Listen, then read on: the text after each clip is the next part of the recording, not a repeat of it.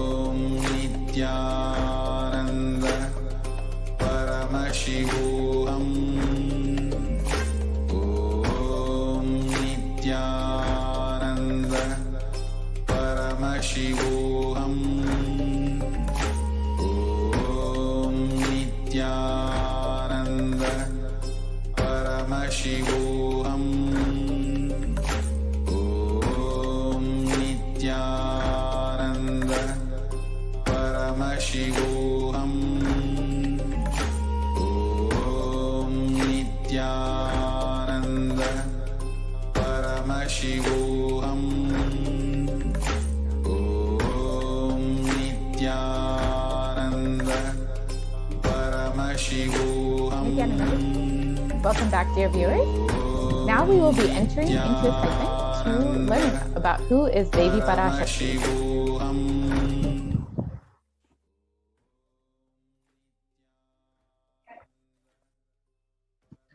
The Dhyana Shloka for Devi Parashakti is from the Lalita Sahasranam, Dhyana Shloka of the Lalita Sahasranam.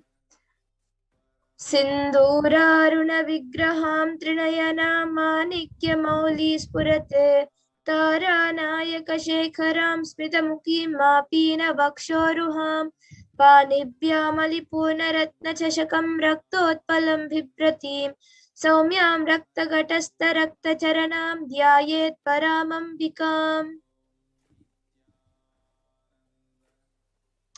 And the translation goes, the Divine Mother is to be meditated upon as shining in a vermilion red body with the triple eyes, sporting a crown of rubies, studded with a crescent moon, a face all smiles, a splendid bust, one hand holding a jewel, cup brimming with mead, and the other twirling a red lotus.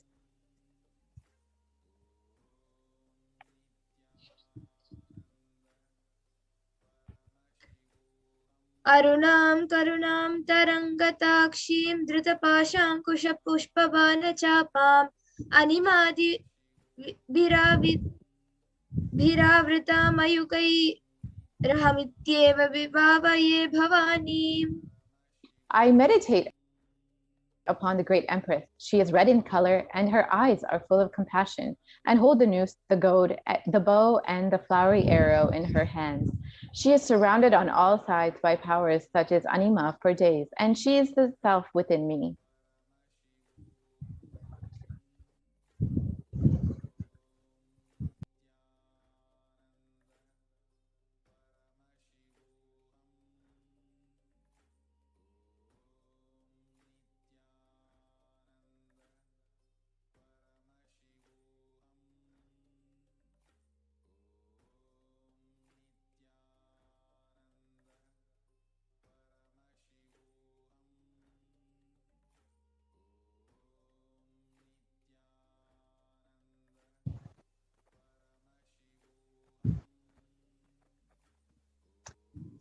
Out of her extreme love and compassion, Parashakti herself is manifesting through the embodied form as the Nijavatara of the Supreme Pontiff of Hinduism, Jagadguru Mahasannidhanam, His Divine Holiness, Nithyananda Paramashivam, gracing us, answering all our questions, attending to our prayers, giving boons, healing us, revealing our past, present, and future, delivering profound spiritual truths, and ultimately giving us the experience of Paramashiva itself.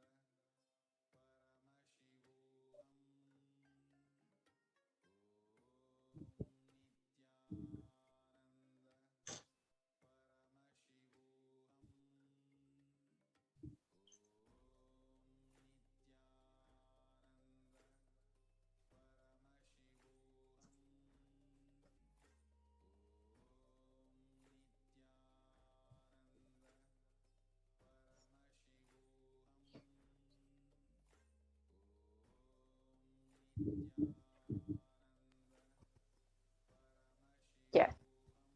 So now we will be entering into the next session where we will learn about who is Devi Parashakti.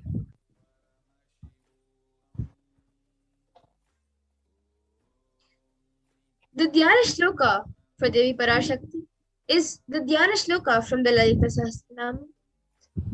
Sindhoraruna Vigraham Trinayana Manikya Mauli Spurate Tara Nayaka Shekharam Smitamuki Mapina Vakshoruham Panibhya Malipurna Ratna Chashakam Raktotpalam Vipratim Saumyam Ratna Gatasta Rakta Charanam Dhyayet Paramambikam. And the translation goes, the Divine Mother is to be meditated upon as shining in a vermilion red body, with triple eyes sporting a crown of rubies, studded with the crescent moon, a face all smiles, a splendid bust, one hand holding a jewel cup brimming with mead, and the other twirling a red lotus. Arunam Karunam Tarangatakshim Dritapashankusha Pushpabhana Chapam Animadhibiravrita Mayukaihi Rahamityeva Vibhavaye Bhavani.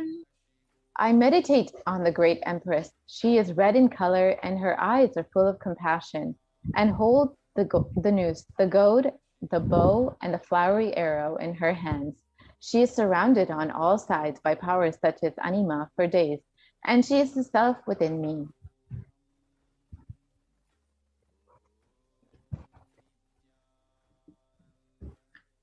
Devi Parashakti is the ultimate pure feminine consciousness. Parashakti is the cosmic mother, and it is her cosmic womb from which billions and billions of universes come out and go in. It is the source where the Big Bang and the black holes go on and on. Parashakti is the source Shakti, the source energy, the source power, from which all of us came, which all of us are in even now, and which all of us are going to merge into.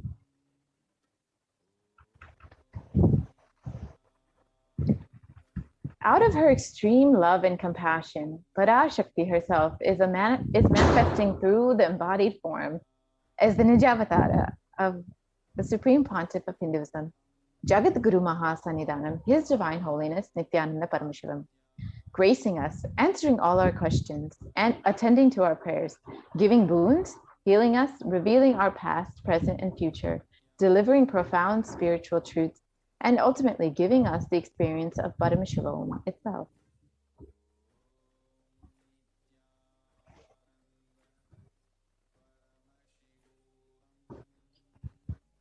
words of Devi Parashakti herself, raising as Omkara, expressing as Vedas and Agamas, blossomed as Hrimkara, filled with Parashodashi, living in 40 triangles, the Kailasa Swamini, who is in Kailasa, Sripura Chintamani, Parashodasi, sitting as part of Paramashiva, Parameshwari, who rules the world, Paramashakti, Manus to everyone, to bestow all Aparna, Uma, Parvati, Savitri, Navayavana, Samrajya, Lakshmi, Parameshwari, Parashodasi, Meenakshi. Taking the form of Nithyananda, I came here as Nijavatara with great compassion. I am blessing distant people. To do good to all of you, I took the form of Nithyananda and came down as Nijavatara. Raising in Omkara, blossoming as Shiva, manifesting as source of existence, powers of existence, expression of existence, from the oneness of Om, blossoming into two as Prakriti and Purusha, blossoming as three Shaktis, Ichcha, Kriya, Jnana, growing as four Vedas, expanding as five Panchabhutas, beyond six chakras, filled as Gotras of seven Rishis, expanding as eight directions, existing as nine Grahas, blossoming as 10 Indriyas, being as 11 Rudras, creating all the worlds, bringing life to tell and make truth blossom and to do good, Parashodasi, Meenakshi, in the form of Nithyananda. I came to bless every one of you. So now let's see how we can receive Devi Parashakti. Literally, you are going to see Paramashiva and Parashakti at that moment. She is there on your screen, so always receive her very traditionally. Keep two betel leaves, one banana, one betel nut, and one coin in front of the screen and watch Devi. A coin is considered a traditional dakshina in Hindu tradition. It can be the lowest value in India. It can be even 1 paise. In USA, it can be a cent even. I am not trying to monetize. Just keep even 1 cent. It is okay. So for 100 days, if you have darshan, it will add up to $1. In India, even 1 paise is okay. Offer that to Devi. After darshan is over, do namaskar and eat the banana, betel leaf, and betel nut. Take it as a prasadam immediately. Collect those coins and send to LA Temple. This betel leaf, betel nut may look too small, but in a few days you will see how much it adds to your sentiment. That really, she is there. You will not take the Devi darshan for granted. Rituals will break your monotonous, unconscious mentality and lifestyle and remind you and raise you to the powerful cognition. It will break your unconscious behavior. So now all of you can see how you can arrange the 2 betel leaves, the bananas, the 1 betel nut, and the 1 coin. So all of it together, you can arrange it on a plate and keep it in front of Devi Parashakti.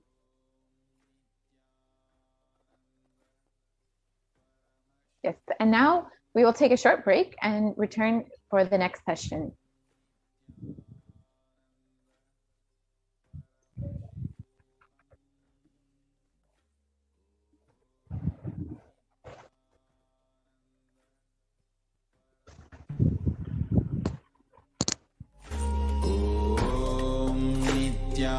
Nithyananda Paramashivoham. Om Nithyananda Paramashivoham. Om Nithyananda Paramashivoham. Om Nithyananda Paramashivoham. Om Nithyananda Paramashivoham. Om Nithyananda Everything Paramashivoham. happen, happening, and will happen.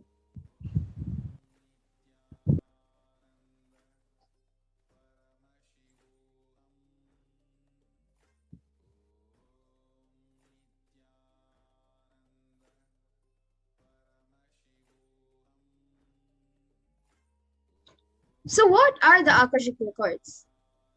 Akashic records are the verbal, visual, five-dimensional document. Whatever is happening is continuously getting recorded. All the information you collected from all your births is in your DNA. You can access some of them just to understand and not to waste the time doing the same actions again and again.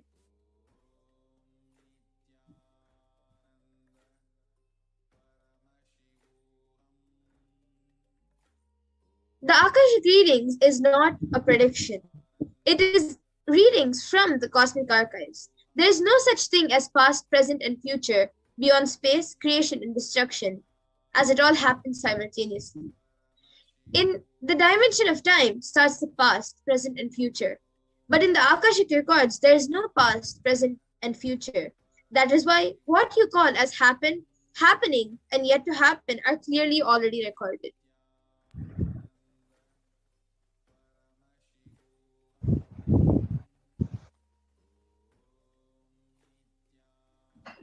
In Swamiji's words, nobody has a right to comment on these readings. Nobody has a right to manipulate these readings. Nobody has a right to interpret these readings. They are complete unto themselves. For anybody to live in tune with the cosmos, the Jivan Mukti, living enlightenment, does not need any special practice other than listening to these great readings again and again. When you listen to these great readings, naturally, your negative logic is penetrated, broken, and these great truths settle in your inner space and they make you live enlightenment.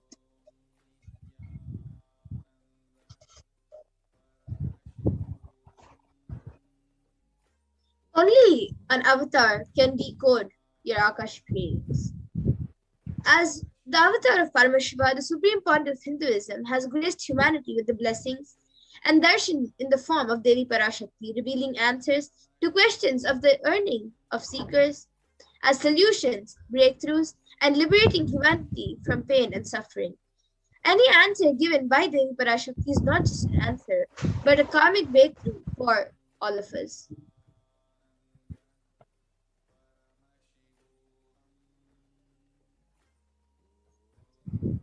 The Shastra Pramana for the power of Akashic reading is from the Vijnana Bhairava Tantra, Dharana 61 and Sutra 84. Akasham vimalam pashyan kritva drishtim nirantaram stabdatma takshana devi bhairavam vapurapnuyat. The translation goes, looking at the spotless infinite etheric space, Akasha, beyond the sky and clouds, one should fix one's gaze from the third eye without blinking continuously and make the body and inner space steady and motionless. In that very moment, O Devi, one attains the nature and powers of the infinite space, of Bhairava.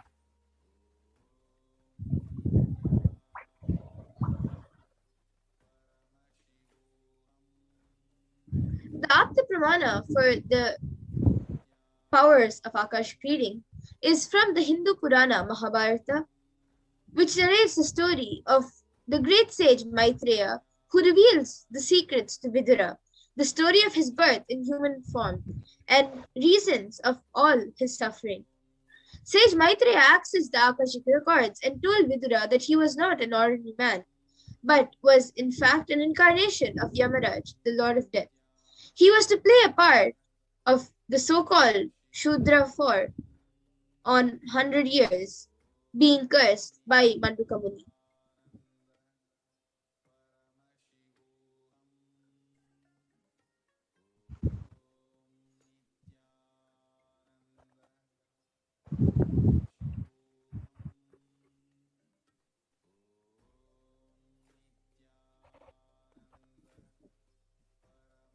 So what are the benefits of having your Akashic readings read?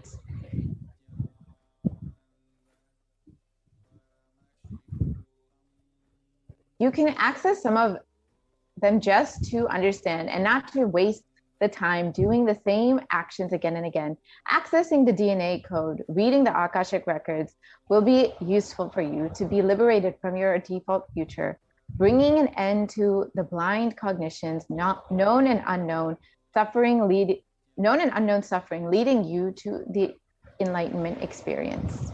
Paramashivoham.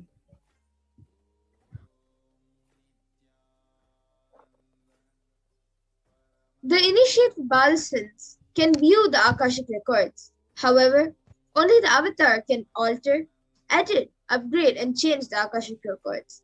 During the Darshan and Dikshas, the Supreme Point of Hinduism blesses and upgrades the Akashic records as per the prayers of the devotees.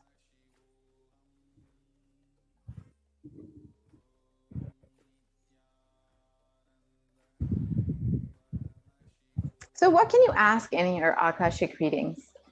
The most accurate and unbiased answer to any question about your life, destiny, purpose, and any and everyday part of your life. Be spiritually healed of physical and emotional problems with just a look or word. And you can even understand the reasons behind your life's happenings and receive blessings to fulfill your right desires and get clarity to redesign your future.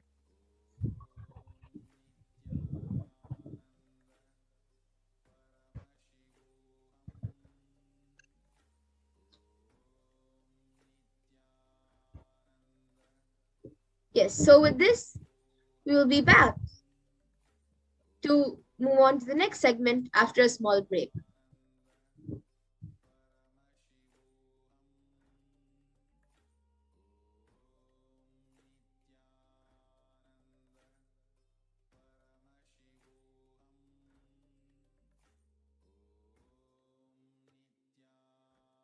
Just be alive for next 3 years. Don't die within next 3 years.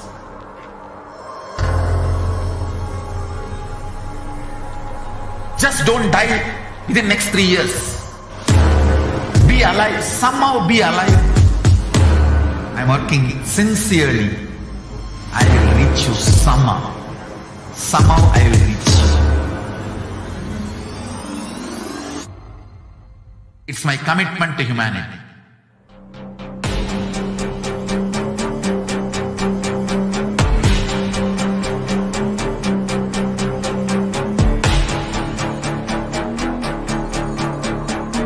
Just don't die within next 3 years. I will reach you wherever you are, whichever corner of the world you may be. I will reach you with enlightenment. You manifesting the space, state, powers, being, Paramashivoham. It is possible, and it is possible for you.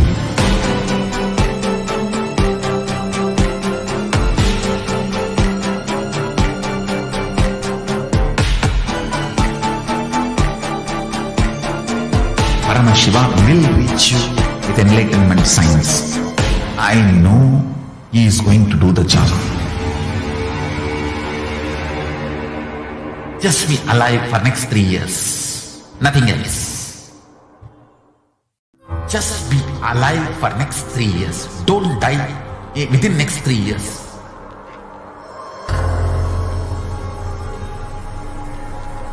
Just don't die within next 3 years. Be alive. Somehow be alive. I'm working sincerely.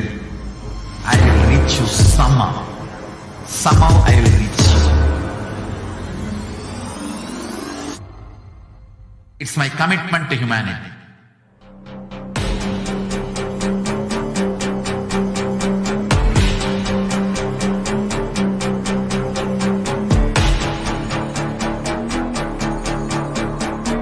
Just don't die within next 3 years. I will reach you wherever you are, whichever corner of the world you may be. I will reach you with enlightenment. You manifesting the space, state, powers, being, Paramashivoham. It is possible, and it is possible for you.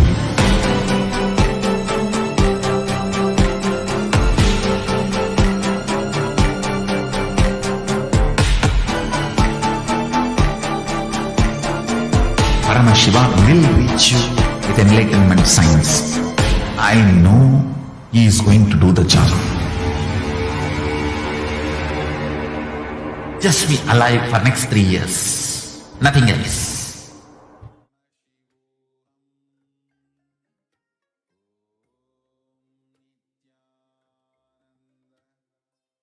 Paramashivoham. Om Nithyananda Paramashivoham. What I mean by the word Kailasa, listen intensely. Enlightenment ecosystem, literally enlightenment itself, in your own home, wherever you are. If you cannot come to Kailasa, it's okay. Kailasa can come to you. Kailasa coming to you is Kailasa.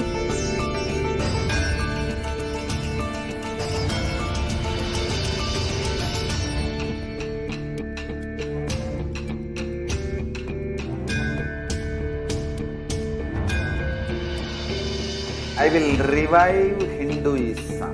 I am a Hindu revivalist, not by any revolution, but by evolution.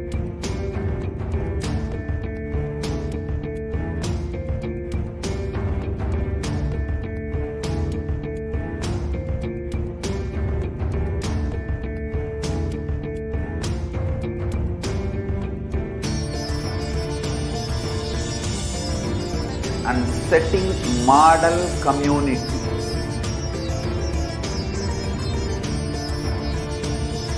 Kailasa, enlightenment ecosystems, Sarvanya Pitas all over the world.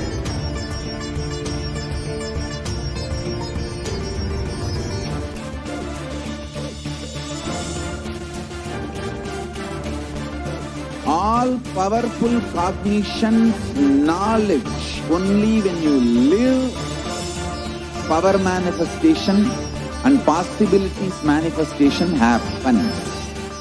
It's a fundamental truth.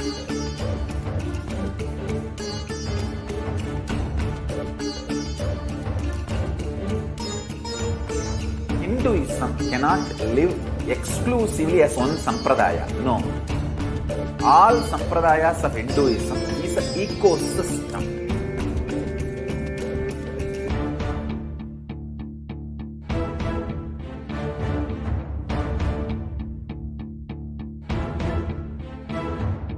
So don't keep quiet thinking that if one sampradaya is attacked, only that sampradaya is going to be affected.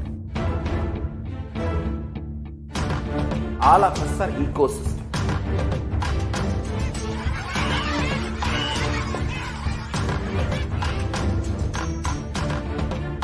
I invite all of you to get involved and enjoy Hinduism by the principle of Dharmo Rakshati Rakshitaha. When you protect Dharma, Dharma protects you. We will make the whole planet flourish spiritually. The spiritual prosperity will happen to the whole planet. We all have to coexist together.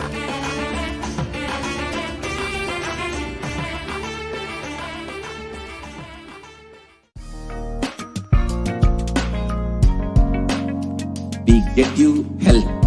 We get you ability to build beautiful relationships in your life. We get you direct spiritual support, and we make sure you become wealthy.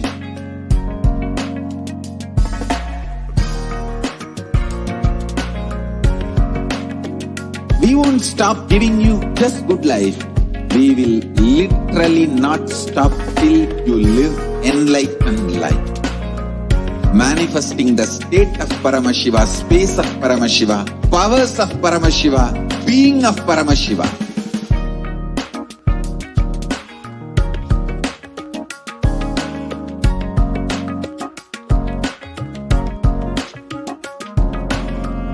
whole world should become Kailasians. I want the whole world to know Hindus have something great to contribute to the world.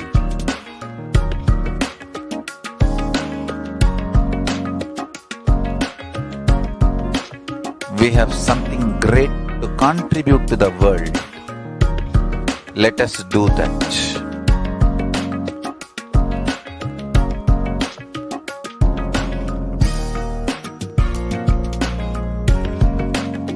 Kailasa is proper customized spiritual service helping you to identify your root patterns of suffering.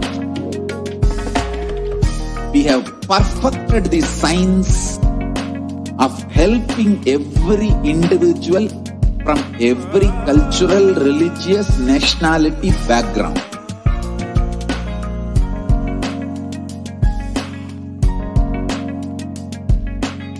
You will have lowest reactionary assumptions, highest awakened response, alive response for life continuously.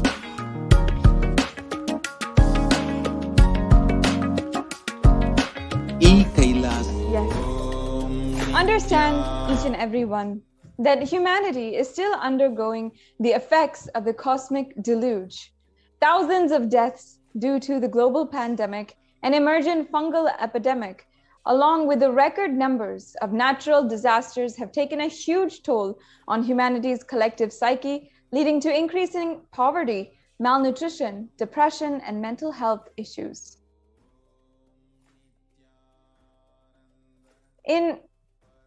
We have to understand for ourselves what caused this. How could we have avoided this, and what is the solution? In this segment, let us understand the scientific and statistical understanding on Devi Parashakti's revelation on the cause and solution of the pralaya, the deluge. All of us know the current status of the world right now. Totally, right now, there are 3.8 million deaths from the coronavirus. And the total number of confirmed cases is 175.9 million. The worst affected countries being US, India, and Brazil. In India, if we see, the number of cases is above 290,000. The number of deaths is 300,774,304. And the number of falling into poverty since 2020 is a whopping 75 million people. Here we have a huge amount of statistical analysis and reports where we're seeing that India is the sixth most depressed country. 6.5% of the population is suffering from some form of mental illness. Also, with a suicide rate of 10.9 for every 1 lakh people. Suicide is one of the biggest causes of deaths in the age group 15 to 24.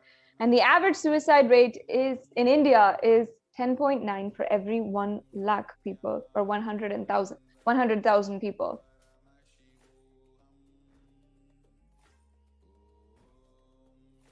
In the news, in the media, everywhere, we are seeing how also natural disasters have hit in India and across the world. And so many different cyclones, floods have devastated the homes and literally wrecked villages apart, where people are suffering from just not even able to have food for themselves and shelter over their head.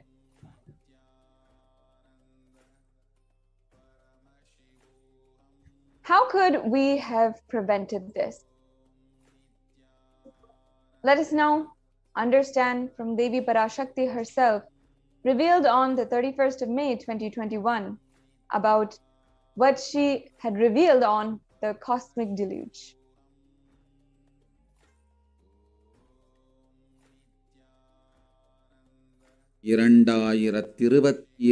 வரை India செல்ல வேண்டாமா என்று கேட்கின்றாய். நன்றாய் தெரிந்து கொள், சொல்வதை புரிந்து கொள்.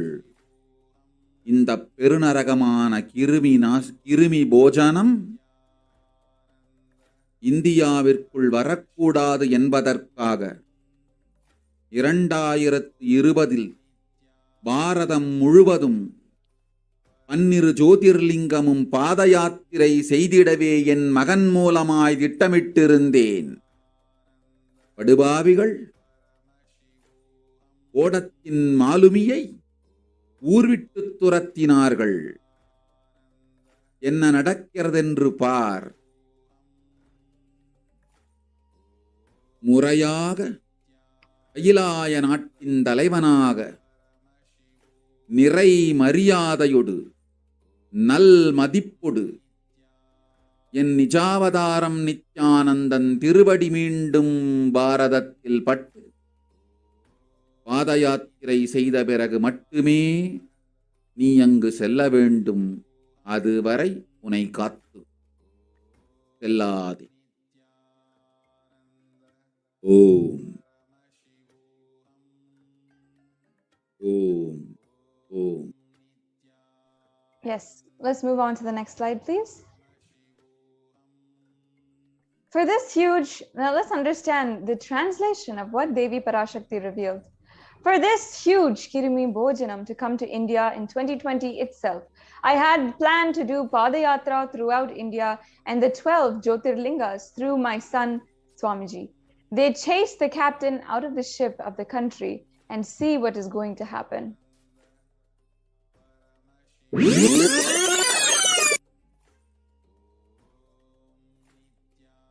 Now, let us see what the Supreme Pontiff of Hinduism revealed as a vision for the Padayatra in 2017.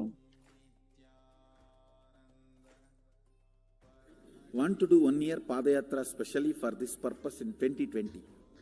2020, planning for a full year. I'm going to walk from Rameshwaram to Amarnath. 1 year with 10,000 people, just walking all over India to spend time with people. 2020, there will not be any program other than Padayatra and just spending time with people. Just walking. Of course, 10,000 people will be walking with me. Maybe 200 vehicles to carry our food and all the other items, transportation. Enjoying the river banks, forests, and time with nature. 10,000 people manifesting powers, walking from village to village. What do you think will happen?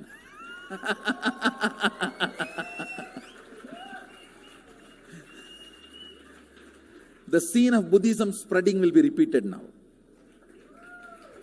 How the Buddhism spread? 10,000 monks, 10,000 people. The whole village will be manifesting powers. Just want to enjoy India and let India enjoy me. So planning for next year Kumbh Mela 2019, next year January Kumbh Mela.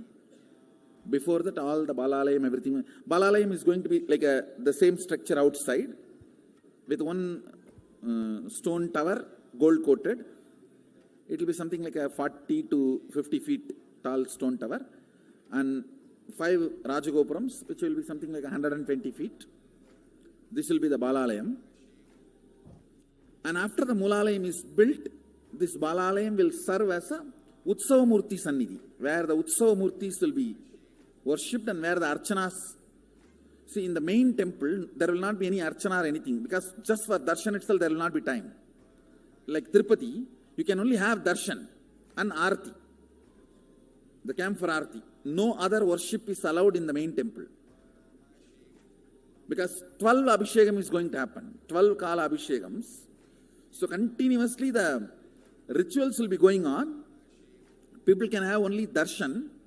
They will not be able to involve themselves in any ritual. Other than darshan, nothing else will be allowed. So all the archana, all the other offerings, like people will offer the archanas and other, everything will be done to the Utsava Murti, which will be kept in the Balalayam, the present Balalayam, present structure. So people can spend time here. That will be more like a main darshan. This will be like energy darshan, where you can give letter, get response. So by next year, the Balalayam will be ready. So 2019 full year, I will be conducting the programs and everything. 2020 will be the one full year Padayatra, walking. From next year, Jayanti, means 2019's Jayanti to 2020's Jayanti. Full year, Jayanti to Jayanti will be Padayatra. Before that, we will make 10,000 people power manifestors. It will be sannyasi, brahmachari, grihastha, all put together. 10,000 people will be walking. What a scene it will be. I think that is the only way the revival of Sanatana Hindu Dharma can be done. I need to get into the ground where people can see me. They are living. I can't be waiting for people to come where I am living. Now I am sitting in one place to prepare these 10,000 people and make this science completely user-friendly.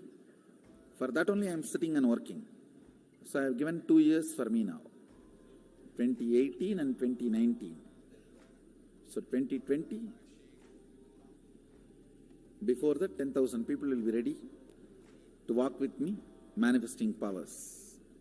We will literally solve every person's problem in every village. The way we are walking, the path, route we are taking, physical healing or mental healing, or it's a too big visualization.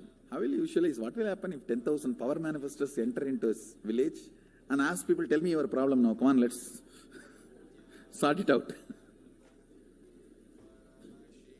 Understand, 1,200 years before in Tiruvannamalai temple carvings, how the baby will be in the womb in 2nd month, 3rd month, all that is detailed way carved. It is there.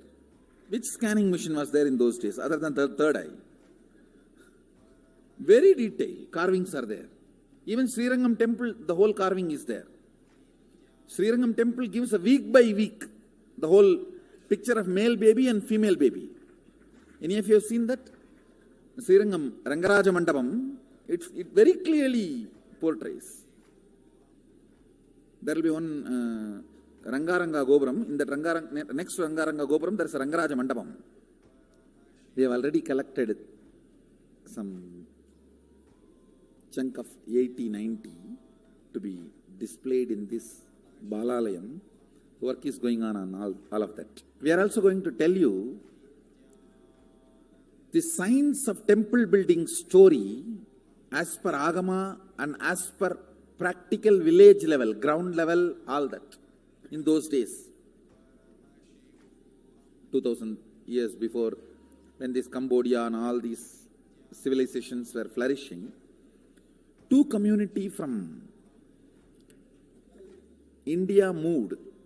One is agriculture community, another one is business community.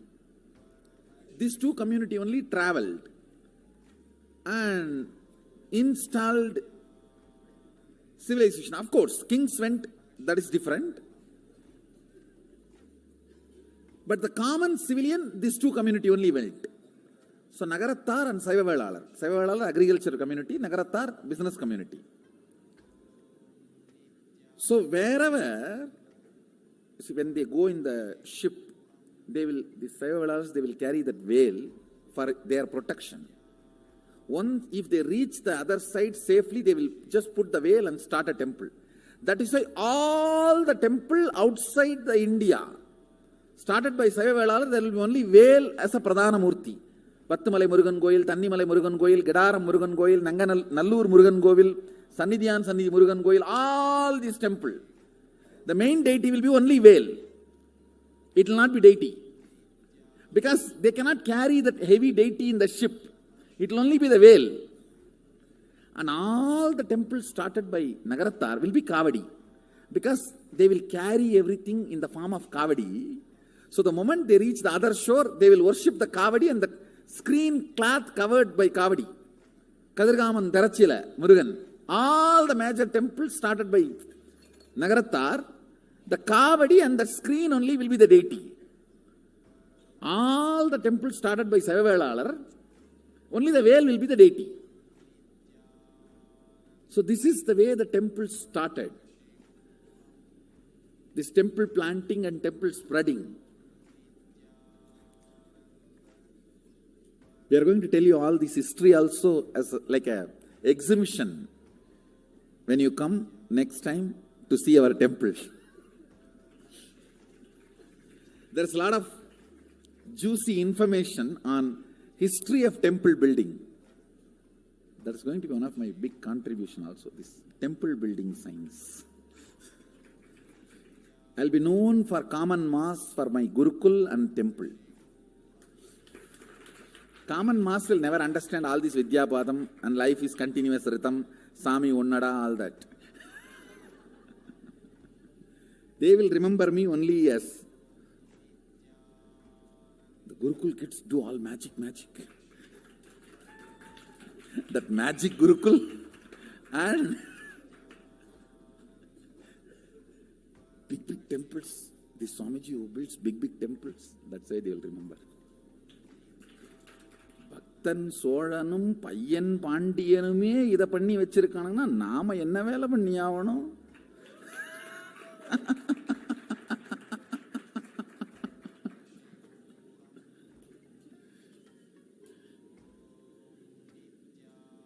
இல்லை நாமே வந்து போனோம்னு மறந்துடுவானுங்க மனுஷ பசங்க.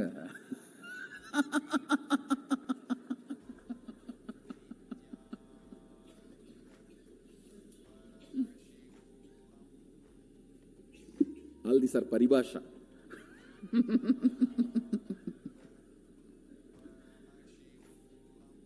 Paribhasha means, these horse brokers will have their own language. Pari means horse. Paribhasha means horse brokers all over the world, any country. The horse brokers will have their own language to do the negotiation. That is why that word paribhasha got evolved. Even now in Indian villages, these cow brokers and they will have their own language. You can't understand. You will be standing there right in front of you, they will finish the negotiation. And which you can't understand. Yes, let's move on to the next slide. Yes. Since the age of just 10 years, the Supreme Pontiff of Hinduism has been enriching and preparing the whole world for the Padayatra to save them from this pralaya. And here, from that age, the Supreme Pontiff of Hinduism has been enriching, initiating the masses in living enlightenment through his powerful discourses, initiations, and darshans, and so much more. And we can see all of the slides here. The next slide, please, Mo. Yes. We can see all of the different photographs, the various different occasions, and the number of people, the lakhs of people in the crowd following and listening deeply to the avatar, following the avatar on these beautiful celebratory Padayatras.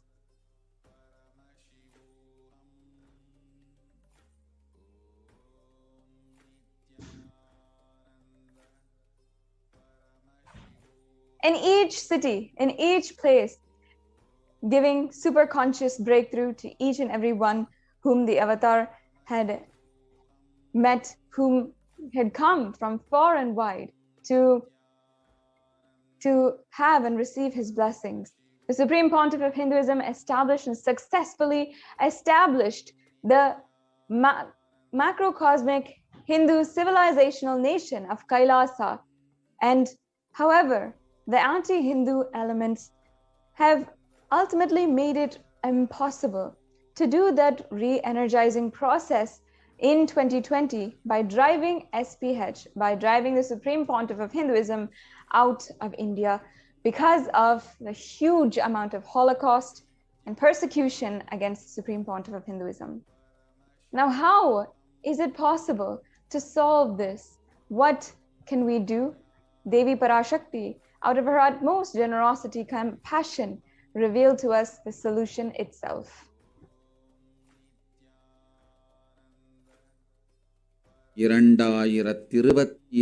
வரை India செல்ல வேண்டாமா என்று கேட்கின்றாய். நன்றாய் தெரிந்துகொள், சொல்வதை புரிந்துகொள். இந்த பெருநரகமான கிருமி போஜனம் இந்தியாவிற்குள் வரக்கூடாது என்பதற்காக 2020 பாரதம் முழுவதும் 12 ஜோதிர்லிங்கமும் பாத யாத்திரை செய்திடவே என் மகன் மூலமாய் திட்டமிட்டிருந்தேன். படுபாவிகள் ஓடத்தின் மாலுமியை ஊர்விட்டு துரத்தினார்கள். என்ன நடக்கிறதென்று பார். முறையாக அகிலாய நாட்டின் தலைவனாக நிறை மரியாதையொடு நல் மதிப்பொடு என் நிஜாவதாரம் நித்யானந்தன் திருவடி மீண்டும் பாரதத்தில் பட்டு பாத யாத்திரை செய்த பிறகு மட்டுமே நீ அங்கு செல்ல வேண்டும். அதுவரை உன்னை காத்து செல்லாதே. ஓம் ஓம் ஓம். The next slide, please. As we look around us, what we see is what the great rishis of the Vedic civilization forewarned each and every one of us of the Kali Yuga. In the Kurma Purana, the sage Vyasa echoes the rishis' declaration how the Kali Yuga is the worst of the 4 yugas, where man will be his worst enemy. And here we have the Shastra Pramana. We can go on to the next slide.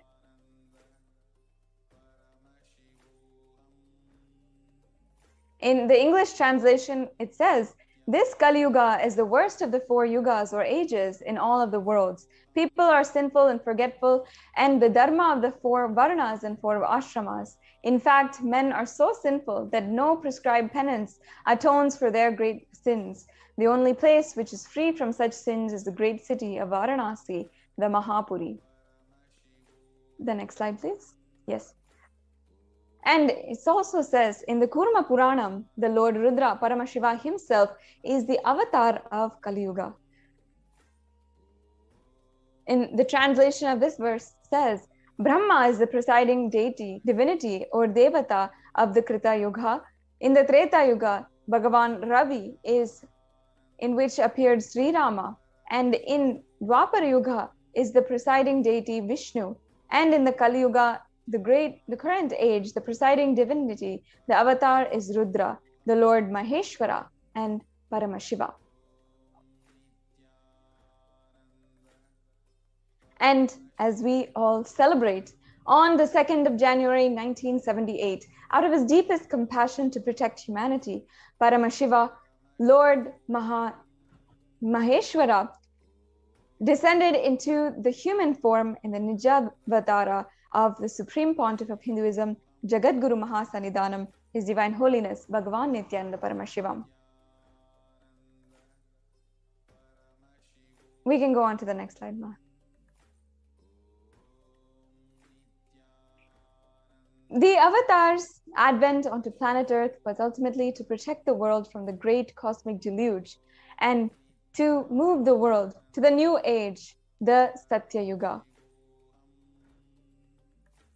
Let us now watch Devi Parashakti's revelation on the Supreme Pontiff of Hinduism, moving the current age, the Kali Yuga, to the Satya Yuga. ஓம் ஓம் உலக மக்களே கேளுங்கள். கலி முற்றி கலி கழிந்து புதுயுகம் சத்தியயுகம் புறப்பட வேண்டிய காலம் வந்ததனால் வந்திருக்கின்றது இந்த பெரும் பிரளயம்.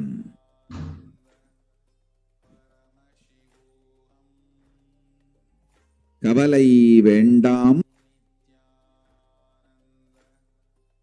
மக்களே.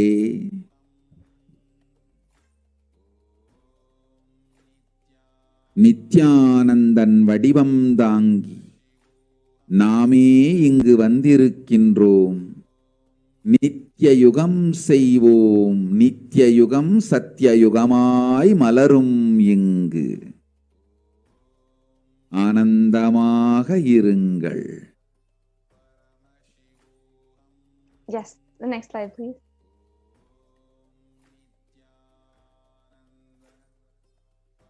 The translation of Devi's revelation was, people of the world, listen, the world has matured over and over, and it is time for the Satya Yuga. This great pralaya has come. Don't worry, people. In the form of Nithyananda, I myself have come here. I will make Nitya Yuga. Nitya Yuga will blossom as Satya Yuga. Be blissful. For this huge hell, the pralaya, the Kirmi Bhojanam, not to come to India. In 2020, I had planned to do Padayatra throughout India in 20 Jyotirlingas through my son, Swamiji. And in order to prepare for this, the avatar began the Padayatra at the mere age of 10 years old. The Supreme Pontiff of Hinduism began enriching people, one person at a time, with the truths from the sacred scriptures and the secrets for enlightened living. Even as the SPH was 14 and 15, all of his classmates, all of the people around him, recalled the yatras that the Supreme Pontiff of Hinduism led from his birthplace to his birthplace. And they say that it was such an unforgettable experience with him. And here we have the photographs of the Supreme Pontiff of Hinduism with some of his classmates and friends as they did the Alankaram for Arunai Nayaki Amman in their hometown of Tiruvannamalai. When the Supreme Pontiff of Hinduism was around 19 years of age, all his fellow monks of the Ramakrishna mission recall the yatra where the Supreme Pontiff of Hinduism led them from Chennai, Tamil Nadu to Tiruvannamalai, his birthplace, and they all recall this as an unforgettable pilgrimage trip experience. And here is one photograph from that experience of the Supreme Pontiff of Hinduism and all of the monks from the Ramakrishna mission when the avatar was just 19 years of age. The SPH continued walking the length and breadth of India, reaching more and more people and preparing each and every one until the Supreme Pontiff of Hinduism founded the international mission, Nithyananda Sangha, to revive Kailasa internationally on the 31st of December, 1999. And the Supreme Pontiff of Hinduism established Kailasa in Tiruchungod, Tamil Nadu on the 14th of April, 2001. In 2003, the avatar continued his Vijaya Yatra all over the world to enrich people from all backgrounds. Here we have a couple of photos showing the tours that the Supreme Pontiff of Hinduism went on. With the Supreme Pontiff of Hinduism's intensity and dedication for the people, even in crowds of thousands who do not know English, the Supreme Pontiff of Hinduism's words and voice resonated deeply, and his presence moved each and every single one to tears of bliss. In 2004, the Supreme Pontiff of Hinduism led his disciples on the first Himalaya Yatra, where he was going to temples, delivering satsangs and initiating each and every one of the yatris into super conscious breakthrough. Subsequently, the Supreme Pontiff of Hinduism personally organized yatras yearly and guided individual souls not just to spiritual sites, but supernal spiritual realms. In 2006, the Padayatras were taken to the next level with the Kodikan Ratha Yatra, with crores of people participating and impacted by Nithyanandeshwara and Nithyanandeshwari deities who were traveling city to city led by the avatar, and thousands of people who are celebrating, dancing in the streets of the consecration of the deities Nithyanandeshwara and Nithyanandeshwari. We now have a brief video of the Kodikan Ratha Yatra from 2006. Let's now enjoy that video of the Supreme Pontiff of Hinduism leading the Kodikan Ratha Yatra.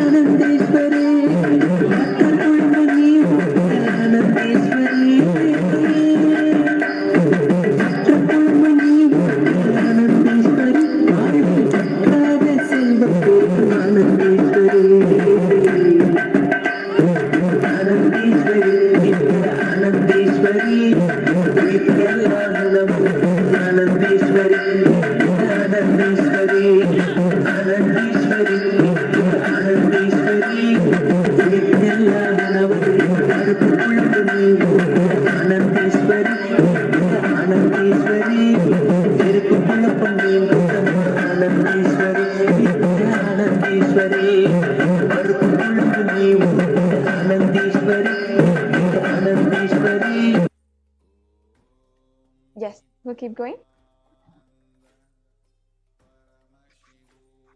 The Kodikan Ratha Yatra culminated with the consecration of the inauguration of the Garbha Mandir, the Sanctum Sanctorum of the Nithyanandeshwara Paramashiva and Nithyanandeshwari Parashakti, and the Nithyanandeshwara Paramashiva Swayambhu Linga at Adi Kailasa Sarvagnapitam in Bengaluru, Adinam. Here you can see the Supreme Pontiff of Hinduism consecrating the Nithyanandeshwara Swayambhu Linga in Adi Kailash. The deities were energized as Archavatars to radiate the energy of Paramashiva and Parashakti, to create the Adi Kailasa Sarvagnapitam as a ship and to save humanity from the upcoming Pralaya. And here we see the Supreme Pontiff of Hinduism created the spiritual energy centers in India as safe havens during the Great Deluge. Kailasa in Tiruchengod, Adi Kailasa Sarvagnapitam, and Kailasa in Hyderabad, and so many more. We'll go on to the next slides. And in 2008, the Supreme Pontiff of Hinduism created and energized the Nithyananda Vaidya Sarovar, the Ananda Linga, which would protect anyone who bathes in its water from the deadly coronavirus.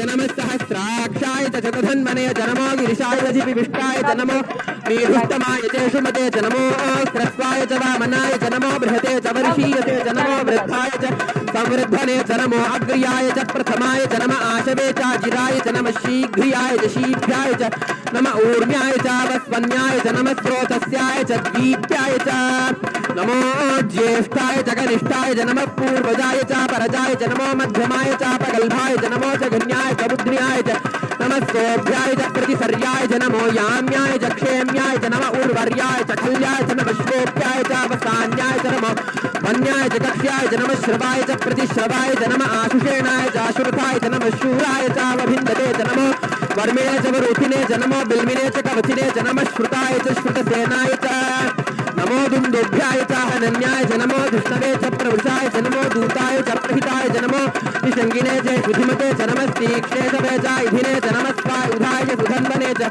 नमस्कृत्याय च वत्स्याय च नमः काट्याय च नीप्याय च नमः सूर्याय च सरस्याय च नमो नाद्याय च वैशन्ताय च नमः कूप्याय च वट्याय च नमो वर्षाय च नमो मेघ्याय च विद्युत्याय च नमः ईर्ध्याय च तप्याय च नमो वात्याय च रेश्म्याय च नमो वास्तव्याय च वास्तुपाय च ओम नमः सोमाय च रुद्राय च नमः ताम्राय च अरुणाय च नमः शृंगाय च वशुपतये च नमः. Yes. And in 2009, the Avatar held the Kodikand Ratra Pradayatra and garnered the international attention, creating a movement where lakhs of Hindus were once again embracing Hinduism and celebrating Hinduism. So we'll watch this brief video of the Padayatra from Pattanam to Salem. போல நின்பதம் கண்ட என் மனோ நித்ய சத்குரு நித்ய சத்குரு நித்ய சத்குரு நித்யனே நித்ய சத்குரு நித்ய சத்குரு நித்ய சத்குரு நித்யனே நின்முகம் நீ நைந்து இங்கு நிர்மலமாகவே ஆனதே இதய சக்கரம் அனகதமும் இனிமையோடு திறந்ததே நித்ய சத்குரு நித்ய சத்குரு நித்ய சத்குரு நித்யனே நித்ய சத்குரு நித்ய சத்குரு நித்ய Sadhguru நித்யனே.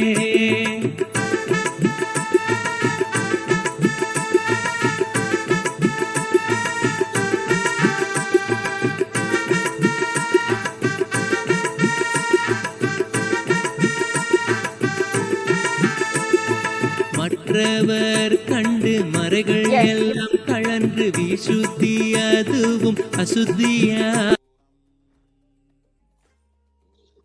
So actually those deities that you saw in the video are actually now consecrated as Nithyanandeshwara Paramashiva and Nithyanandeshwari Parashakti in the Los Angeles Nithyanandeshwara Hindu temple in Los Angeles. Like this, wherever the avatar's feet had graced the planet Earth, there the seeds of super consciousness have been sown.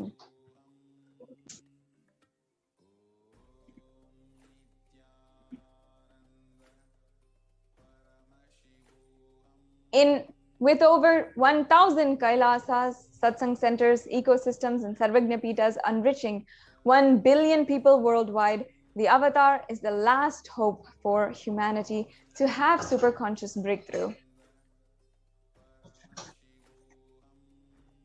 Here we see Kailasa in Erode and all of the various Kailasas that the Supreme Pontiff of Hinduism established. We can go through the next couple of slides and see for ourselves the amount of work the Supreme Pontiff of Hinduism did. Kailasa in Columbus, Ohio. The next slide, please. And how it was established, consecrated by the Supreme Pontiff of Hinduism himself. And you can see Kailasa in Los Angeles from 2007. Kailasa in Los Angeles being established as a temple, and Kailasa in San Jose in the United States, established in 2009. And you can see all the rituals. Kailasa in Seattle, USA, established in 2008.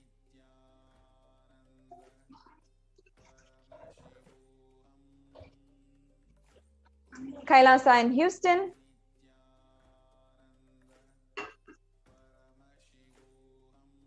And here you can see some of the activities also going on.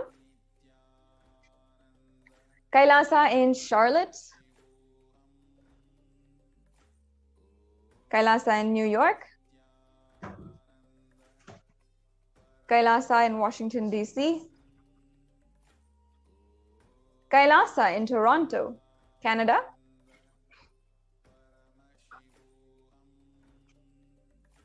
Kailasa in Oklahoma City, USA. And Kailasa in Phoenix. Kailasa in St. Louis, Missouri.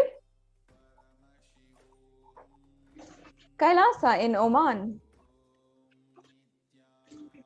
in Dubai,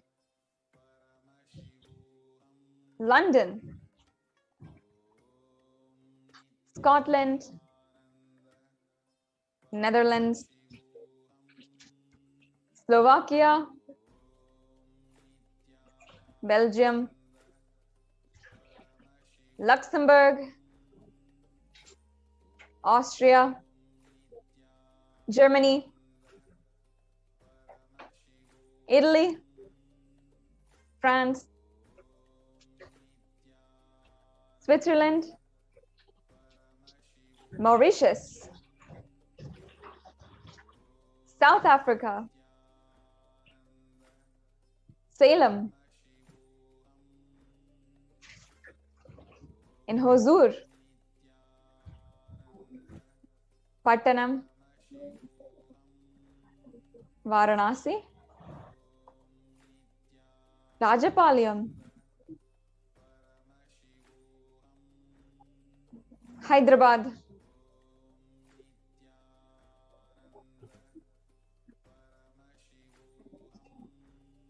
Gujarat, Tiruvanmayur, Alangalum, Chennai, in Avadi, Chennai, Melbourne, Australia, in New Zealand, Singapore, Kuala Lumpur, in Guadeloupe. To ensure humanity survives the upcoming Pralaya, the Supreme Pontiff of Hinduism created the Sovereign Order of Kailasa with thousands of sannyasis with no discrimination against caste, creed, or religion. And the Supreme Pontiff of Hinduism initiated thousands into Nithyananda spiritual healing, who are actively healing millions across the world. With 2,500 plus centers and Paduka Mandirs and home temples, which operate as de facto spiritual embassies of Kailasa. The avatar inspired so many millions to reclaim their Hindu identity and freedom. Thousands of yatras were conducted by the Hindu diaspora worldwide, honoring the hard work of the Supreme Pontiff of Hinduism and the revival of Kailasa, silently preparing each and every one for what was to come. In 2017, devotees of Malaysia planned a Padayatra and executed it successfully with thousands who participated with the dying Hindu population in Malaysia reinvigorated. And for every major Hindu festival, devotees from all over the world do Padayatra out of service and sincere devotion and love for the avatar.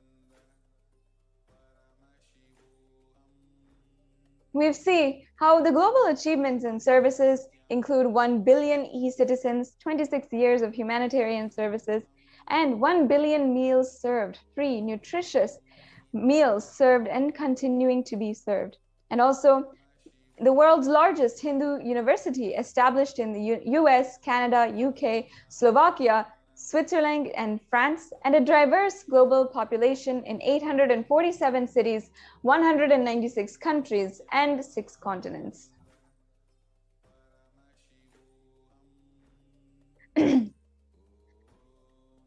Kailasa is today the world's greatest Hindu digital nation with over 1 billion views on all the websites, social media platforms, and online databases and online applications.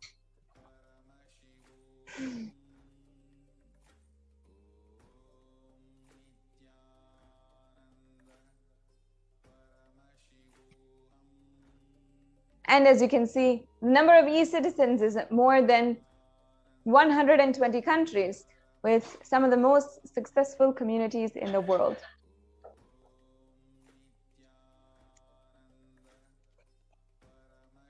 The global initiatives that Kailasa takes up is holistic health, education, and development of human potential. Sharing the practical applications of Hinduism, Sanatana Hindu Dharma and its science of enlightenment, through which we have made several breakthroughs. And we see the United Nations with over 100 humanitarian charitable initiatives, and spearheaded by the Sovereign Religious Order of Kailasa, a strong diplomatic network through the 73 orders of Sovereign Order of Kailasa. The next slide, please.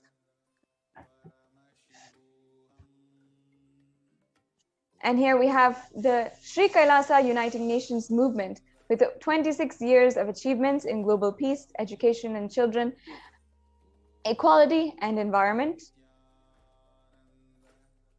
and free education offered in 150 plus countries, where the Nithyananda Hindu University is the world's largest Hindu university, with 487 extended campuses in 150 plus countries, free education offered to 20 million children and youth, and more than 7,000 courses. And 1 billion free meals served and continuing to serve. Kailasa has the vision of no hungry home and has initiated multiple services, including annadans, organic agriculture, to make sure that no person is ever hungry. We have offered 1 billion free meals and continuing to serve. Kailasa offers free food in 197 countries, as you can see here. And the next slide, please. And not only that, Kailasa has availed free medical services for millions of people, which include free medical camps, 108 kriyas, spiritual techniques offered for free and for care and cure of various disorders and diseases. The End Pregnancy, a program launched to help women in safe, painless pregnancy, and spiritual healing services offered in more than 1,008 Kailasas across the globe. And here we have a summary of also the number of scriptural references mapped to yogic techniques and the Guinness World Records, as well as 6,000 plus courses on yoga and peace and health. Also, in the revival of the ancient sciences of Hinduism, Kailasa Sacred Arts University has more than 4,000 Hindu deities, and which are now consecrated and worshipped in locations around the world. Here's a summary of the deities that have all been made by Kailasa, made inside the Kailasa campuses. 3,270 deities made of stone, 400 made of 5 metal, 100 made of marble, 15 made of traditionally made wooden chariots, 1,000 Hindu vessels and puja items, and so much more. And Kailasa is also the home to the world's largest Hindu library. We can go on to the next slide, please. With the Supreme Pontiff of Hinduism's hard work in the last 26 years, inspiring people one person at a time, the Supreme Pontiff of Hinduism announced the plan to traverse India once again on foot from Kanyakumari to Kashmir and re-energize the Jyotirlingas to protect India from the Pralaya. In 2018, the Supreme Pontiff of Hinduism began this re-energizing process, and he began going to all of the different temples in earnest to start the intense spiritual process. While the Avatar was working to protect India from the destruction, the anti-Hindu militant forces tried their best to halt the Avatar's mission since the year 2001. And after years of pouring energy into making the only ship that would save humanity, the captain was driven out of the ship. Militant anti-Hindu forces followed him for 2 decades, instigating the deadliest and brutal attacks against the sole Hindu leader. And since 2009, the Supreme Pontiff of Hinduism has survived over 70 assassination attempts, incessant lawfare, and the repeated attacks against him and his disciples. With the media entirely owned by the anti-Hindu nexus, truth never had the chance to come out. 14,000 hours of hate speech flooded the internet and were broadcasted into the media to incite hatred and to ultimately justify the assassination attempts of the Supreme Pontiff of Hinduism. Fabricated false cases were filed against the Supreme Pontiff of Hinduism to meekly justify his illegal case and illegal arrest and execute the state-sponsored plan to eliminate the Supreme Pontiff of Hinduism. And in 2018, the Avatar was forced to leave India after a nearly fatal assassination attempt. In his absence, India and Indians are suffering the repercussions. The next slide, please. In the Puranic age, the whole kingdom of Ayodhya suffered with the economic meltdown, the death of cattle and crops, and the inconsolable depression when Lord Rama left for 14 years of exile. And in the same way, the economy of India fell even just 2 months after the Supreme Pontiff of Hinduism left. And today, India is facing the brutal attacks of the pandemic with no end in sight. Despite being driven out of the country, the Supreme Pontiff of Hinduism continues to be the last hope for humanity and for India. Within the last 1 year, the Supreme Pontiff of Hinduism has expanded the services of Kailasa to millions more in India. And here you're seeing a couple of the pictures of the Kailasa's multi-layer quarantine and the activities going on, including Annadan, organic agriculture to feed all of the residents of the COVID care centers who are in Kailasas across India. The next slide, please. And with back-to-back programs, darshans, satsangs, the Avatar has literally made humanity physically, mentally, and psychologically sail through this pralaya.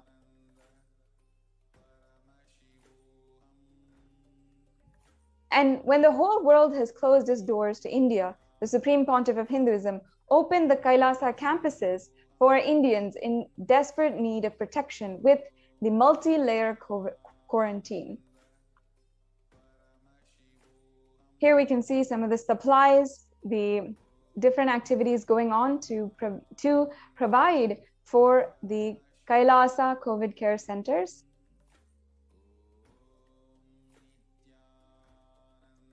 And here we have a Shastra Pramana from the Guru Gita.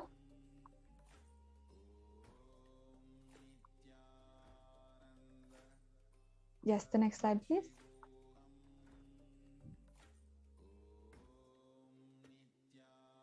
And each and every one of us must realize that the pralaya will end only when the divine feet walk on the soil of India once again.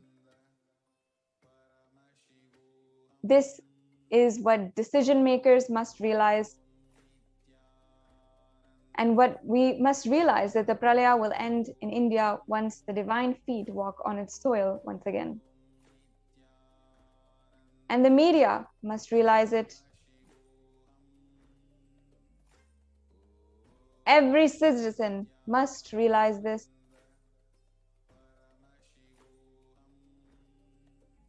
And it's in our hands to make this happen. With this, we'll come to a conclusion to this segment in today's program. We'll move on to the next segments after a very quick break.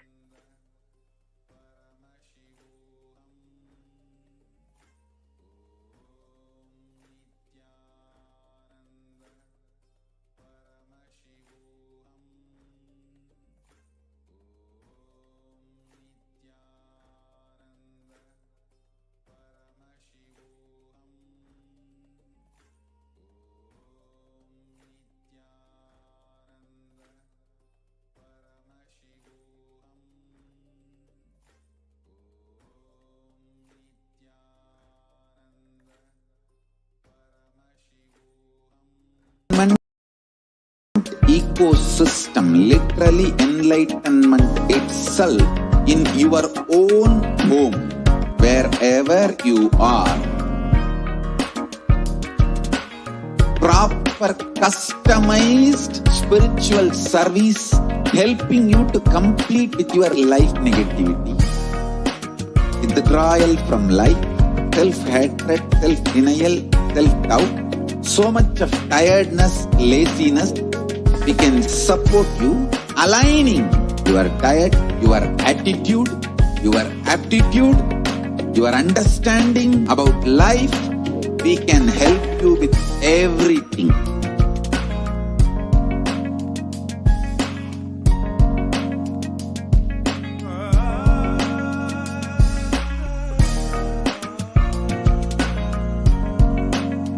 If you are interested in enlightenment, we will immediately bring this to you. If you are not interested, we will explain the whole science, inspire you and make you interested in enlightenment time. We need to cater this enlightenment science to the whole world wherever they are, because enlightenment is the birthright of all human beings. Kailasa is responsible to provide that to all human beings.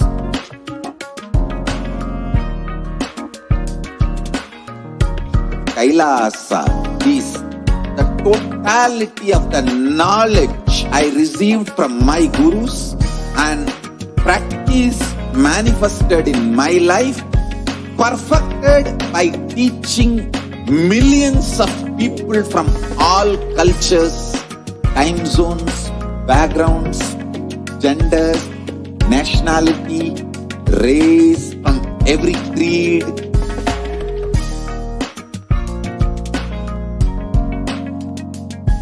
So this absolutely perfected knowledge available to you, served to you in your home, without even you moving out of your couch, free of cost.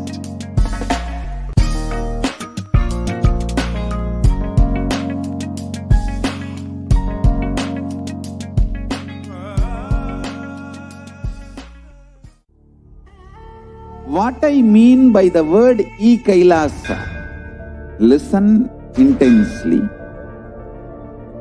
Enlightenment ecosystem, literally enlightenment itself, in your own home, wherever you are. If you cannot come to Kailasa, it's okay. Kailasa can come to you. Kailasa coming to you is Kailasa.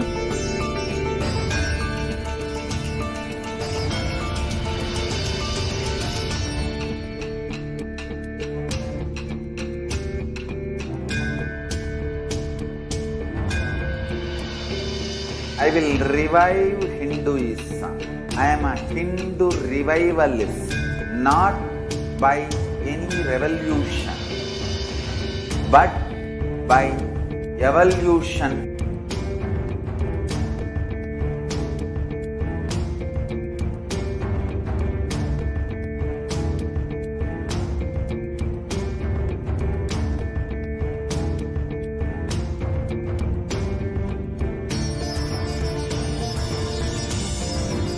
And setting model communities.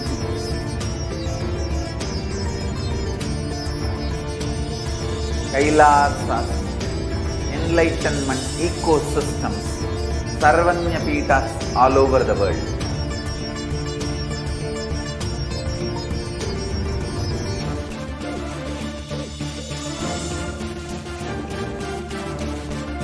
All powerful cognition, knowledge, only when you live, power manifestation and possibilities manifestation happens.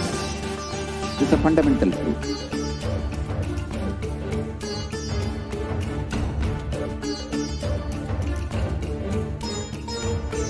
Hinduism cannot live exclusively as one sampradaya. No. All sampradayas of Hinduism is an ecosystem.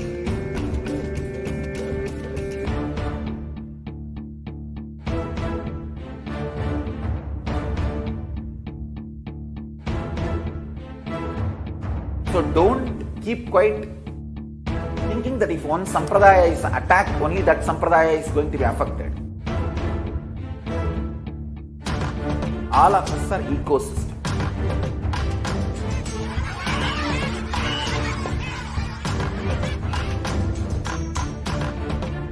I invite all of you to get involved and enjoy Hinduism by the principle of Dharmo Rakshati Rakshitaha. When you protect Dharma, Dharma protects you. We will make the whole planet flourish spiritually. The spiritual prosperity will happen to the whole planet. We all have to coexist together.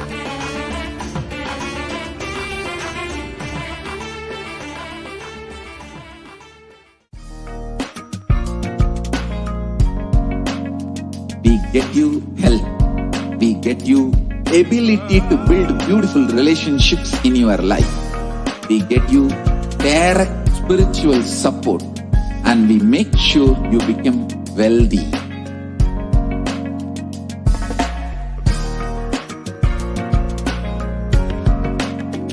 We won't stop giving you just good life. We will literally not stop till you live enlightened life. Manifesting the state of Paramashiva, space of Paramashiva, powers of Paramashiva, being of Paramashiva.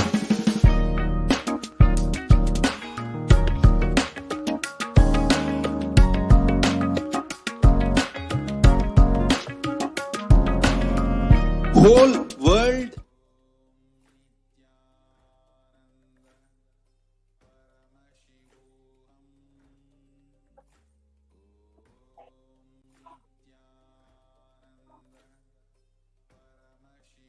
Yes, I request the NTV volunteers to project the slides for the offerings.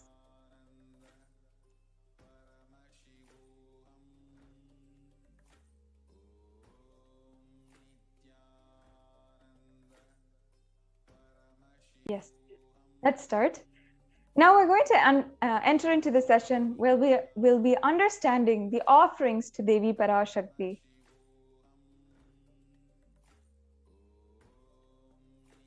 Offering is a gift, giving of divine gift of pure love, devotion, and oneness, and it consists of two parts, giving and accepting. Only when the divine accepts what one offers, the offering becomes complete. Offering is not made out of any fear or greed. When an avatar lands, the offerings are purely as a part of a grand Leela played out for the only purpose of enlightenment. The next slide, please.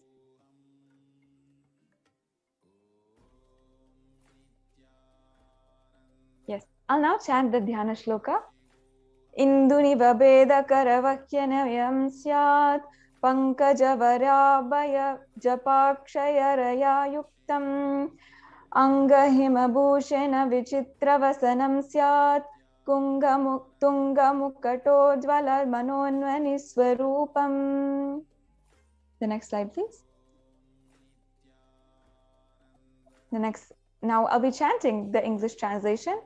Moon-like face holding the Vedas on hand, fire in eyes with lotus flower gracing the blessing hands, one hand with the Japamala, beautifully decorated with jeweled ornaments in wonderful clothes and shining being crown. Her name is Manonmani.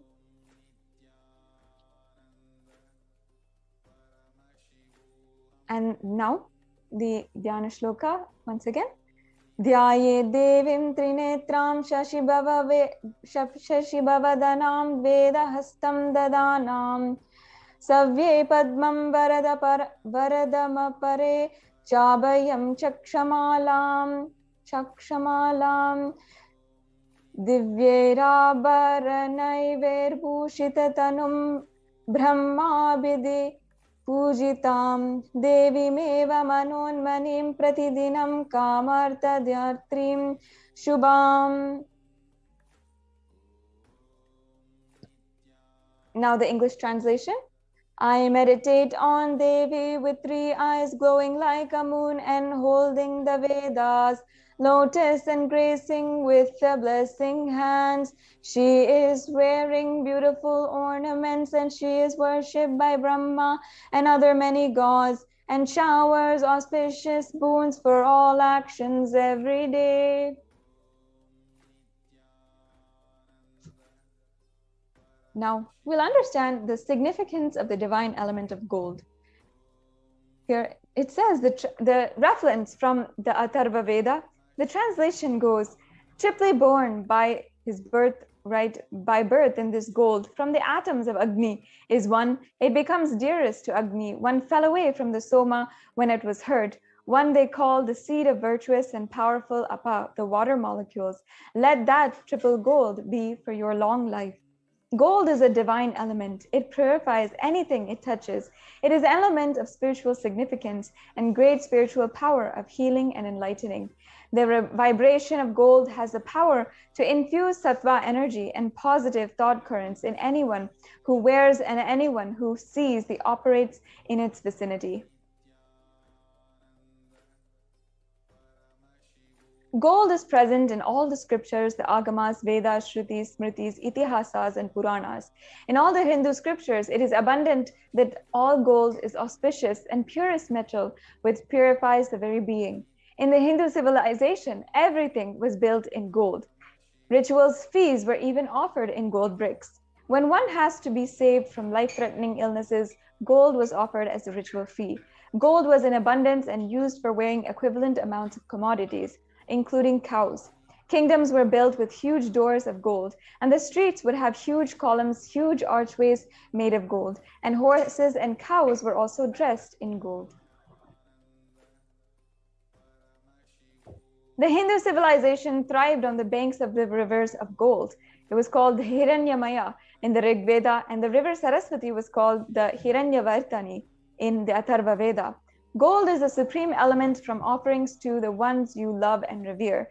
And temples are constructed and paved in gold, and deities are made in gold and decked and adorned in gold, because it preserves the enlightenment energy for thousands of years. It lasts forever.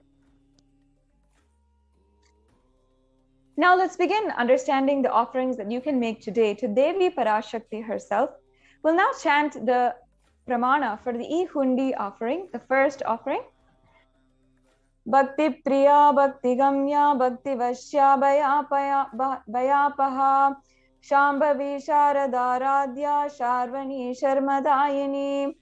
Devi is fond of true devotion and is realized through true devotion. She can be won over through true devotion, and she removes all fears. If there is any fear in the minds of a devotee, Devi is sure to remove that fear. It is stated that Devi likes to be worshipped in autumn, and here it is meant that autumn of our lives, when thoughts turn to more and more inwards, the role of the divine is known and understood clearly. The need for Devi worship becomes stronger. Shambhavi, the consort of Lord Shiva, and Sharadharadhya means the worshipped by Sharada, and Sharvani means the wife of Lord Shiva. Linga Purana says that Lord Shiva is called Sharva in his earth form. Sharmadayini means Devi who bestows happiness on devotees. You can offer gratitude and devotion to Devi Parashakti by offering your Kanika, and name shall be chanted out during the puja to Devi.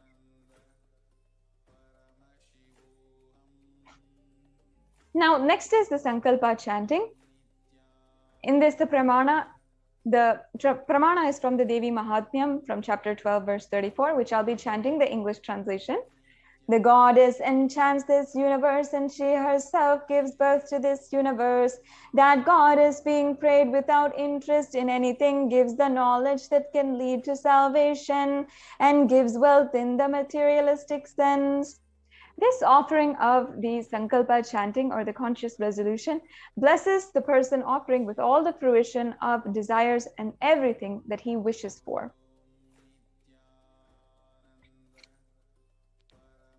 In the Lalita Sahasranama, verse 731, Devi is described as Nama Parayana Prita, she who likes the repetition of various names. This is the offering of 1008 names of Devi Parashakti, and it's a very special and unique archana offered to the Mahameru of Devi Parashakti. You can offer a gold coin inscribed with each of the 1008 names and receive the blessings to the Ananta Kalyana Gunas and have the Ananta Kalyana Gunas, all the divine qualities of Devi Parashakti. So this offering is available for 75 USD, for 151 USD, or 251 USD, as much as you are comfortable with here. And you can make this offering at tiny.cc/Devi offerings.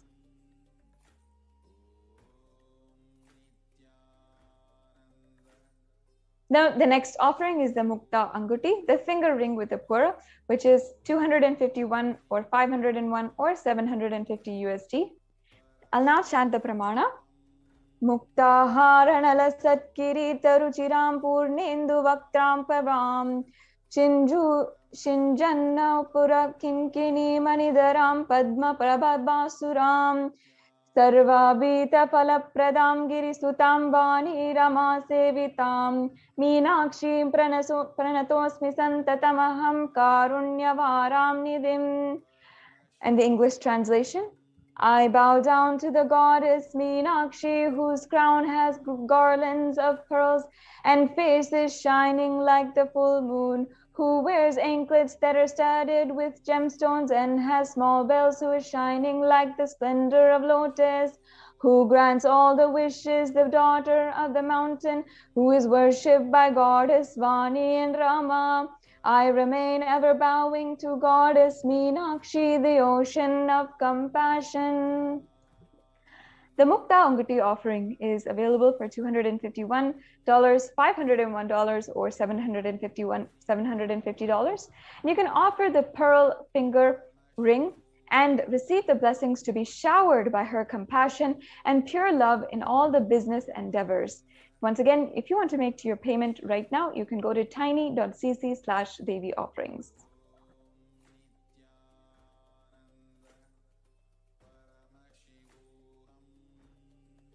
Now, the Swarna Padma Pushpa is the next offering. The cost is 600 USD. And the Padma Pushpa, the golden lotus, has many references in all the different scriptures on how it is most auspicious to give. In the Kamikagama, it is described that all the kalashas should be wound with a suitable thread and covered with new cloth, and they should be adorned with a lotus flower made of gold. Now, in the Vedic tradition, there are hundreds of scriptural references for the significance of the lotus flower. And in all the worship, everything, even in the consecration of deities, the lotus flower is used for all of its parts to offer to the deities and the divine. The lotus is thus considered a divine flower. In Shakti of Paramashiva is also called a lotus, and the base of the Paramashiva linga is also a lotus. The disciple of Paramashiva is also considered a lotus about to bloom. You can offer the golden lotus in any size you wish, and to be blessed to have the state, space, and powers and being of Devi in your inner space amidst every adverse situation in your life. The Swarnamati, the gold toe ring, is the next offering, and you can offer this for 750 USD. The pramana I will now chant. Nakadidita samchanana majana tamoguna padadvyaya prabha jala prakarta saroruha. You whose brightness from toenails destroy the darkness of ignorance from the minds of your devotees who prostrate at your feet, you whose brightness from your 2 feet overpowers that of the lotus flower. The next slide, please.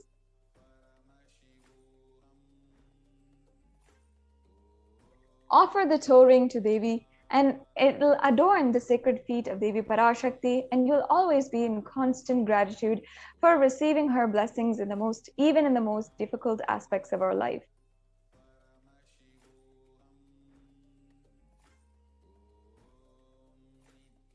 Yes, and in the Lalita Sahasranamam, once again, Devi is described as Shuddha Sarabhi Varshini, meaning she who makes the nectar flow from all our nerves, from the Sahasrara Chakra, who gives a very pleasant experience of the ultimate. The Mount Tika represents the nectar flowing from the Sahasrara Chakra, which is fully opened, and this is also available for 750 USD.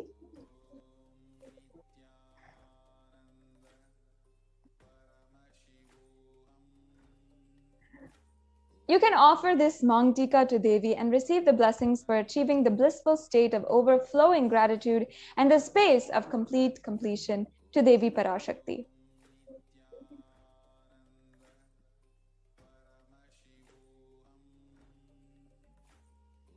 The next offering is the Pratyakshapada Puja. Once again, we're chanting from the Saundarya Lahari, which states that the nails that have been sharpened by constantly being touched by the crowns of celestial beings who always prostrate before Devi. Tamoguna is darkness, and in this stotram, tamas is indicative of ignorance in the minds of devotees by constantly prostrating before Devi. Their ignorance is removed and they attain knowledge. Offering the Pratyakshapada Puja blesses the Yajaman with all the auspiciousness and blessings of the Supreme Pontiff of Hinduism. The next slide, please. There's also the Vastra Seva, which is also available for anyone to offer. And offering the Vastra Seva blesses the Yajaman with the auspiciousness and blessings of the Supreme Pontiff of Hinduism. And that comes to the conclusion of all of the different offerings that you can do for Devi Parashakti. Let's now take a look at a summary of all of the offerings.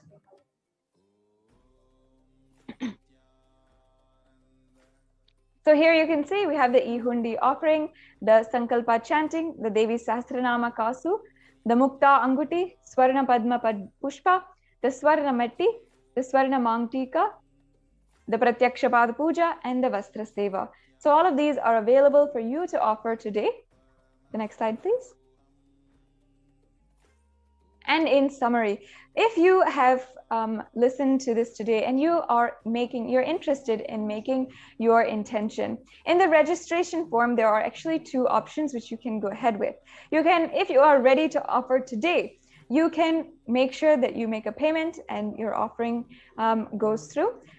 Or if you have the intention to offer the specific sevas, or if you just want to start manifesting, you can go and fill out the registration form.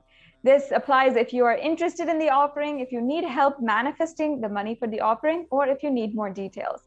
So if you go to tiny.cc/BHAVASAMADHI, you will be able to make you will be able to fill the registration form. And if you want to make the online payment, you can go to tiny.cc/Devi offerings and tiny.cc/Sankalpa 2021. So now this comes to a conclusion to this segment.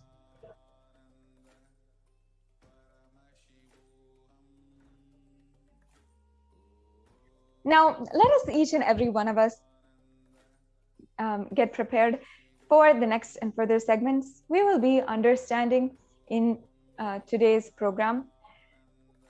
I hope each and every one of you already has shared or gone through the OHHCR link that is provided in the scroll below. The good news that we have been celebrating for the past few days in Kailasas across the world is that the UN has finally recognized the persecution against the Supreme Pontiff of Hinduism. Finally, given this atrocious attacks against the Supreme Pontiff of Hinduism a voice. And as Hindus, each and every one of us should make sure that every one of us knows about the attacks that are happening against the Supreme Pontiff of Hinduism, the Holocaust that we have been through, and how we are surviving, and we are reviving Kailasa today to protect Hinduism from persistent destruction. And we're protecting the only hope for humanity, which is Kailasa, revived by the Supreme Pontiff of Hinduism. Make sure that you take a few minutes and you can go to the link provided where you can find the reports on the persecution against the Supreme Pontiff of Hinduism, and the indigenous women of Kailasa. In further segments, we will be describing to each and every one of you, at least asking for each and every one of you listening, as we share our stories during this decade-long persecution. And we request that all of you listen and share this program link, and also the link where the OHSCR, the Human Rights Commission of the UN, has recognized the persecution of the UN. Please use the hashtag provided in the scroll below and share the good news, share the link with one and all the Hindus that you know, anyone who might be interested in the ongoing efforts, the hard work of the revival of the only Hindu nation, Kailasa. We'll be right back with you after a very quick break. And Paramashivoham. Om Nithyananda. I want the whole world to know Hindus have something great to contribute to the world.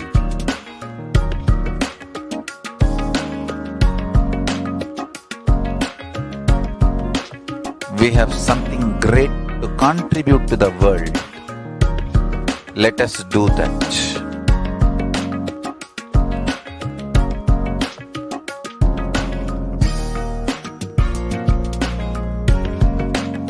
Kailasa is proper customized spiritual service helping you to identify your root patterns of suffering. We have perfected the science of helping every individual from every cultural, religious, nationality background.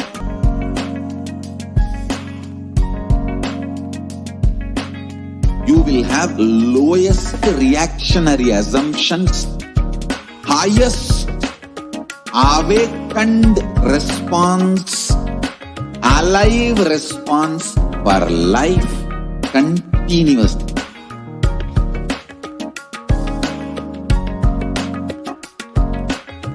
Kailasa is enlightenment ecosystem, literally enlightenment itself in your own home, wherever you are.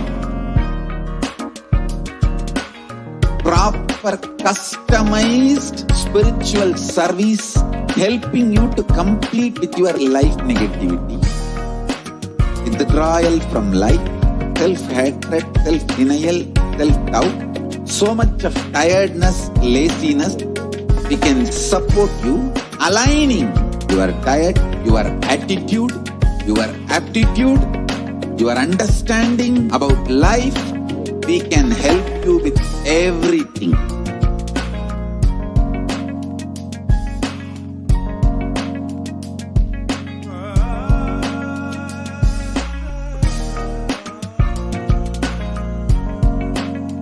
If you are interested in enlightenment, we will immediately bring this to you.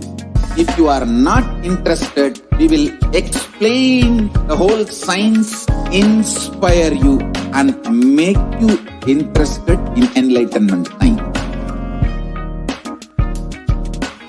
We need to cater this enlightenment science to the whole world wherever they are, because enlightenment is the birthright of all human beings. Kailasa is responsible to provide that to all human beings.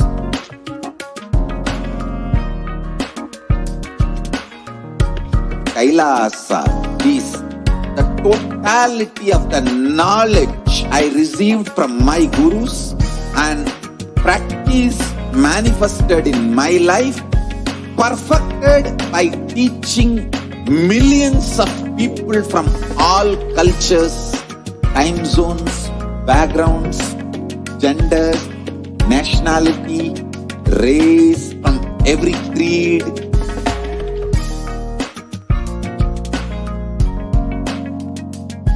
So this absolutely perfected knowledge available to you serve to you in your home without even you moving out of your couch, free of cost.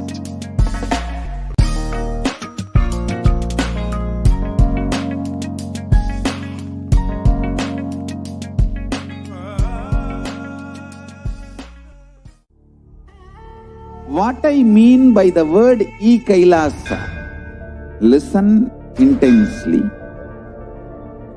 Enlightenment ecosystem, literally enlightenment itself, in your own home, wherever you are. If you cannot come to Kailasa, it's okay. Kailasa can come to you. Kailasa coming to you is Kailasa.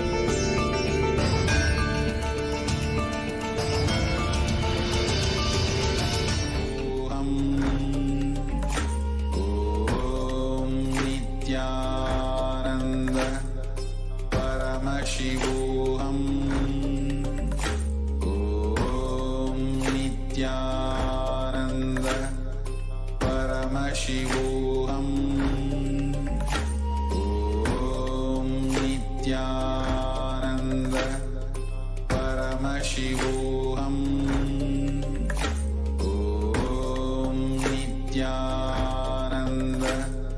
Paramashivoham. Om Nithyananda Paramashivoham. Om Nithyananda Paramashivoham.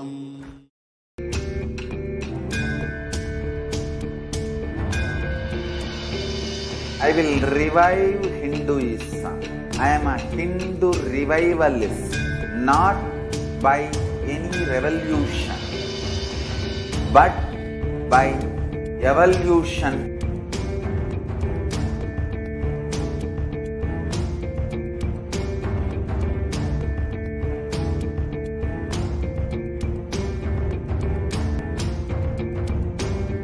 Model community.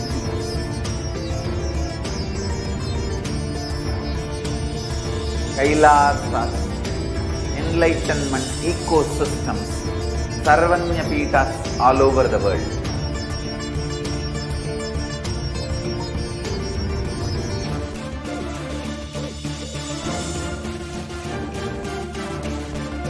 All powerful cognition, knowledge, only when you live, power manifestation and possibilities manifestation happens. It's a fundamental truth.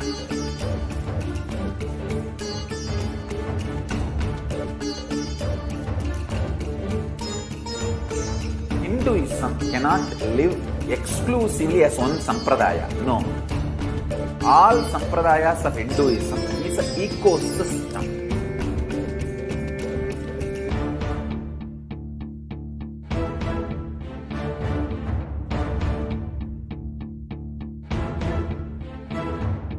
So don't keep quiet thinking that if one sampradaya is attacked, only that sampradaya is going to be affected. All of us are ecosystem.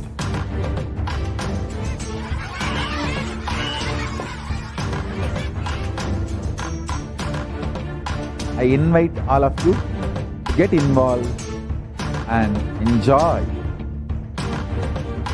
Hinduism by the principle of Dharmo Rakshati Rakshitaha. When you protect Dharma, Dharma protects you. We will make the whole planet flourish spiritually. The spiritual prosperity will happen to the whole planet. We all have to coexist together.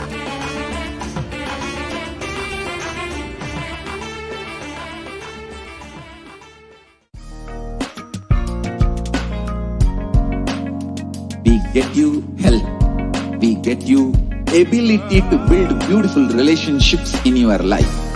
We get you direct spiritual support, and we make sure you become wealthy.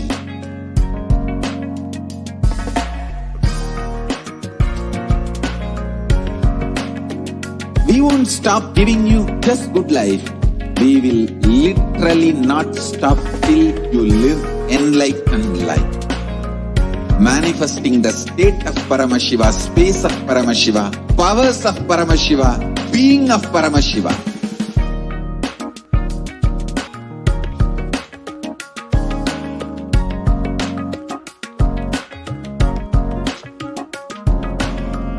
Whole world should become Kailasians. I want the whole world to know Hindus have something great to contribute world.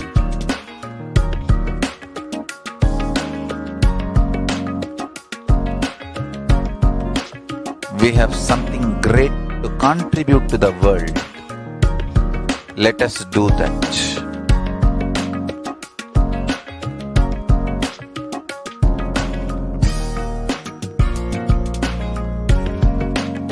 Kailasa is proper customized spiritual service helping you to identify your root patterns of suffering. We have perfected the science of helping every individual from every cultural, religious, nationality background.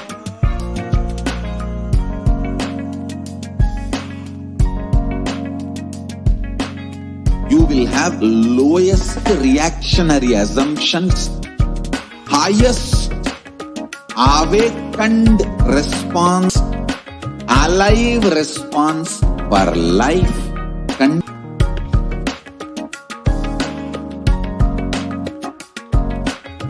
Kailasa is enlightenment ecosystem, literally enlightenment itself in your own home, wherever you are. Proper customized spiritual service helping you to complete with your life negativity. Withdrawal from life, self-hatred, self-denial, self-doubt, so much of tiredness, laziness. We can support you aligning your diet, your attitude, your aptitude, your understanding about life. We can help you with everything.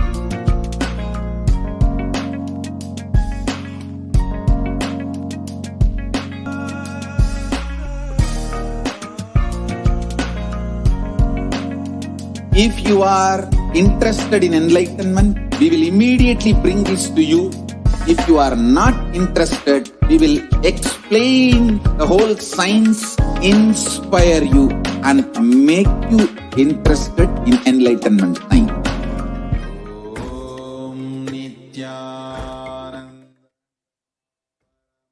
Nithyanandam, welcome back to all the viewers.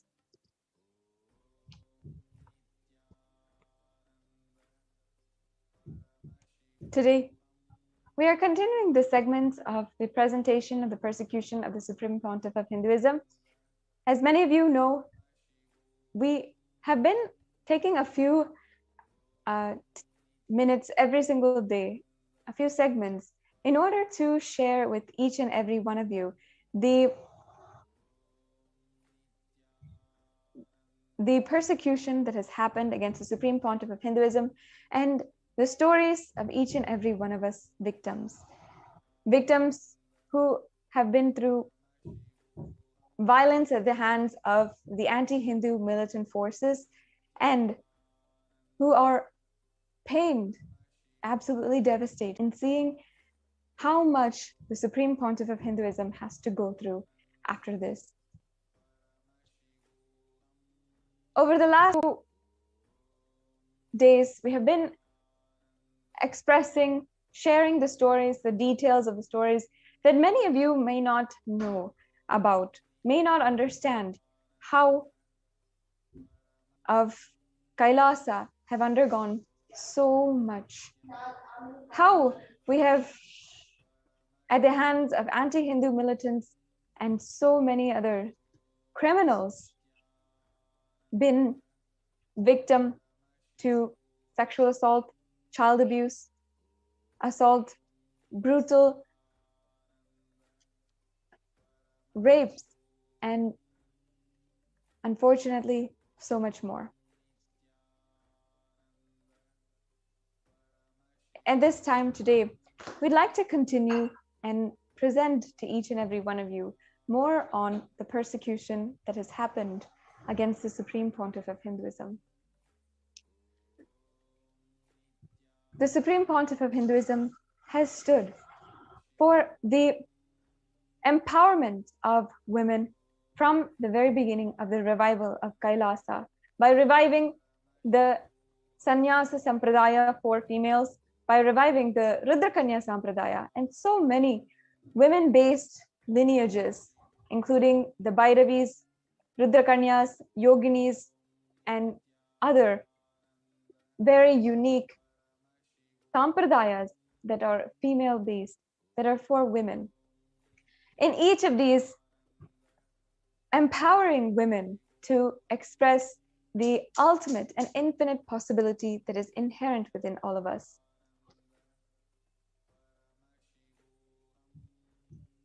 However, knowing that it is the women who were a strong backbone to the Hindu civilization and would mean the return of and the revival of Kailasa itself, the anti-Hindu militant forces targeted women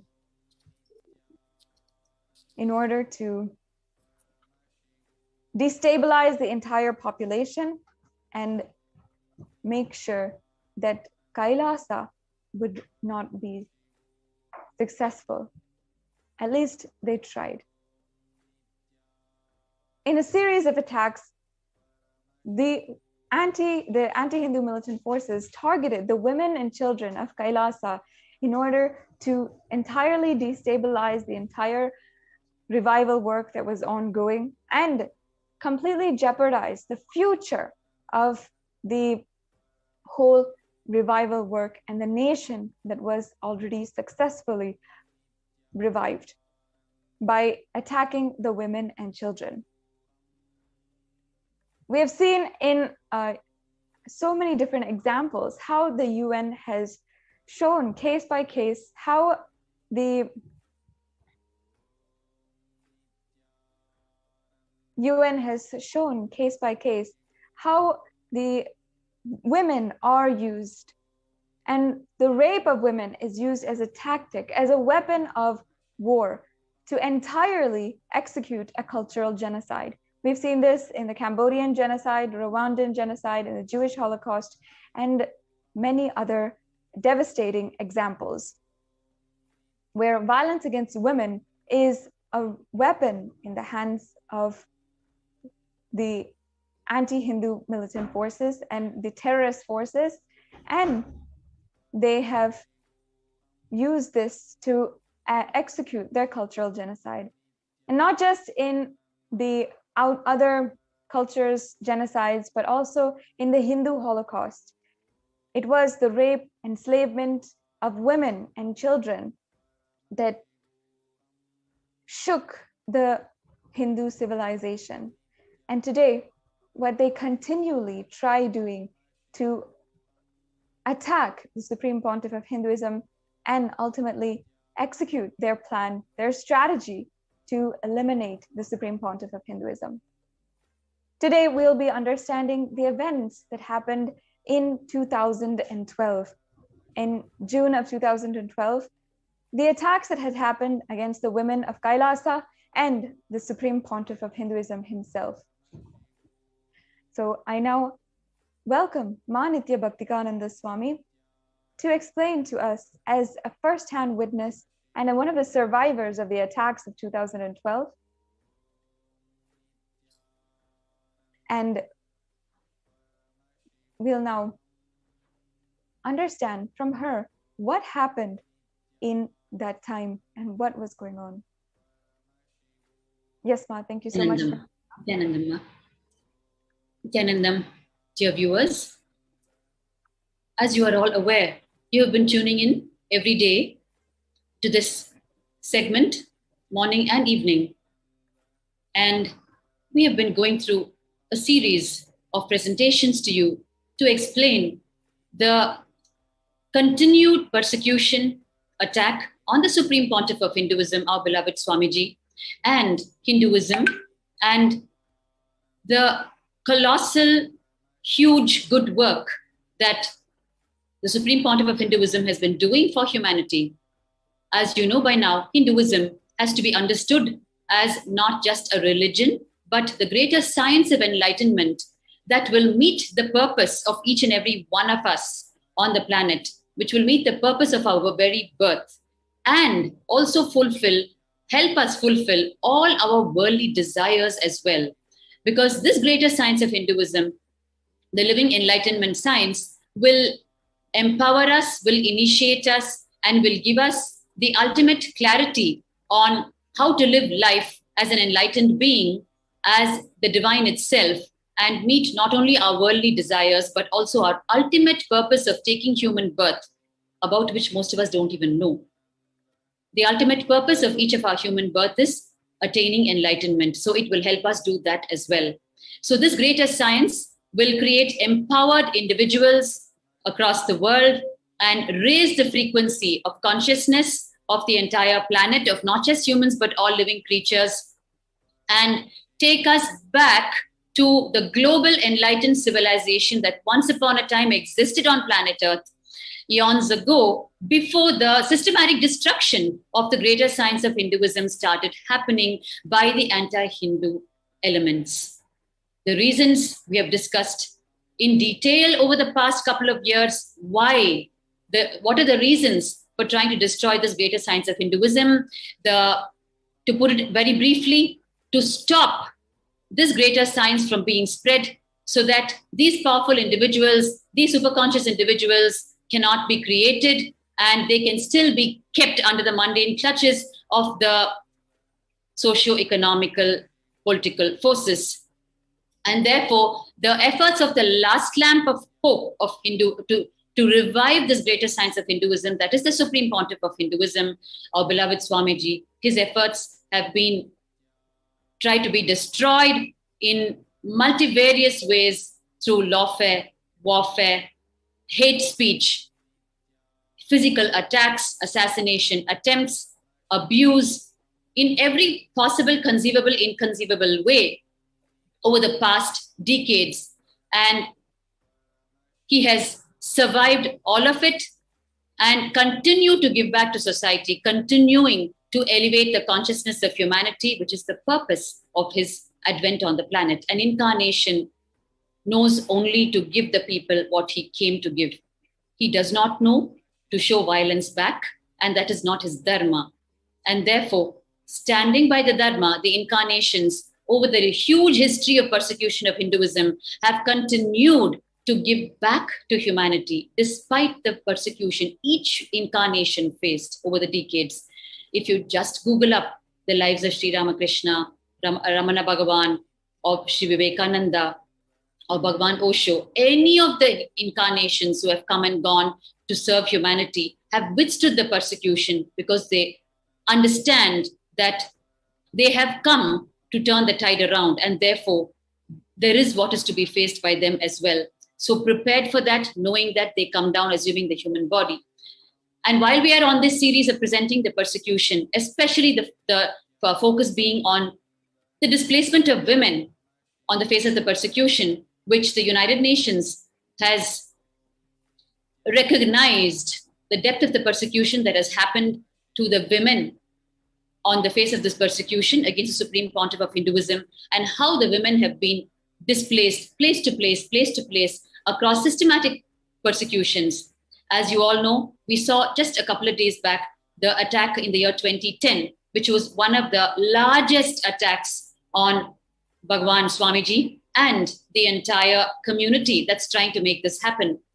So the women who have withstood the 2010 attack, who were displaced in the year 2010, we have all come and shared. And it's been a decade now, more than a decade. And we have survived many, many more persecutions, many, many more displacements. We have only emerged stronger. And it is completely by divine will that the whole thing is happening, because we are up against all odds. to put it in a nutshell. Warning. Issues have been detected that need your immediate attention. Sorry for the technical Click on... glitch. We have been only growing stronger, and that too only by the grace of the divine will.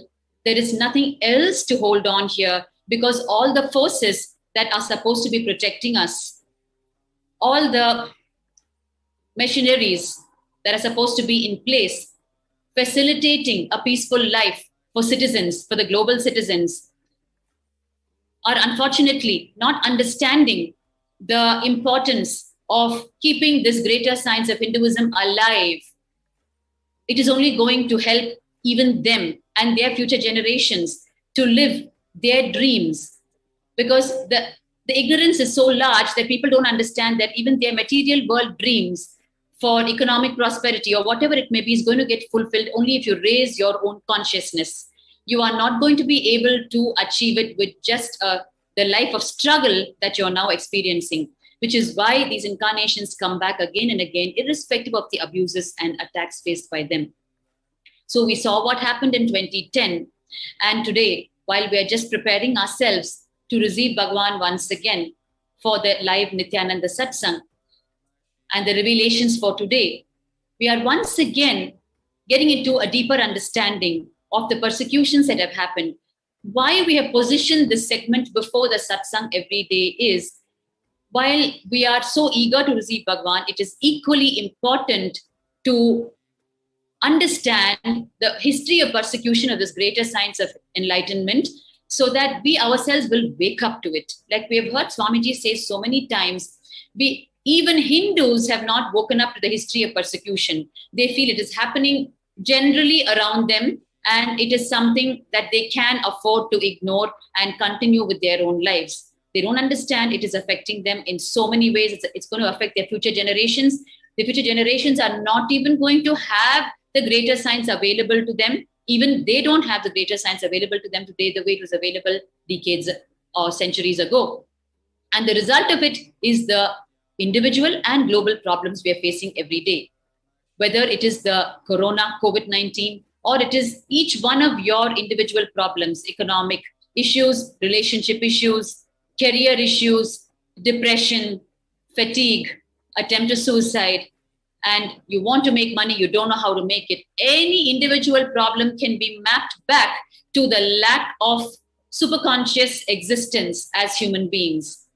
Unless we understand this, and unless we understand that there are forces at play who are systematically trying to destroy this greater science of Hinduism from being spread, so that they can prevent the, once again, establishment of powerful individuals on the planet who will not cater to the mundane political, economical, social clutches, who will want to live a liberated life, who will create a Satya Yuga, one of pure righteousness, million times more than the systems available today, the original Hindu Dharma, so that the entire world can live as a global enlightened civilization, so prosperous, so rich, each one fulfilling their own dreams. That is the Satya Yuga. That is what the greater science of Hinduism will bring, including the perpetrators who are unfortunately not understanding this. Even their lives will be raised a millionfold if the Satya Yuga is reinstated. Unfortunately, only when the demonic qualities and low-level understandings in us leave us, even the perpetrators will understand why even they need this greater science to be spread. And they will actually even be able to join hands in allowing the incarnations to do their job. Today, just before we're preparing ourselves to receive Bhagavan, we are going to look at the persecution that happened in the year 2012, which is one of the most venomous, multi-pronged attacks on Bhagavan and the whole effort of making the Kailasa nation happen, and on the sannyasis and specifically the women. In the short time that we have left with us, we will only be able to about start the attack that happened on 2012. And in the subsequent pre-satsang segments, we will present to you the complete details of it. I have joining me today, Manityapurna Priyananda, one of our sannyasis, who's from the Western Hemisphere and who has lived the life that she wanted to live and understood that understood the need for protecting this greater science of Hinduism and dedicated her entire life for it, sacrificing everything, what she knew earlier about life and in life, and has understood that what lies ahead, the need of the hour, is to protect this science. And she has adorned Sanya. She will be joining me today in today's pre-satsang segment. So what happened in 2012?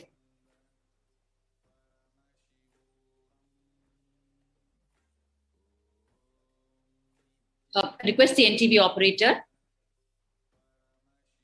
to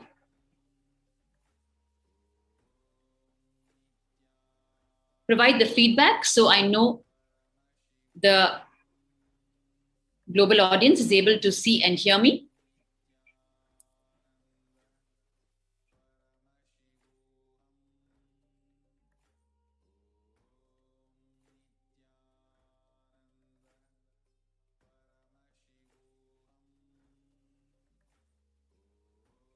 Please bear with us for the moment. There's a small technical glitch.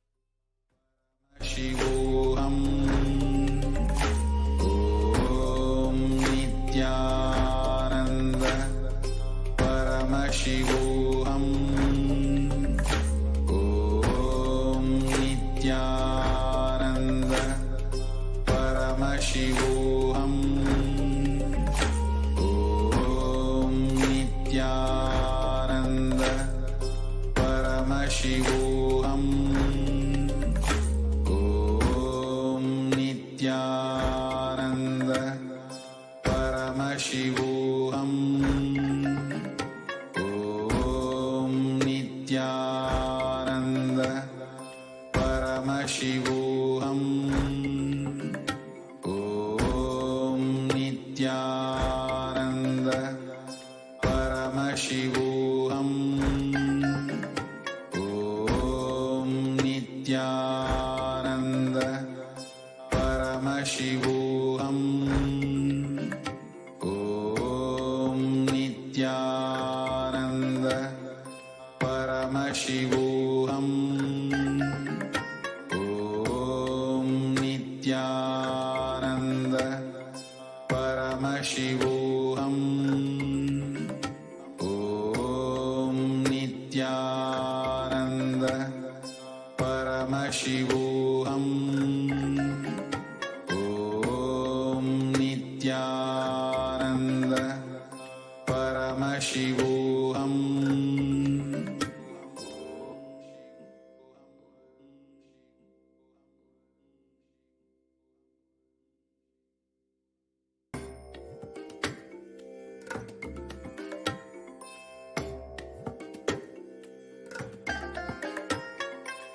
I bless you all. Let you all open all your three eyes and manifest the powers of Mahasadashiva. Om Nithyananda Paramashivoham. Om Nithyananda Paramashivoham. Om Nithyananda Paramashivoham.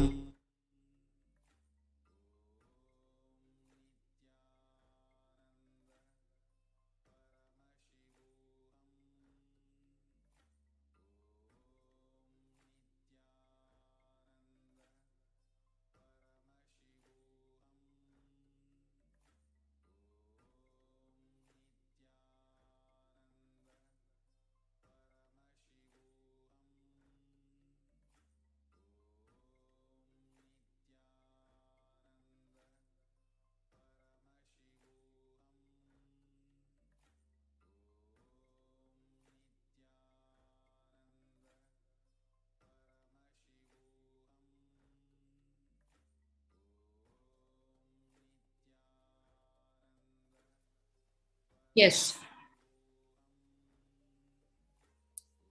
Sorry for the technical glitch. We are back. So we are here understanding the persecution that happened in the year 2012, which started around the month of June Of course, it has been a series of attacks and a series of efforts to stop Bhagwan's mission continuously for the past decades. But it once again gained momentum with a focused multi-pronged attack on the 7th of June 2012. On the 7th of June 2012, actually Bhagwan Swamiji had called for a press conference. As you all know, there is the false rape case against Bhagwan, the perpetrator of the false case, the NRI woman, who is also a carrier of 4 sexually transmitted diseases, STDs, which she hid from the officials while slapping the false rape charges. Her medical records were obtained legally through the judiciary system, and that revealed that she was a carrier of the 4 STDs, which would straightaway disprove her false rape charges against Bhagwan, because it was medically proven that there is no STD in his system, and there is no way that a carrier of 4 STDs could have even one physical relationship with a so-called rapist, and the rapist is not carrying the STD in him. Whereas the false rape charge accuser has claimed 40, 50, 60, 100 instances of rape and happily carrying the 4 STDs in her, not even dreaming that it will be out in the open. Her medical records were procured through the judicial system and produced, and it was very crucial to call for a press conference and release this information to the innocent global citizens. So, and also to conclude the fight for justice on the wake of this false rape charges. So with that hope, the press conference was called. And on the 7th of June, I'm going to be showing you a series of visuals for you to help you understand better what exactly happened. While Bhagwan had called for the press conference and the press conference had just started, we were in for a complete shock and surprise. The next great multi-pronged attack broke out right in the press conference room. One of the mainstream media, Suvarna Television, one individual called Ajit from the Suvarna Television was sitting in the press conference room as part of the press personnel. And while the press conference was going on, barely a few minutes after it started, he stood up with a package in his hand. I'm going to be sharing this with you.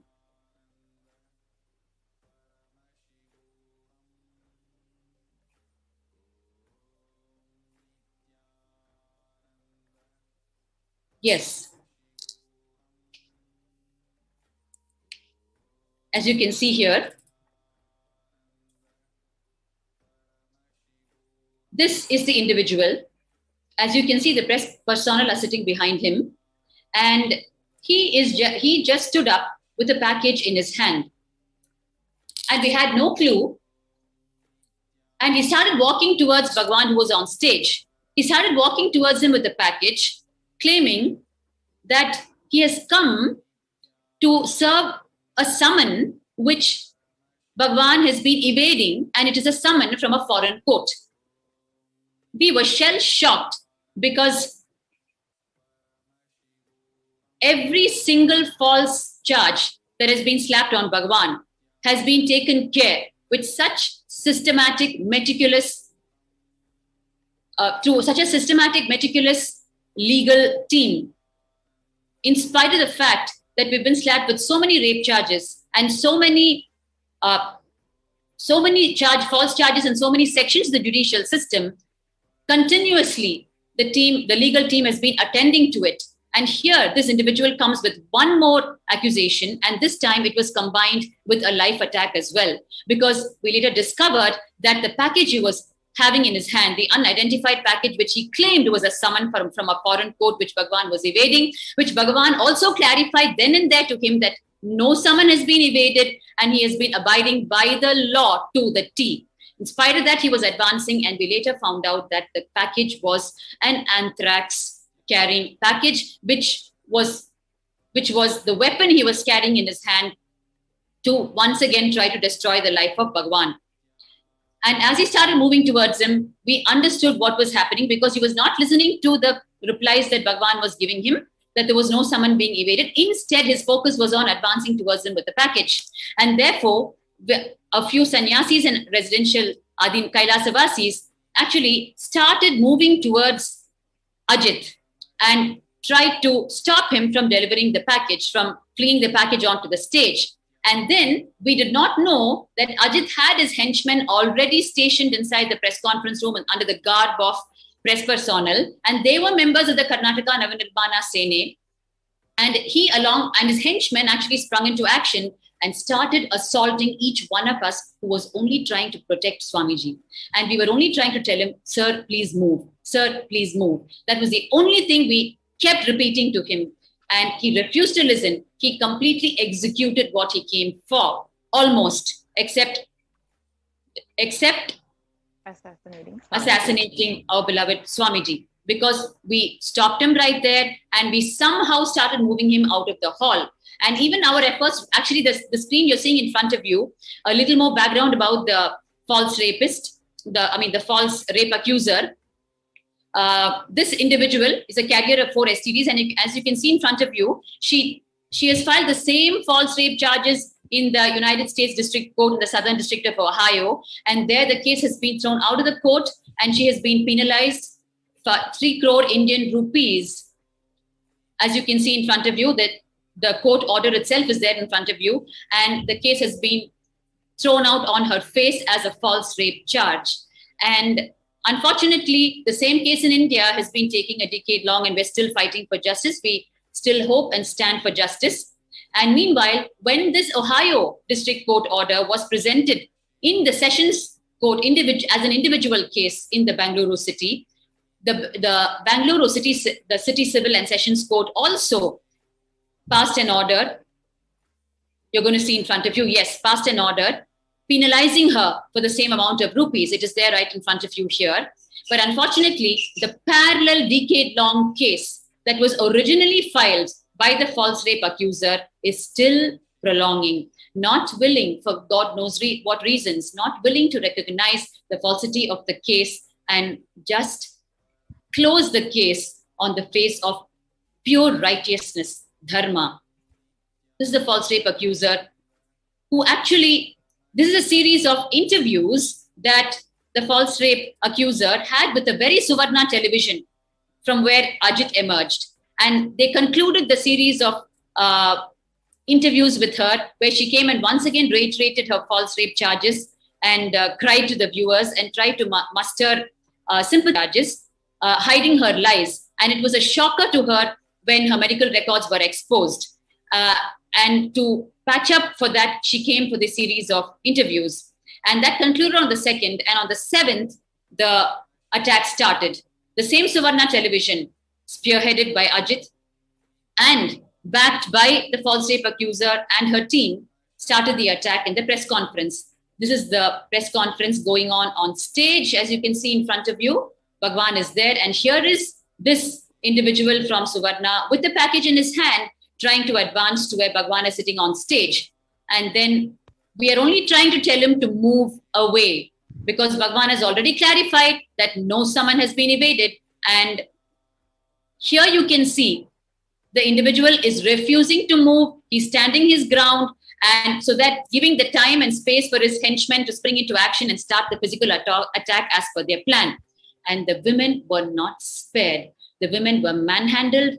And there is a molestation case filed against Ajit himself by our own sannyasis, our own sannyasinis here, whom you can see in the visuals you're being presented now. As you can see, we are only telling him, please move, please stop, please move. That's all. And the media mafia just captured these visuals alone, which we expressed in the peak of our anxiety and concern for the life of the Supreme Pontiff of Hinduism. They captured these visuals and put their own lines to it and said, look how violent the sannyasis are. Look how violent they are attacking the Suvarna television personnel. So those were the headlines that flew. And they mapped the visuals very cunningly, as always, to false headlines and presented as though we were attacking, whereas the women were actually beaten. They were touched in all inappropriate places. Actually, Bhakti Swami, sorry. Yes, ma'am. You were there that day yourself, right? Bhakti Swami, when this attack happened? Yes, ma, very much. Inside the Yes. press conference room. So can you share your personal experience of, were you also attacked during this whole scenario that was happening? Were you also manhandled the way Achal Swami and so many of our sannyasis were? Absolutely, ma. The way the scene unfolded, as usual, it was a complete surprise that sprang on us from out of thin air. We were there conducting the press conference, and they turned the press conference room into a war field. Oh, of course, it was a one-sided war as usual from their side. And we were so many female sannyasis there, and they did not hesitate to physically manhandle us in front of so many people. And they were just pushing us, shoving us around. You can see in front of your eyes, Manitya Achalananda Swami being actually manhandled by this individual from Suvarna Television, Ajit. Yes. And you can see it on the right-hand side also. It was a shocker to us women, because we thought at least if we go in the forefront and try to stop them, they will back off from the attack. But actually they got more aggressive. I will never forget those days, ma, because it was the one more time we had to be displaced from our own home, our own monastery, because we had to fight for justice through the legal system, and it was not safe to stay in the campus anymore. And this was what led to our illegal arrest. This 2012, what you're seeing in front of you is the 7th of June, where Ajit started the major attack. And by the time we got him to move from the campus, it took such a long time. And then what happened was they came back in the evening, and we were still groping with we're trying to cope with the impact of the attack. Yes, because the women were hurt, abused, and it was a shocker to us. And we had to once again think of how to keep the body of Swamiji safe and alive. And we thought it was over with the morning. But then what happened in the evening was, ma, you can see here the continued attack on Manitya Achalananda Swami. Yes, ma. From the perpetrators. They were so relentless, like continuously. Yes, ma. You can see here, ma. Actually, Achalananda Swami, as a female sannyasi, is only explaining to the press the inhuman, unbelievable attack that has just happened on us. But the way she was portrayed is that, she's so violent. And of course, they masked off all that she had to say, because if anyone heard what she had to say, they would have understood the whole happening. But the innocent public only consumed the visuals along with the commentary by the media mafia. So they only hear those false headlines and news, and matched with these unfortunate visuals. Yes, you can see here. She was also personally attacked. She was also sexually violated that day itself. And no media. Yes, ma. She was sexually violated by this individual, Ajit, and she has filed a case for it. As you know, Ma Purna Priya, our only recourse is legal recourse every time. Yes. With the only hope that justice will prevail. Here you can see, ma, the evening attack. I was actually at the gate, ma, when this attack happened in the evening. So what happened was after the morning. Yes. After the morning attack was over, we were still putting the place back into shape. And suddenly we heard voices at the gate again, and we all rushed to the gate. And what met the eye was a Suvarna OB van, means a live relay van, along with the Karnataka Navanirmana Sene militants. They came together again, this time armed much better and in bigger force with the live relay van. And they actually jumped over the gate. You can see that in front of your eyes. They all started jumping over the gates with huge stones, boulders, and rods, and they started attacking us raw. You can see the red circle here, the stones being thrown on your left-hand side. God, and I was right there at the gate. Sorry, ma. I was just saying they're very large stones that easily they would hurt somebody if they hit anybody. Ma, like how we were seeing, ma, even in the case of Kailasa and Trishulam, when the attack happened on the women, just ruthlessly and without even an iota of humanness in them, they were just flinging raw boulders, stones, rods, and wooden poles. And the same thing repeated here on the 7th of June, 2012. Here you can see one of the administrators, he sustained a 3-centimeter cut on his head and had to undergo surgery with 33 sutures administered on him. God. You can see here, he's entirely smeared with blood. And they even stopped him. By the time we even got him to the hospital, it was a challenge. He was even stopped from moving to the hospital. That was a fight. And you can see here next what happened at that time at the gate. You can see Ma Nithyananda Swami in this visual. She's actually being attacked not by one person, but by multiple people. They're trying to disrobe her in front of your eyes. And mind you, this is happening at the gate. And it was one of the most unbelievable scenes for me. While I was trying to protect myself and I was standing at the gate, Sorry, Ma? No, I was just saying the whole thing is being filmed. Like, this is a news channel. That Ma, I'm sorry, I was not able to hear you completely. Sorry, Swami. I was saying that this whole thing is being filmed as this is. So as you can see here in front of your eyes, Ma Nithyananda Swami was actually tried to be molested. Yes. It was all being live relayed by the OB van, which they had come equipped with. Okay. Wow. So the idea is to present an image that this whole place is a place where you should not be living, so that everyone will flee from the place. The women will get displaced because of the attacks that are happening, and future women will not be able to enter because of the scenes that are meeting their eyes. You can see here the sannyasis completely getting assaulted by multiple people, not just by one. There were 4 or 5 people attacking each person, Ma. Yes. And if I can go back to this, I was actually standing right there, and in front of my eyes, this was happening to Mani Anatmananda Swami. It's one of the scenes I will never forget for the rest of my life. And when we thought that we were almost done with this attack on the evening of 7th of June, what actually happened was we decided, all right, now once again, we can only make this known to the officials and to the innocent public so that justice will prevail. So let us call for another press conference where we explain, this time we will somehow stop the entry of such vicious elements, and we will explain what happened on the 7th of June and what we had to undergo, just the previous day. So we thought we will call for another press conference on the 8th of June.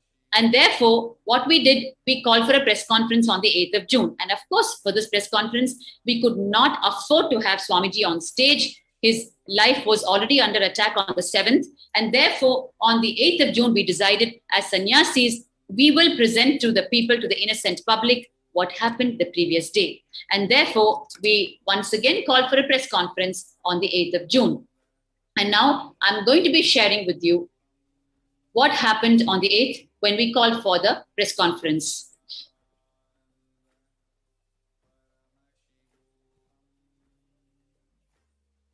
And you will not believe it, Ma Purna Priya, the way they assaulted us. They would pick up the metal chain dividers that we had in the meditation hall where the press conference was going on, where you had the metal chain dividers to separate the male and female gender, to give more organized sitting for the two.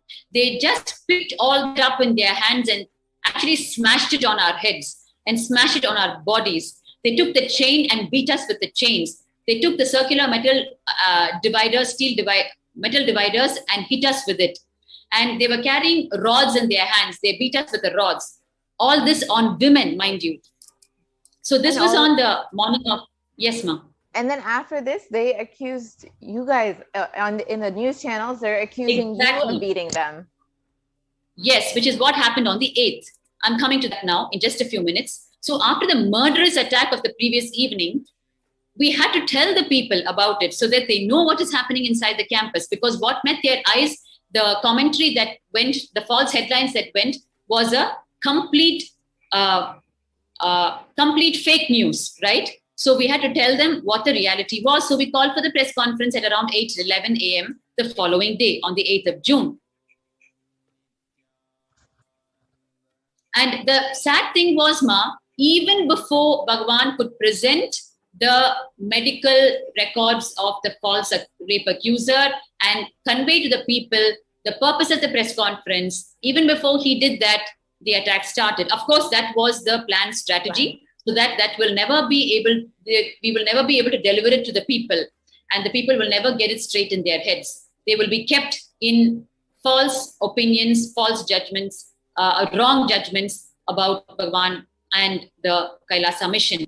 So that was a strategy. So therefore, just within a few minutes of starting off the press conference, the attack was executed. So on 8th of June, what happened was we called for the press conference, and we just started the press conference, and in just a few minutes, even without our knowledge actually, these elements had entered again with false press report badges, and they had their weapons inside their outfits, and they had their Karnataka Navanirmana Sena scarves inside their clothes. So we actually completely missed it at the gate, and they were allowed entry even without our knowledge. And so therefore they were inside the hall again. So we had barely started the press conference and started explaining what happened the previous day when the whole attack again started on the 8th. And what happened was they once again sprung up and started assaulting all of us brutally in the press conference hall. And what happened was they started beating and attempting to molest all the female sannyasis. And I still remember I was trying to catch the eye of the camera that was moving around and try to explain to the people. Here you can see actually we're all just about starting the press conference. We're just telling the invocation prayer before starting to speak. And we're trying to explain to them the truth. And here you can see minutes later, the attack has broken out. And here they're manhandling our residential Adinavasis and sannyasis. You can see here. Yes, they didn't out even with the need yellow one moment stars to speak. And before that, they started attacking and assaulting the women. And Bhakti Swami, you were also there. Can you share your personal experience? What was it that you were going through at that time? Seeing all these people for the second time attacking you. What I was going through is, Ma, on the... Just continue, Swami. Yes, Ma. First, it was a complete shock, Ma, that such physical attacks can happen, right? So, and that too when women are involved. I was thinking until then, at least where women are involved, there would be some downplay. But it was a raw truth that hit me at that time. I could not believe what was happening in front of me. I could not believe they could actually stretch their body and arms and beat and touch women on their chests and manhandle women in front of our own eyes in public. They were doing that. You can see now the striped t-shirt person actually physically touching Ma Achalananda Swami on your right. And what went on in my head at that time was, I don't think we can expect any justice from this scene, because if ever there was justice available, this scene would not have happened, or it would have stopped within just a few minutes. And by the time we could even get the police to the scene, as usual, the planned attack was over. And what I was doing is, Ma, what I was going through is, at least let me move around and try to catch the eye of the camera and explain to them that what is happening is an attack on us, not an attack by us, like how the false headlines were already running. But the camera of these mafia people kept evading me. I was actually getting beaten on one side, and on the other side, I was trying to somehow shout out to the cameras, we are being assaulted. They kept moving the camera away from me because they realized what I was trying to do. And they will not be able to separate out the footage between the attack and my words, right? So they were just continuously moving away from me.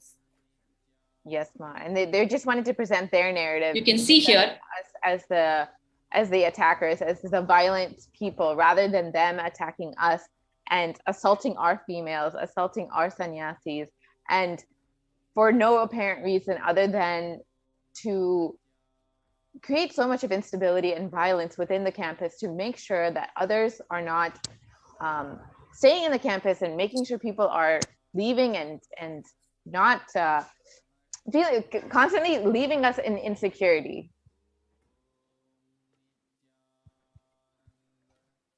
Yes. So Bhakti Kaswami, what happened? Yes. Go ahead, Ma. Sorry, Please go ahead. Swami. I was just going Okay. to ask. We have just a few more minutes to wind up, Ma, before the Yes.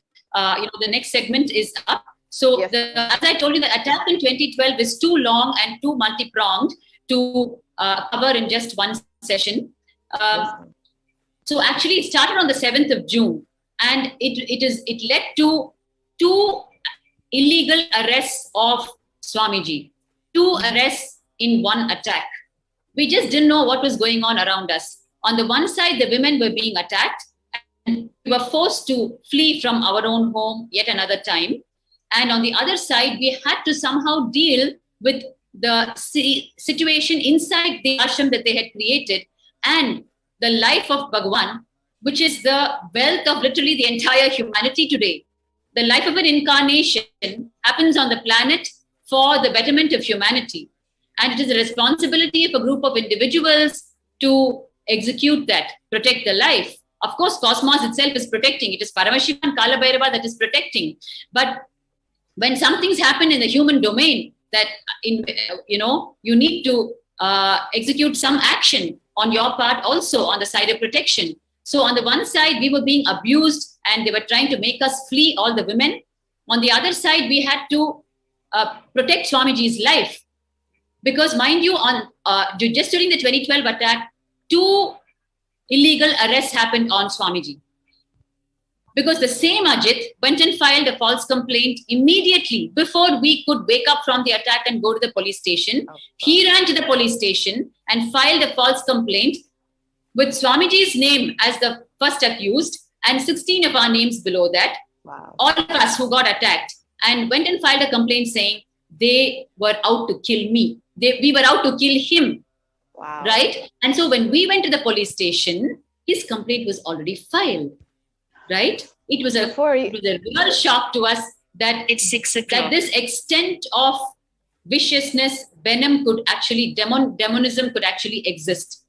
Yes, Tommy. I think we're at time up right now, Ma. Yes. Yes, we will get more into detail about Yes, the ma'am. illegal arrest of the Supreme Pontiff of Hinduism and 16 women who were attacked that day in June of 2012. So I think we will have to wrap up for today, and we will be back with the same segment tomorrow. Please stay tuned for a live satsang in a few moments. Thank you. Nithyanandam. Nithyananda.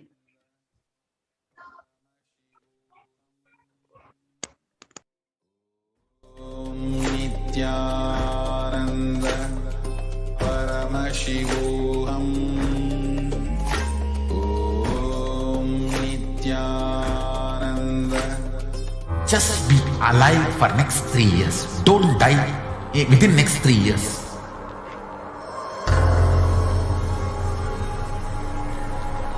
Just don't die within next 3 years. Be alive. Somehow be alive. I'm working sincerely. I will reach you somehow. Somehow I will reach you. It's my commitment to humanity.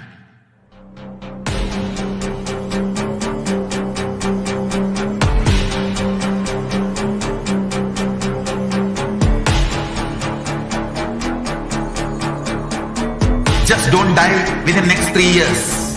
I will reach you wherever you are, whichever corner of the world you may be. I will reach you with enlightenment. You manifesting the space, state, powers, being Paramashivoham. It is possible, and it is possible for you.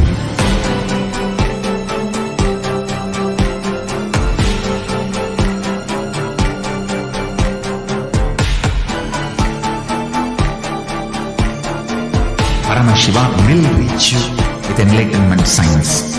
I know he is going to do the job. Just To cater this enlightenment science to the whole world wherever they are. Because enlightenment is the birthright of all human beings. Kailasa is responsible to provide that to all human beings.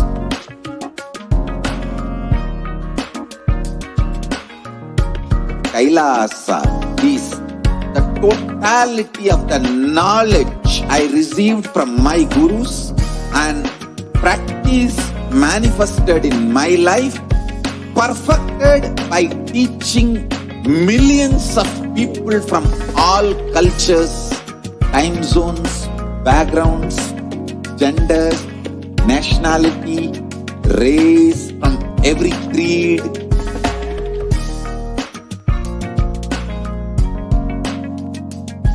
So this absolutely perfected knowledge available to you, served to you in your home without even you moving out of your couch, free of cost.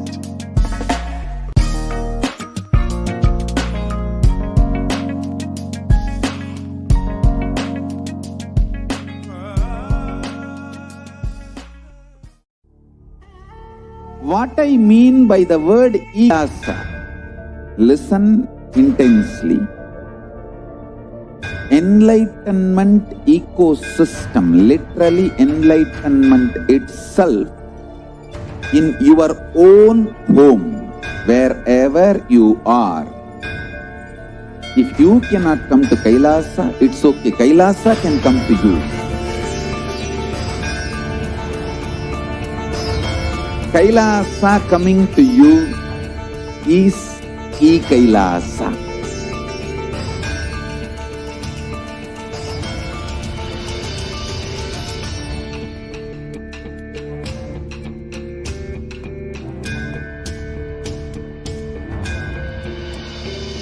I will revive Hinduism. I am a Hindu revivalist, not by any revolution, but by evolution.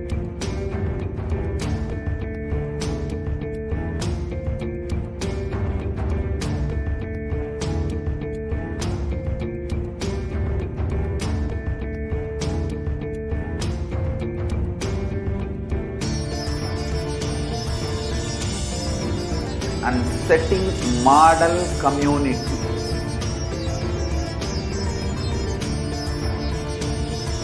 Kailasa, enlightenment ecosystems, Sarvanya Pitas all over the world.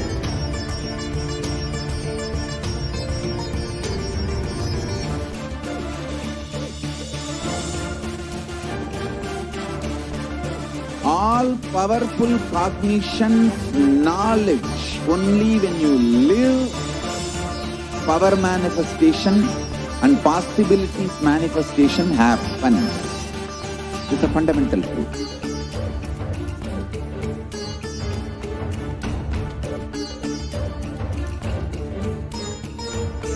Hinduism cannot live exclusively as one sampradaya. No. All sampradayas of Hinduism is an ecosystem.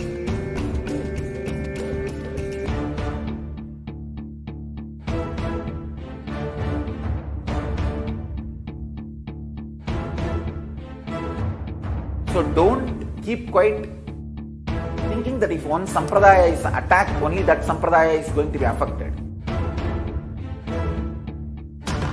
All of us are ecosystems.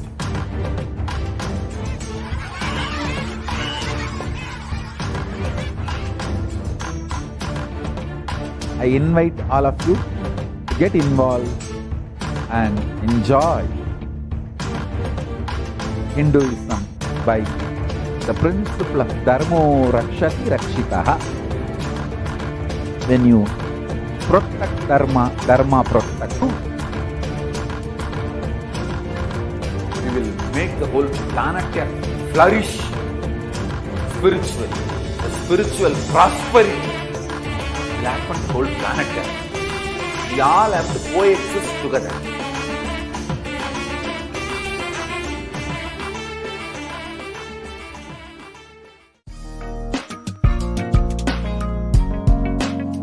We get you health. We get you ability to build beautiful relationships in your life. We get you direct spiritual support, and we make sure you become wealthy.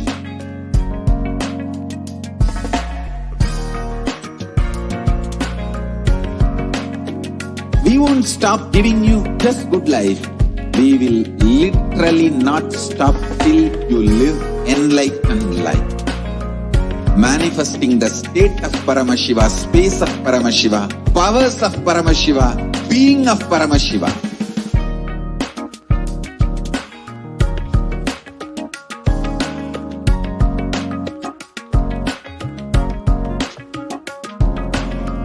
Whole world should become Kailasians. I want the whole world to know Hindus have something great to contribute to the world.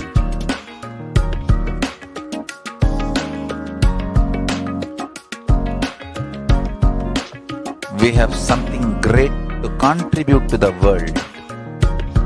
Let us do that.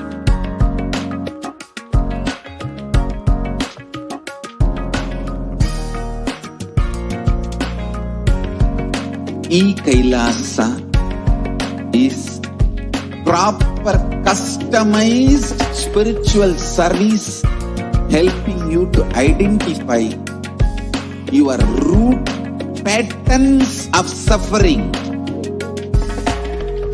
We have perfected the science of helping every individual from every cultural, religious, nationality background.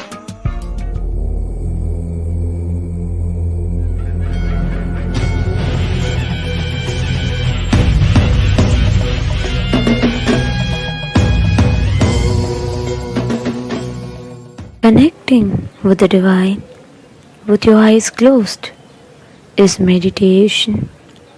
Connecting with the divine with your eyes open is darshan. Come, let us all now move from meditation to darshan. Slowly, very slowly, please open your eyes.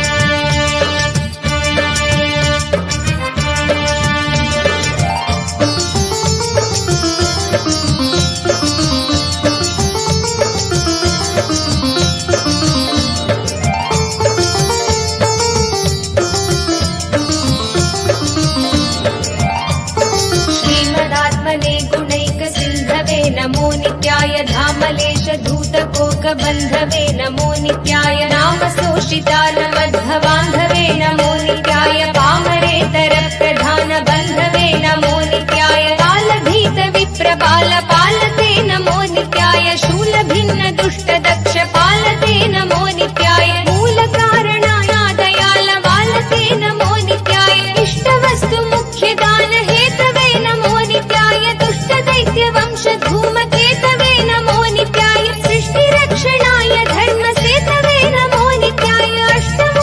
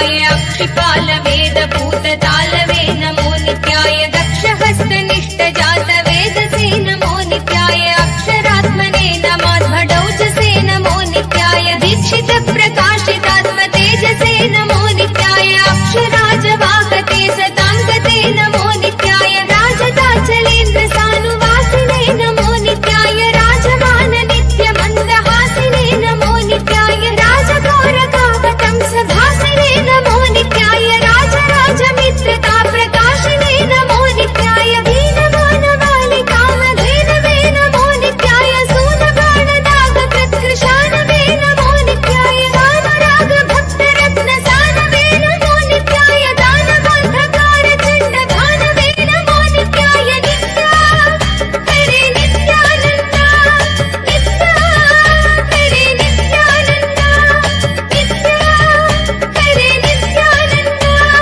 नित्या हरे नित्यानन्द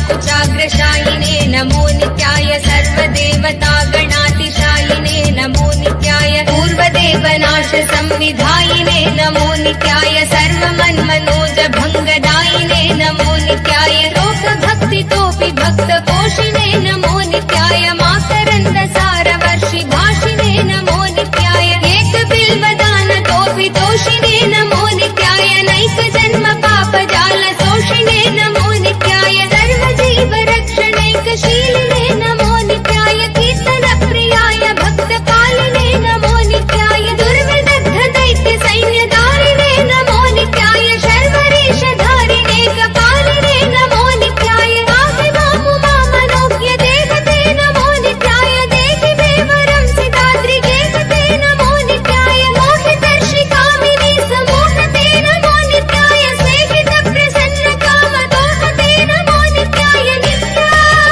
हरे नित्यानन्द नित्या हरे नित्यानन्द नित्या हरे नित्यानन्द नित्या हरे नित्यानन्द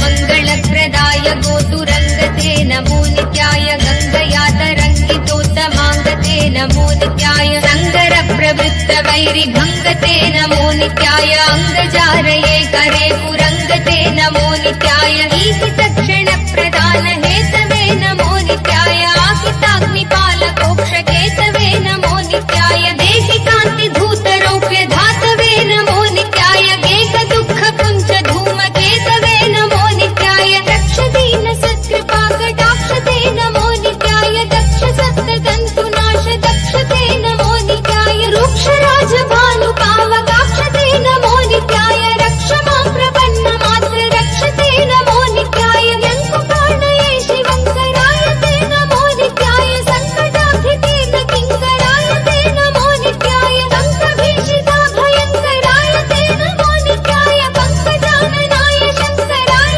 ते नमो नित्याय नित्या हरे नित्यानन्द नित्या हरे नित्यानन्द नित्या हरे नित्यानन्द नित्या हरे नित्यानन्द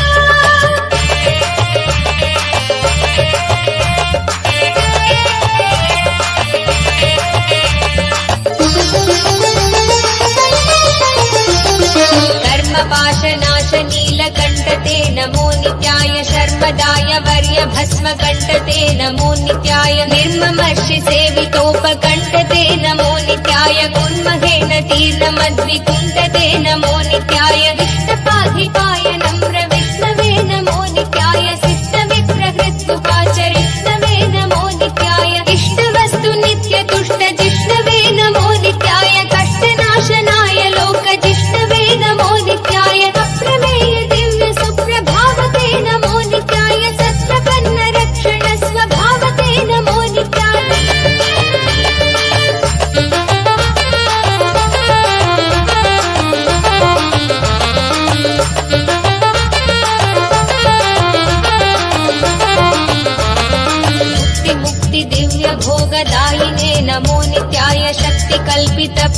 प्रपञ्चभागिने नमो नित्याय भक्तसङ्कटापहार योगिने नमो नित्याय युक्तसन्मनस्सरोज योगिने नमो नित्याय अन्तकान्तकाय पापहारिणे नमो नित्याय शन्तमाय दन्ति चर्मधारिणे नमो नित्याय सन्तताश्रितव्यथाविदारिणे नमो नित्याय जन्तुजात नित्यसौख्यकारिणे नमो नित्याय शूलिने नमो नमः पालिने नमो नित्याय पालिने विरिञ्चि मुण्डमालिने नमो नित्याय लीलिने विशेषरुण्डमालिने नमो नित्याय शीलिने नमः प्रपुण्यशालिने नमो नित्याय मुक्ति मुक्ति दिव्य भोगदायिने नमो नित्याय प्रपञ्चभागिने नमो नित्याय भक्त संकटापहार योगिने नमो नित्याय युक्त सन्मनस्सरोज योगिने नमो नित्याय नित्या हरे नित्यानन्द नित्या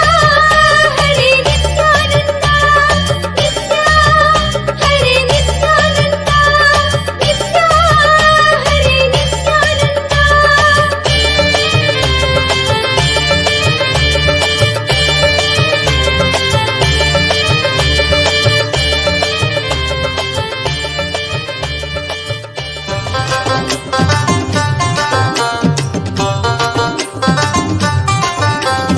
ओम जय नित्यानंद जय ॐ नित्यानन्देश्वर परमशिवसमारम्भाम्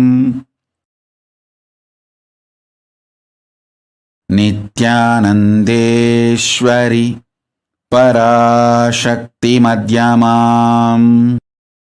अस्मदाचार्यपर्यन्ताम् वन्दे गुरुपरम्पराम्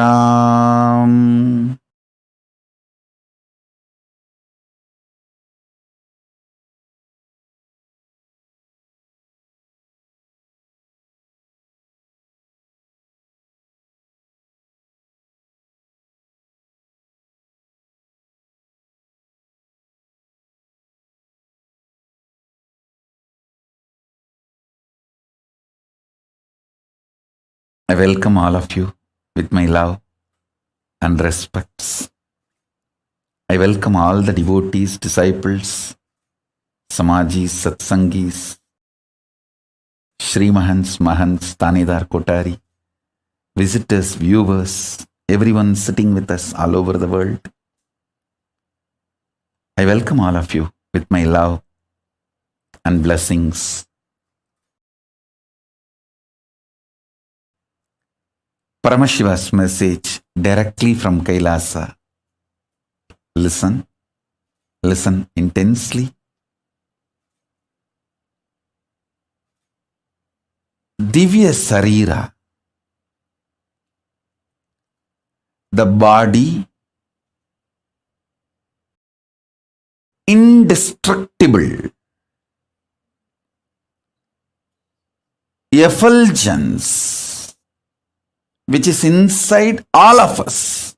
Please understand, this Divya Sarira is the core component of all of us. There is no person who does not have Divya Sarira. Everyone has a Divya Sarira. How much ever you think you are good or bad, you think you are God or demon, whatever, you have a Divya Sarira. That Divya Sarira strengthened, energized, inspired by sattvic food to the body, sattvic food to the mind, sattvic food to the consciousness. Enjoy these three in your life continuously. Don't worry about what should be negated. See, focusing on what need to be negated makes you very depressed, even feeling deprived.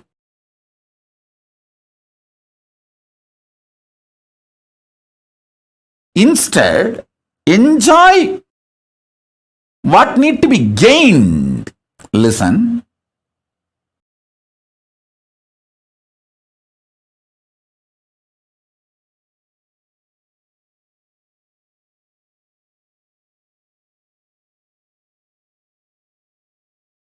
I have always seen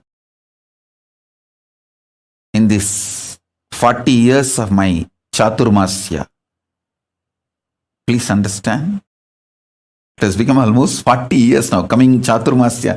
This Guru Purnima is my 40th Chaturmasya. In my 40 years of Chaturmasya, Chaturmasya is the 4-year vow, 4-month vow. Chaturmasya means in Sanskrit, the exact meaning is 4-month. That 4-month vow, sannyasis take to replenish themselves, rejuvenate themselves with this sattvic energy, feeding the body with intense sattvic food, feeding the mind with intense sattvic food. Mind has a beautiful sattvic food. Feeding the consciousness with intense sattvic energy.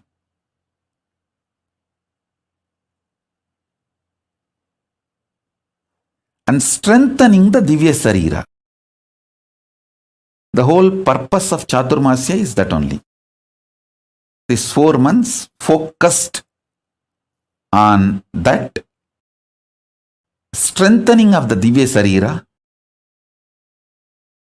See, if the Divya Sarira in you, the self-effulgent light body in you, if that is strong, you are an enlightened being.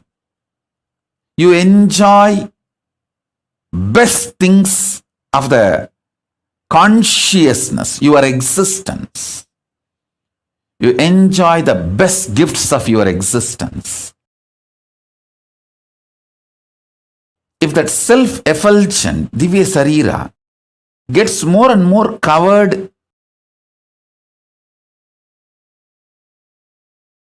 you get deluded, suffer with the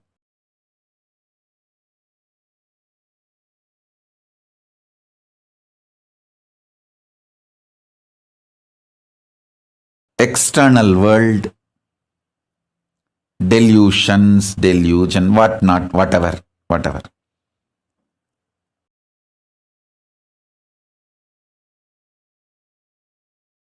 Now I don't want to get into the negative side description. If you miss strengthening Divya Sarira, what happens? I don't want. I only wanted to describe how to strengthen the Divya Sarira.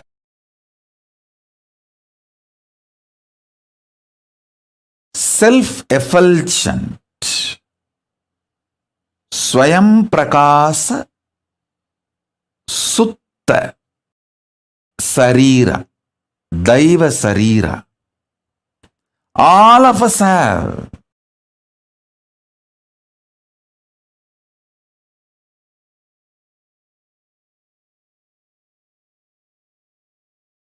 The methodologies to strengthen the Divya Sarira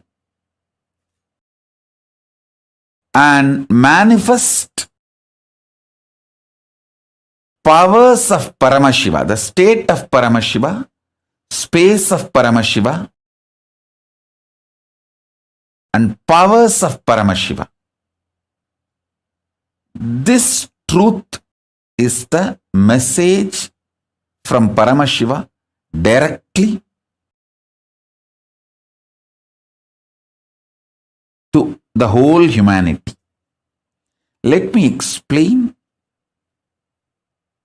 this truth, this message.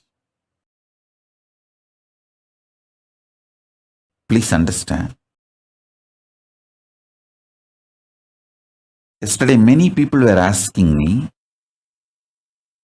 Swamiji, in the pre-satsang, your sannyasis and sannyasinis and whole Kailasa and Sangha is explaining all the persecution you went through and so much of material evidences, facts are presented by them.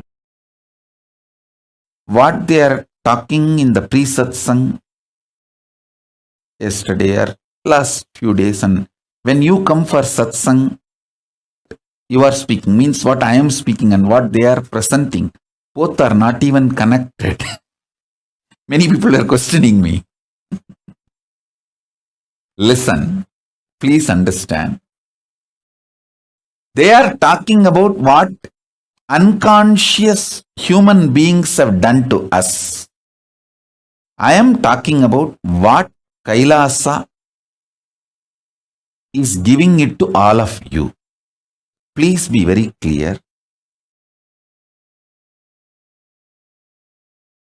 My work, my responsibility,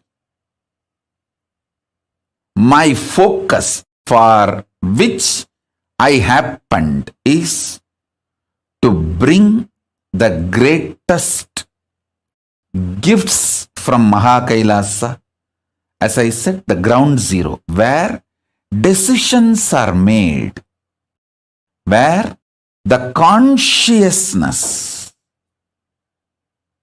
is making decisions about the existence. I am straight coming from that space.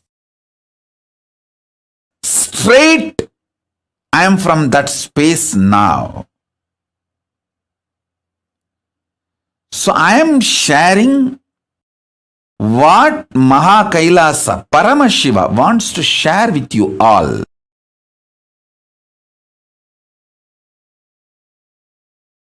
I am going to give what I need to give it to the world.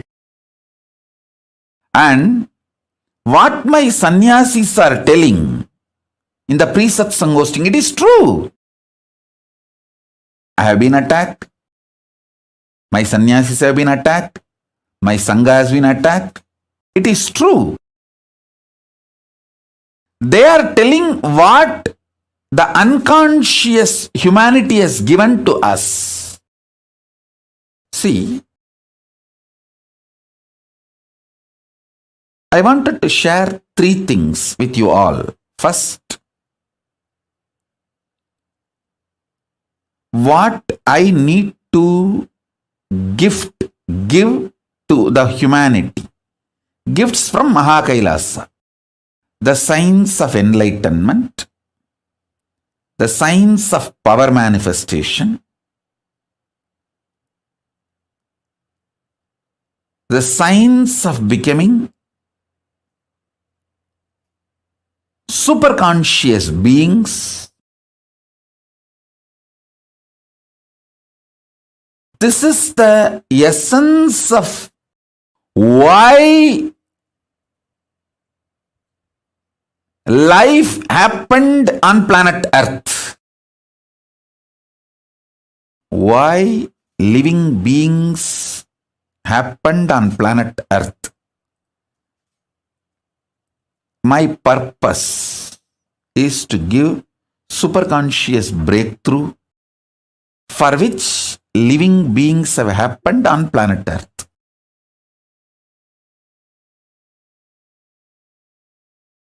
So all the gifts, I have so much to give it to all of you.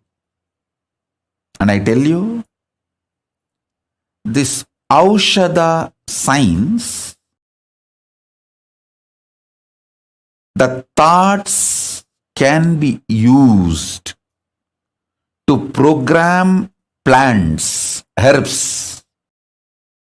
I have already proved this not only through me, through my Gurukul Balasans. My Balasans can talk to any rose plant for 10 days without touching the rose plant, make that rose plant drop all their thorns, not one.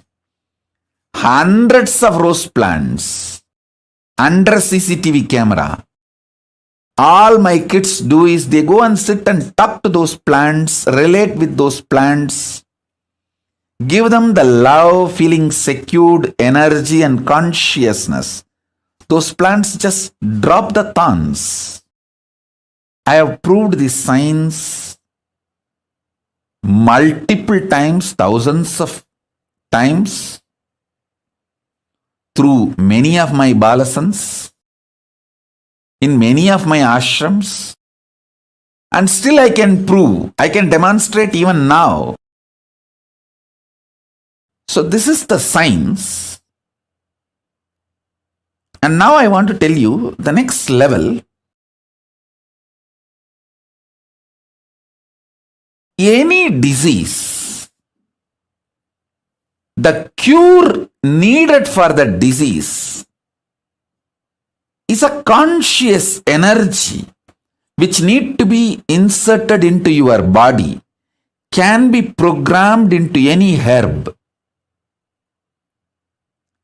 and that herb can be given to you, you will be healed. It's a science. It's a greater science. This science is called Aushadhi. This is the core science of materia medica of Hindu medicine. Understand? I have learnt this Aushadhi science from my three gurus. My gurus, three of them are masters of this Aushadhi science. Isakki Swami and Kuppammal. I always considered both of them as together, one being, because actually one being used both the bodies. I know for sure. Only one person used both the bodies.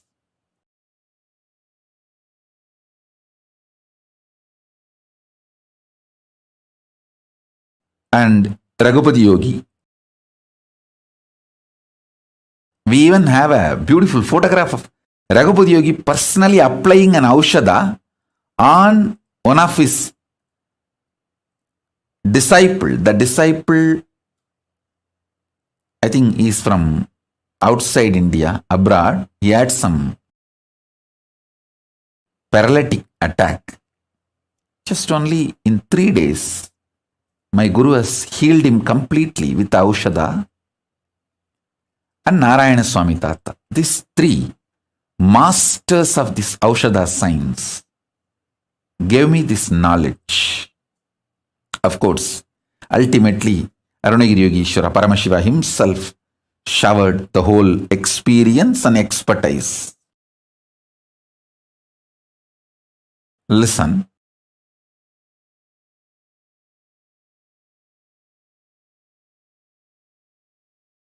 Herbs can be programmed.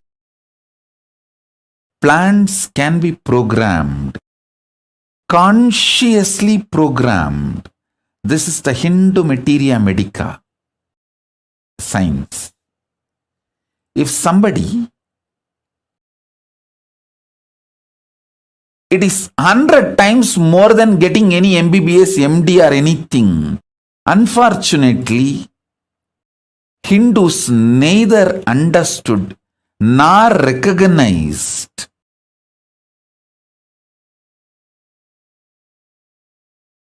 due to the continuous persecution done on them, genocide done on them. All the knowledge of the Hindu tradition was destroyed, and even Hindus are made to lose confidence on the knowledge.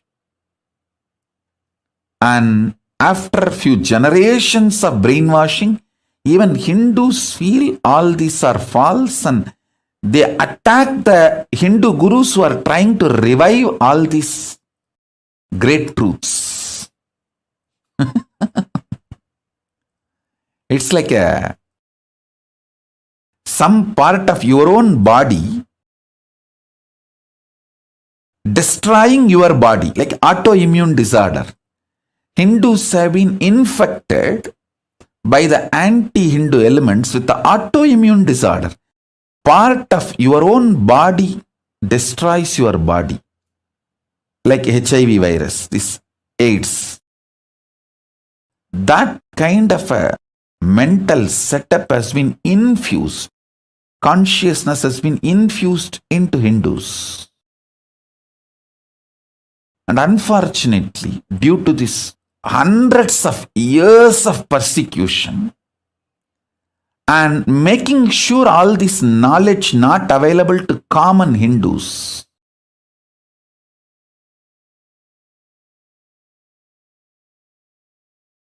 this all made to look like a myth, fake stories, legend, or maybe long before, thousands of years before, this science was there, but now it is not there, or it is not possible to revive.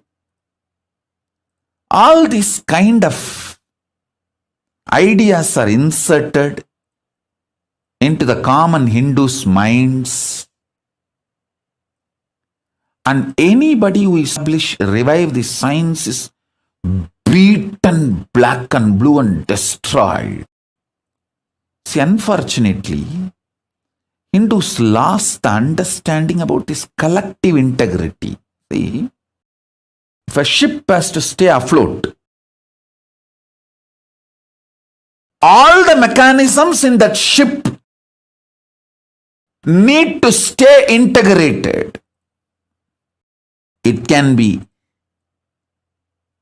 the maintenance engineer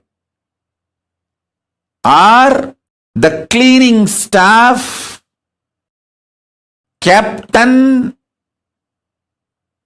all the equipments fixed in the ship, everything, the machineries and all human beings, all of them need to be integrated for the ship to stay afloat. A maintenance supervisor cannot say, I have done my job, but the cleaning staff is not doing his job. What can I do? Anyhow, if the ship sinks, I will not be blamed because I have done my job. If a maintenance engineer thinks he is a fool because when the ship sinks, he is also going to die. Not only is going to lose his job, he is going to lose his life. Please see the photograph of my Guru, Raghupati Yogi, applying Aushadha on a patient and healing him from stroke. Maybe he had a stroke and some problem in his spine. So Raghupati Yogi applied the Aushadha and healed him completely. I have seen the Raghupati Yogi's love and compassion.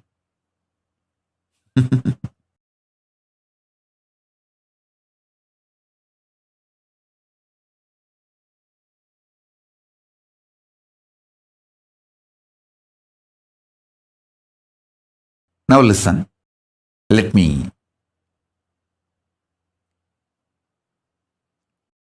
tell you. For the ship to stay afloat and reach the place where it need to reach,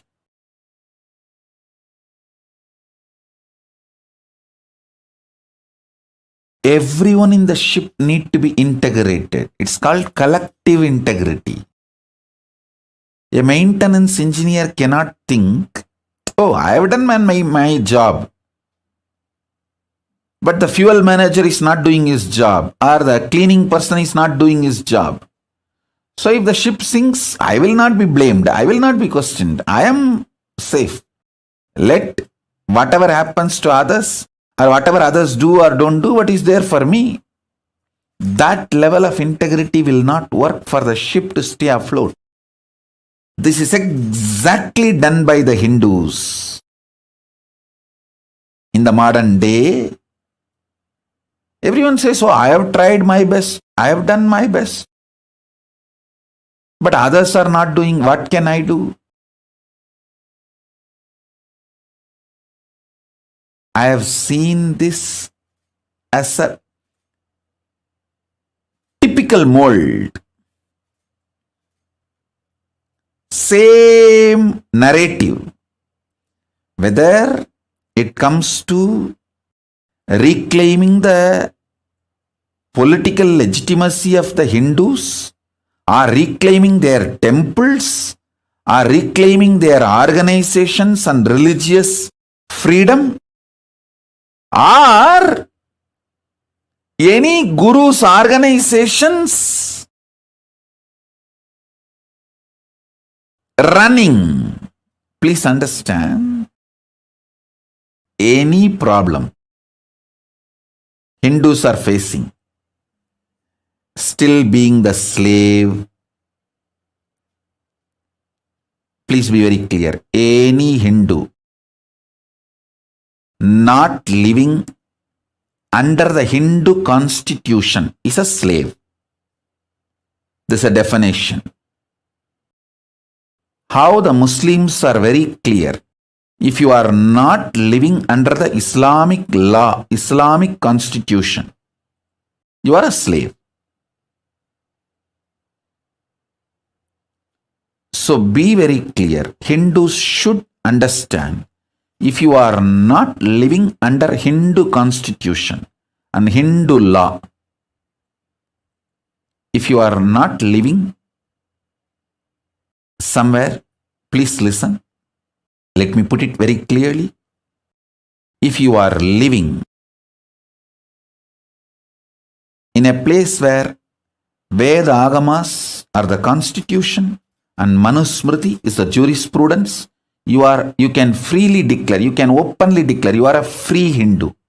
You are a Hindu with freedom to practice Hinduism. Anyone living anywhere where the Veda Agamas are not constitution and Manusmriti is not jurisprudence, you are a slave.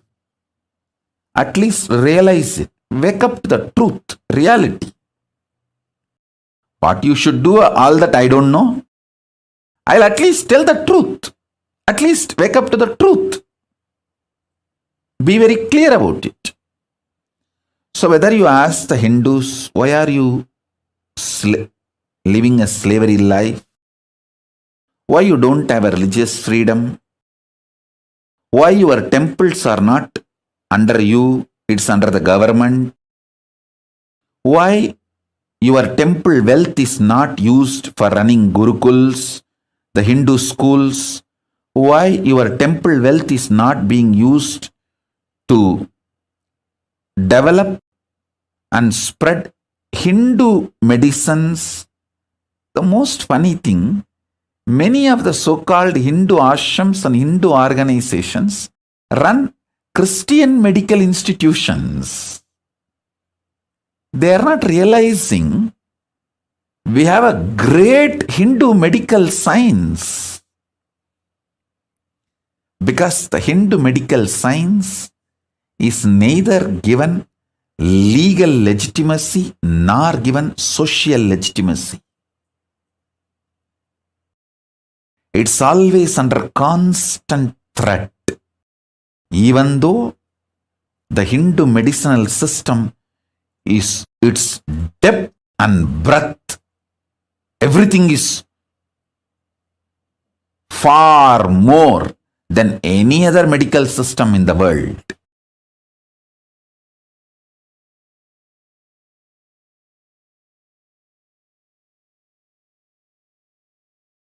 "2,000 years before, our guys have performed cosmetic surgery. The Hindu doctors and Hindu medical visionaries like Shushruta,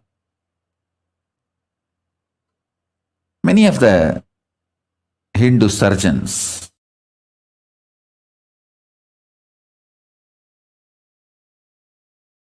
if we have developed our science and retained what we developed, today the Hindu medicine would have been the most powerful, and Hindu medicine is always about the healing and cure, it has nothing to do with monetizing. See, the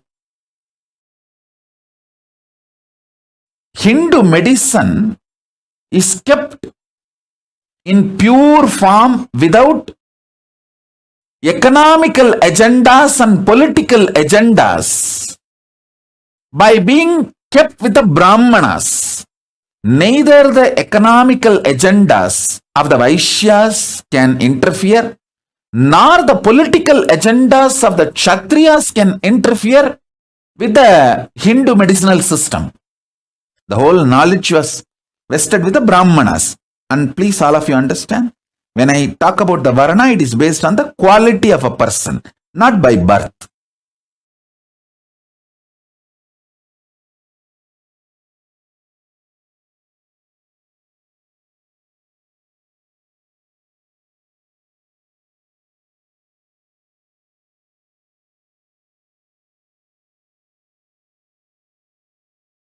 You ask any question to Hindus, why your medical system, Hindu medicinal system is destroyed? Why you guys are not having any respect for the greatest and oldest jurisprudence, the Hindu law Manusmriti? Everyone will have one answer. Oh, I am done, I am doing what, but others are not doing. What can I do? Exact answer. A maintenance engineer in a ship, if he gives, what will happen to the ship? That exactly same thing is happening to these guys.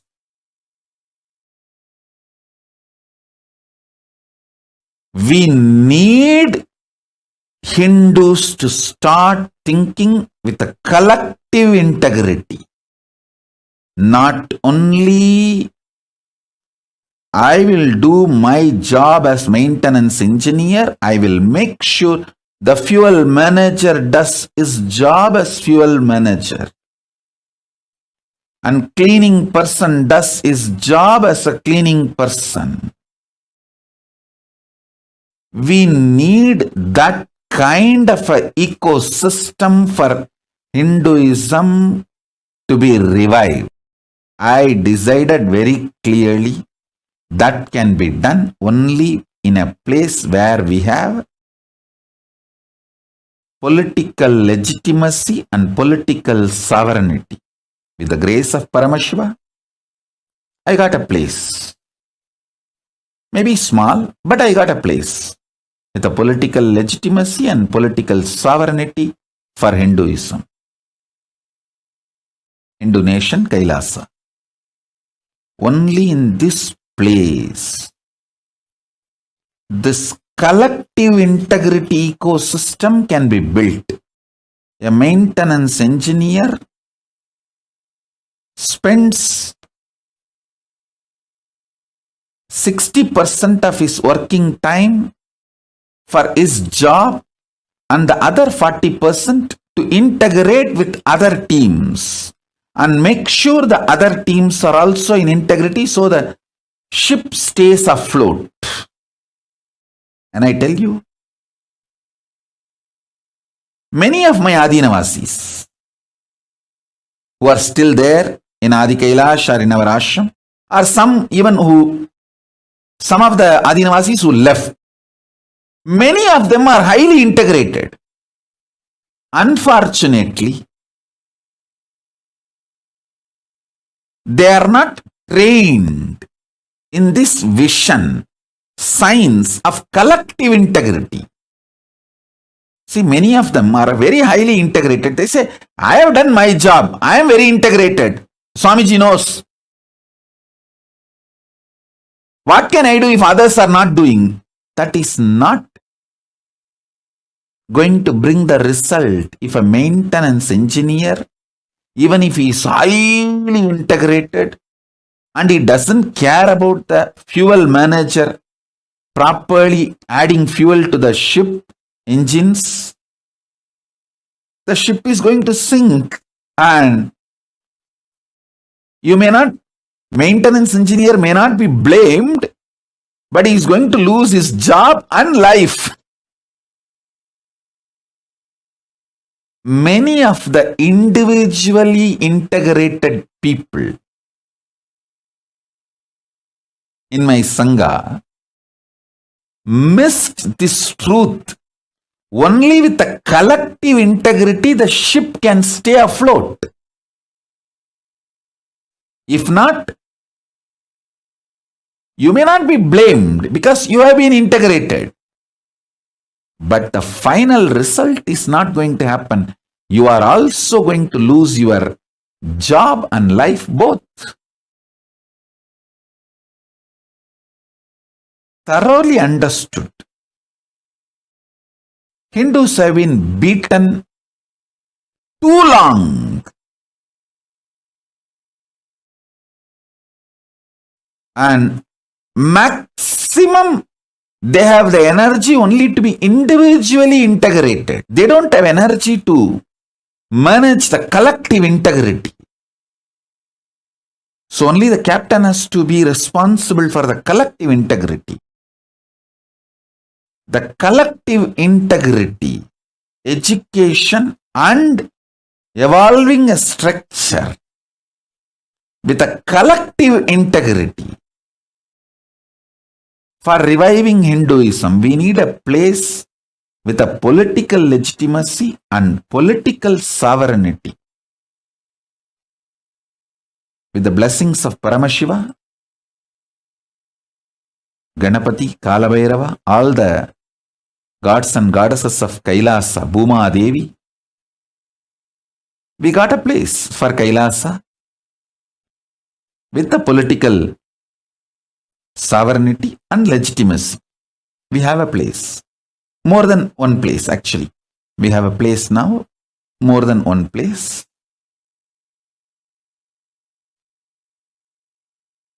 I tell you,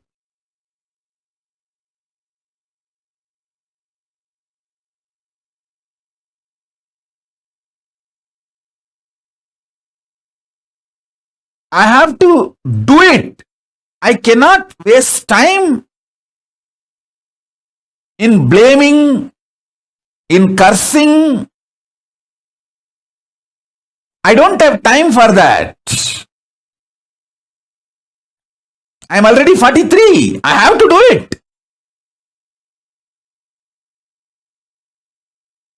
Of course, the grace of Paramashiva, we did it. We have a place now. The base is ready.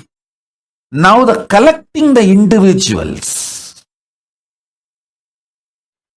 and organizing. Even now I can see I have amazing individuals who are so highly dedicated and integrated to me. Name every one in front of me.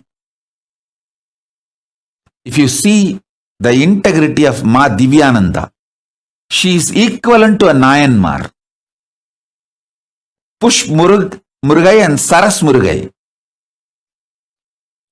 Sumati, Ma Parameshwara, Karunananda, Ma Paramananda. I can go on reading everybody. I tell you, I never praise Ma Pranapriya, her integrity. If I need a kidney, I don't need, I will never need, I am very healthy and I am going to live a healthy life. I am giving you, for example, if I need a kidney, I will take only from Ma Pranapriya. Because she will not even repent 1 second, oh, I gave my kidney to Swamiji. That kind of integrity. But this individual's integrity will not be enough. We need collective integrity.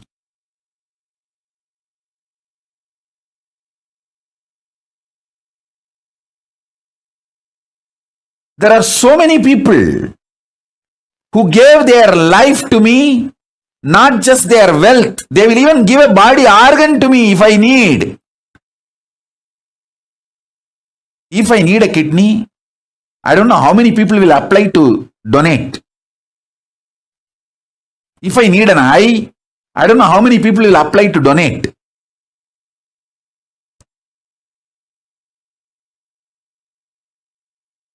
I have such highly integrated, dedicated, devoted people.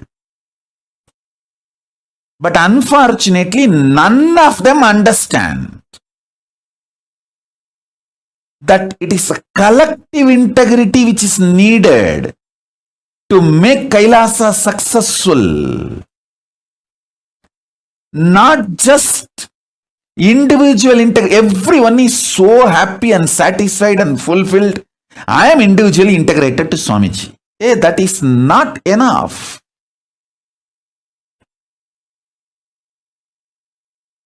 I am telling you now.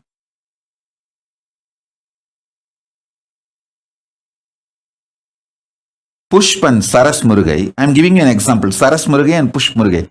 They gave all their wealth to me. Sarvavari Tyagis.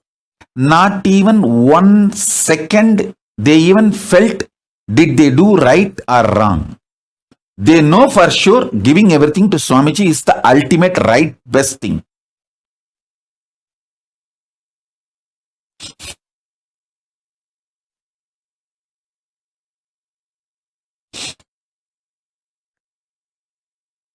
As I told, if I take a kidney from Ma Prana Priya for me,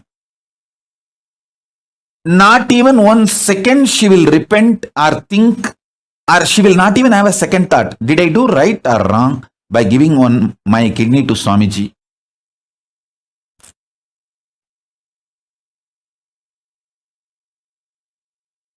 Never ever she will have a second thought. I have such highly integrated people. You see, these few names I uttered because they are in front of my eyes. And I have long list. The names I have not uttered.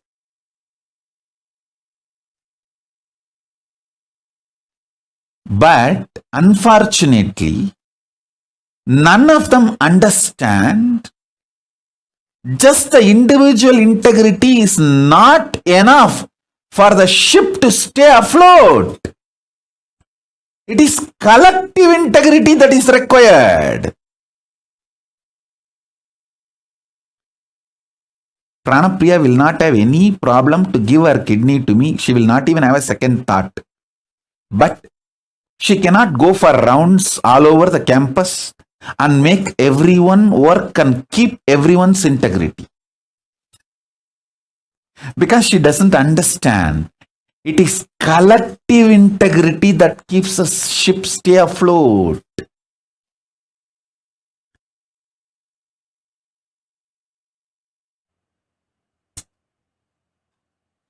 Same way Saras Murugai. She will work 24/7 for me. But she cannot ask the other people in the team to work.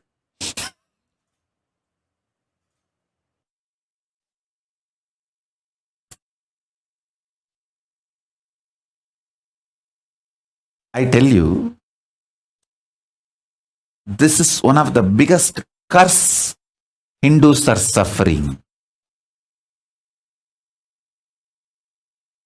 Everyone feels, oh, I am integrated, I will do what I need to do. Others are not doing, what can I do? It is captain's responsibility in making collective integrity happen, everyone to be integrated, not mine.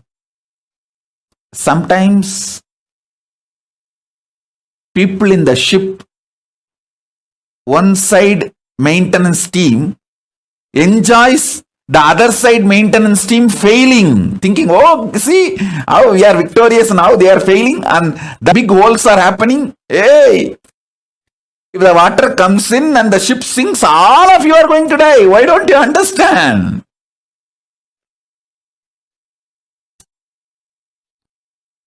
Hindus lack this understanding. In every level, whether, see, a major 100 problems of Hindus, if you list, Their temples are not in their hands. All the income, money comes to the temple. For spreading Hinduism is not used for that purpose. And all the wealth dedicated and donated for Hinduism by their ancestors is not used for that purpose. Somebody was telling me the other day, I'm not talking about one state or any one country, and I don't interfere in any country's internal administration and all that. I am talking to Hindus to wake up. Wherever you are suffering slavery, you need to understand. Many of the wealth dedicated by their ancestors to revive and maintain Hindu arts, Hindu medicine, Hindu spiritual truths, the wealth is not being used.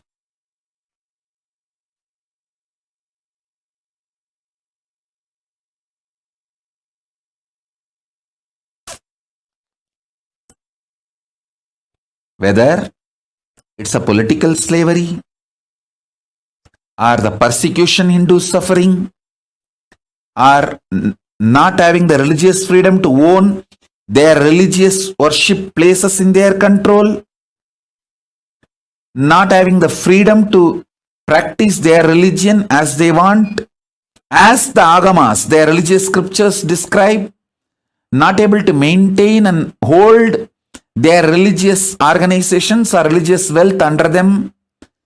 You ask any question, any problem to any Hindu thinkers, think tanks, Hindu organizations, Hindu leaders, Hindus, whether common Hindu or Hindu thinkers, ask them, any of them, these questions. Why the Hindu gurus are being attacked left, right, center through the hate speech, and systematically the Hindu organizations are pulled down, collapsed, and why Hindus are keeping quiet without Hindu gurus who are the... See, Hindu gurus are attacked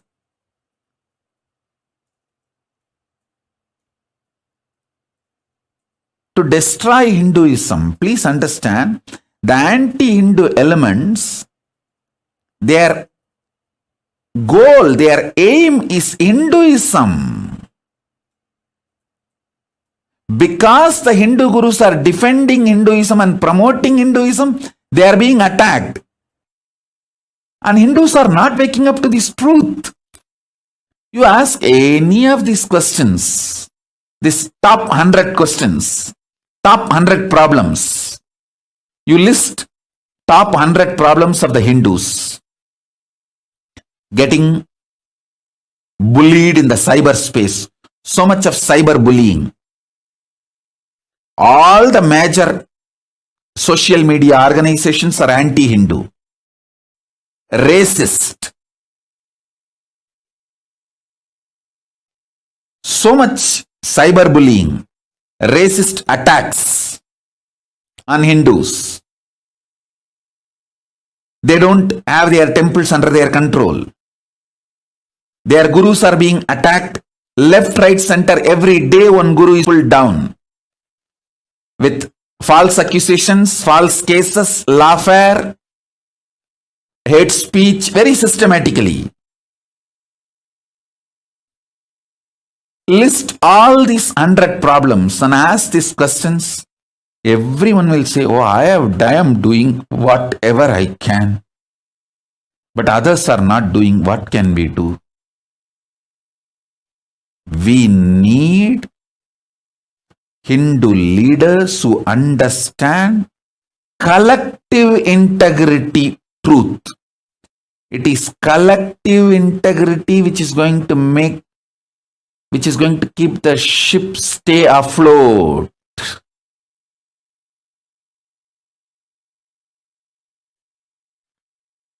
even if you have only 10 people in your team, if you are able to make that whole team collective integrity, your Kailasa will be successful. You can be head of a Kailasa and it will be successful.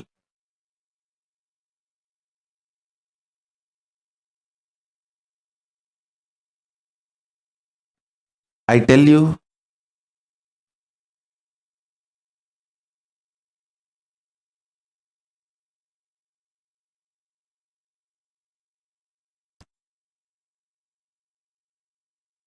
in every level, I have to do my responsibility.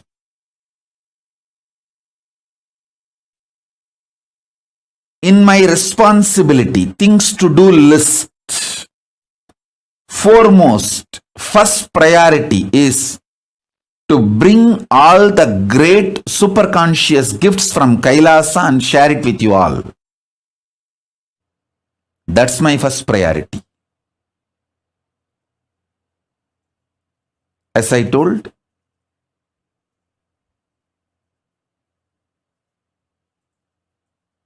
strengthening your Divya Sarira with the right methodologies, making your body sattvic through yoga, right aushadha and sattvic food, making your mind sattvic and powerful through complete unclutching, nirvikalpa samadhi, making your consciousness powerful by that sattvic Paramashivananda, introducing literally the existence, conscious existence of Paramashiva. You just know Paramashiva is alive and he is in me.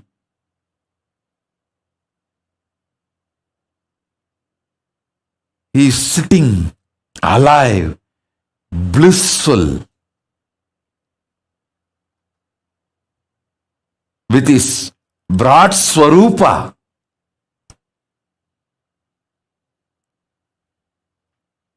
Paramashiva Paramburul, knowing he is alive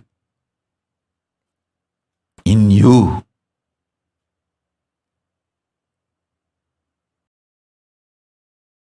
Makes your consciousness sattvic.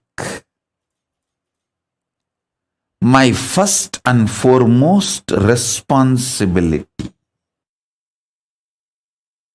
is to bring these great gifts to all of you.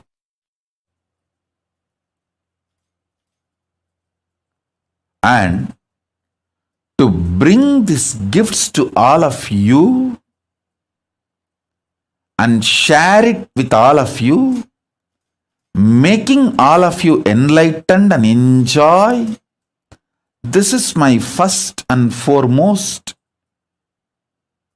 responsibility, and this is my first priority.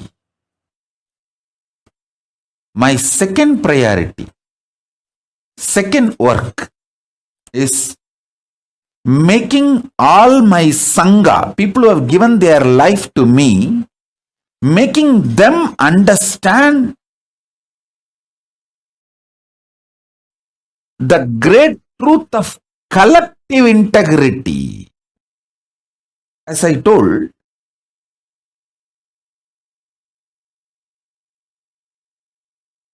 I have the best people, most dedicated. One of the most sweetest message I received in last few days is Akhil Kodali sending me message, Swamiji, please come to satsang. I miss you too much.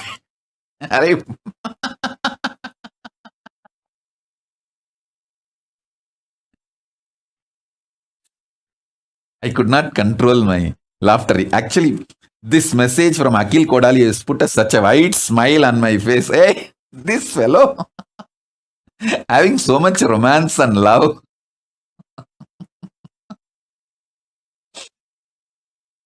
I tell you, I have best people around me.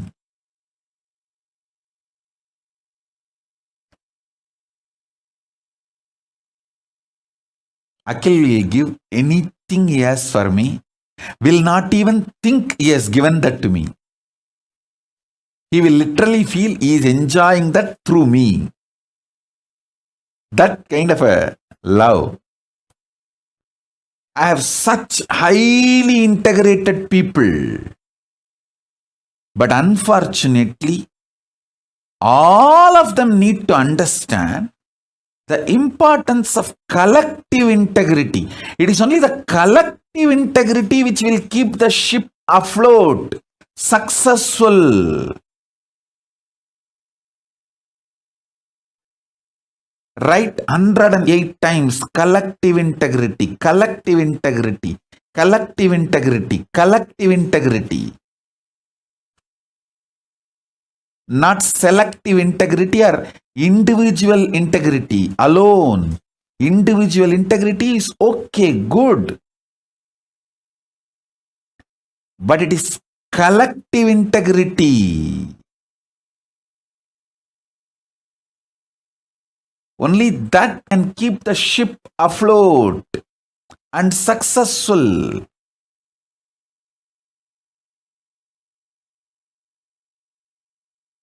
My second responsibility is making my Sangha, Kailasa, all the people who gave their life to me,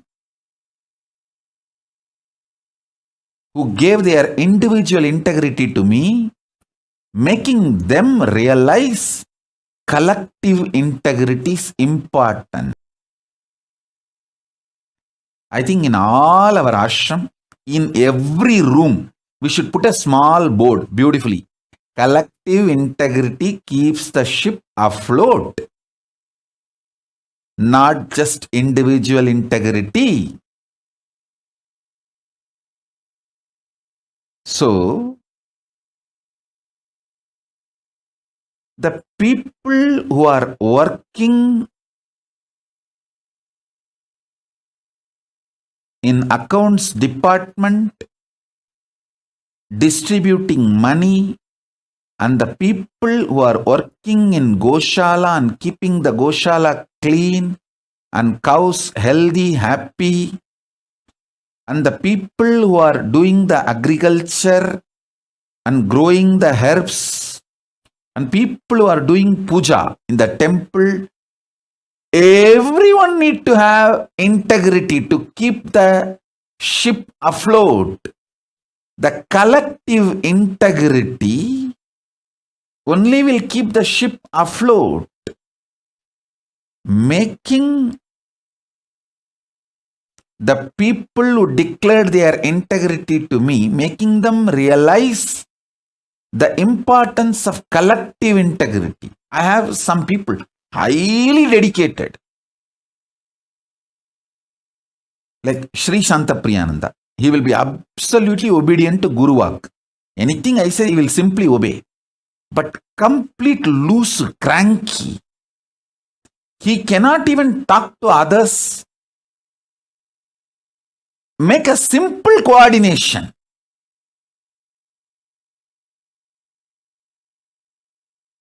Even simple coordination he cannot do.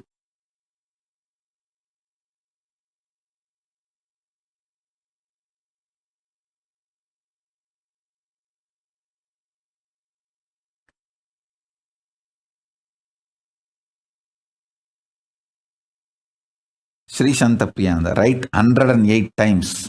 Collective integrity keeps the ship afloat. Collective integrity makes the Kailasa successful.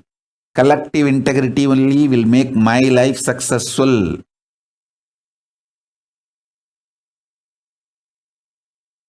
If one department fails,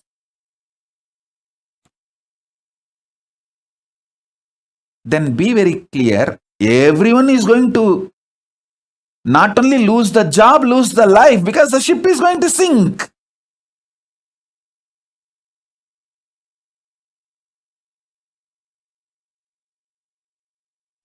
In all our ashrams, all our temples, all our monasteries, all our gurukuls, we should have a clear board.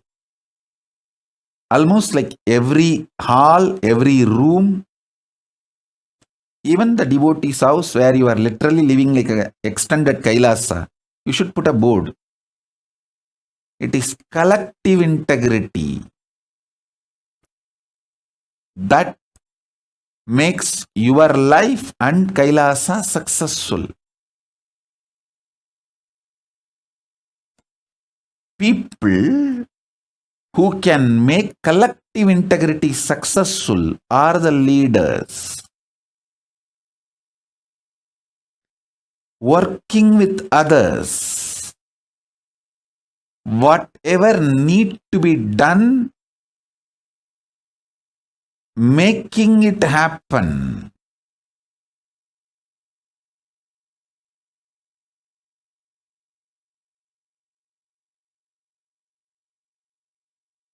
My second responsibility is teaching my Kailasa people the collective integrity.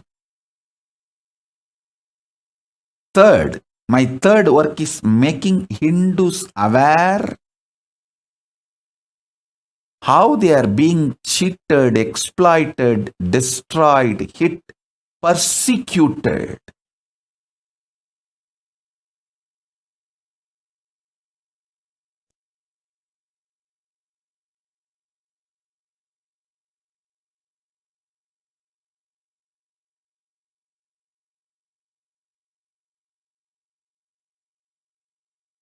I tell you, one of the worst thing is Hinduism. They are being persecuted. They are under siege.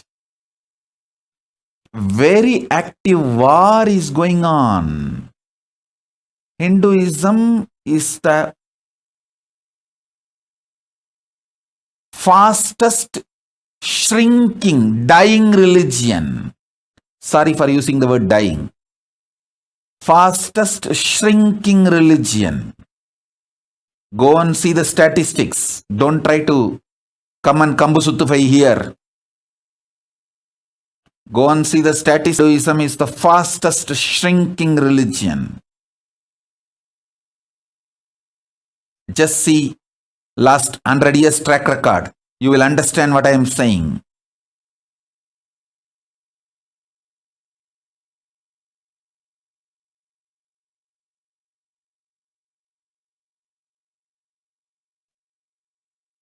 These three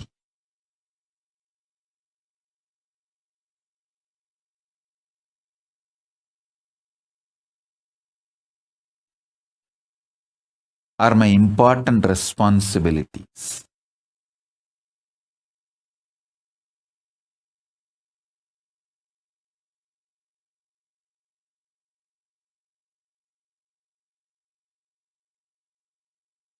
Let me do my first responsibility.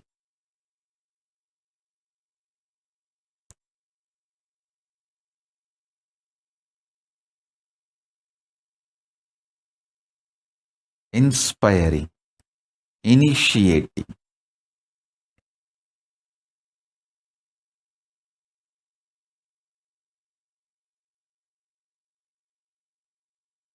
making all of you understand in every level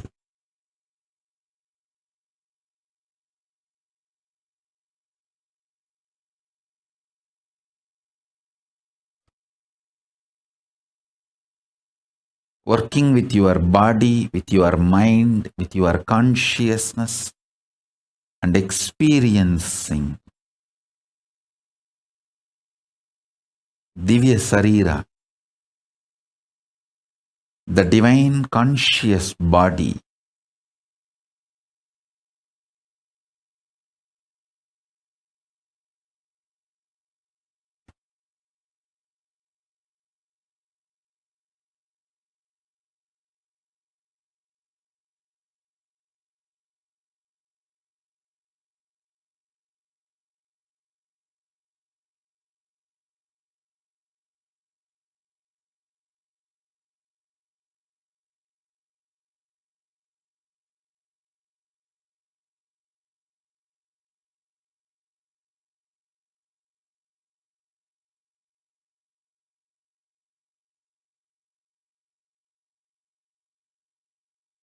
understand these few principles.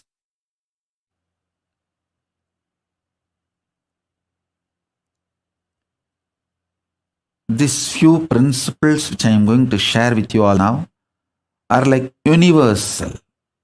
Sarvabhaumya.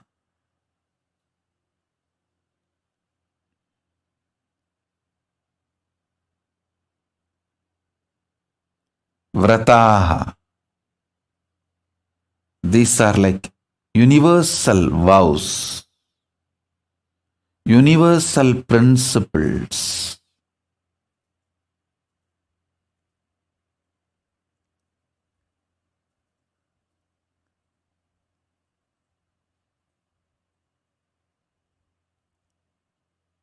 Satvik means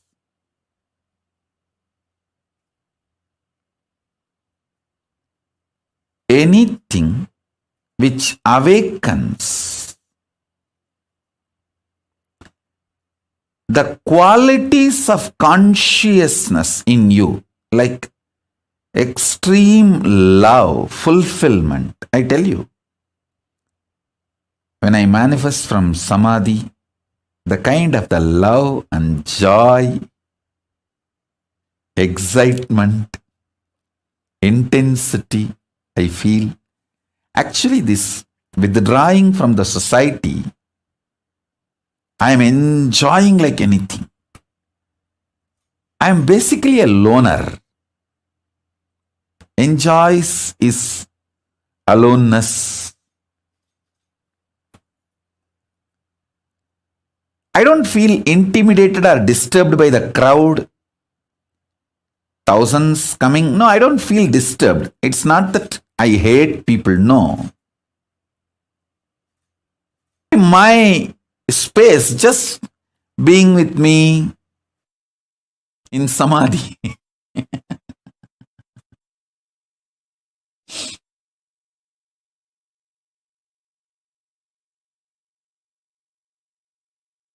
It is such an extraordinary, living joy, living experience of bliss, not imagination, theory, visualization, fantasy, no. Living. How? You feel you are alive in your body. Bliss is a living experience for me in Samadhi. It is just alive.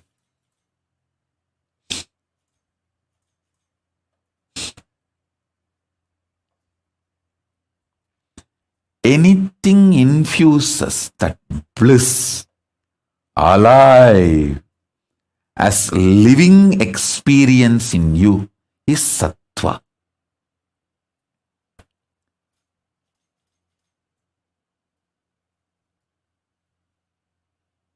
That is what I call good food. Good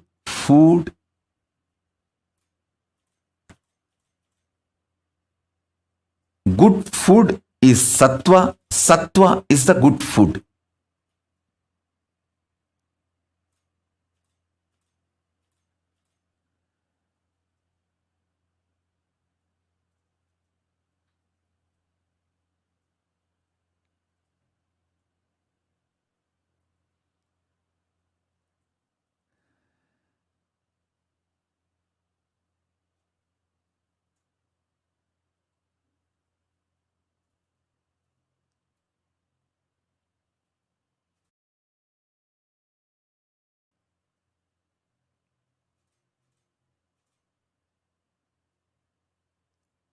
I am getting so many questions now, alive.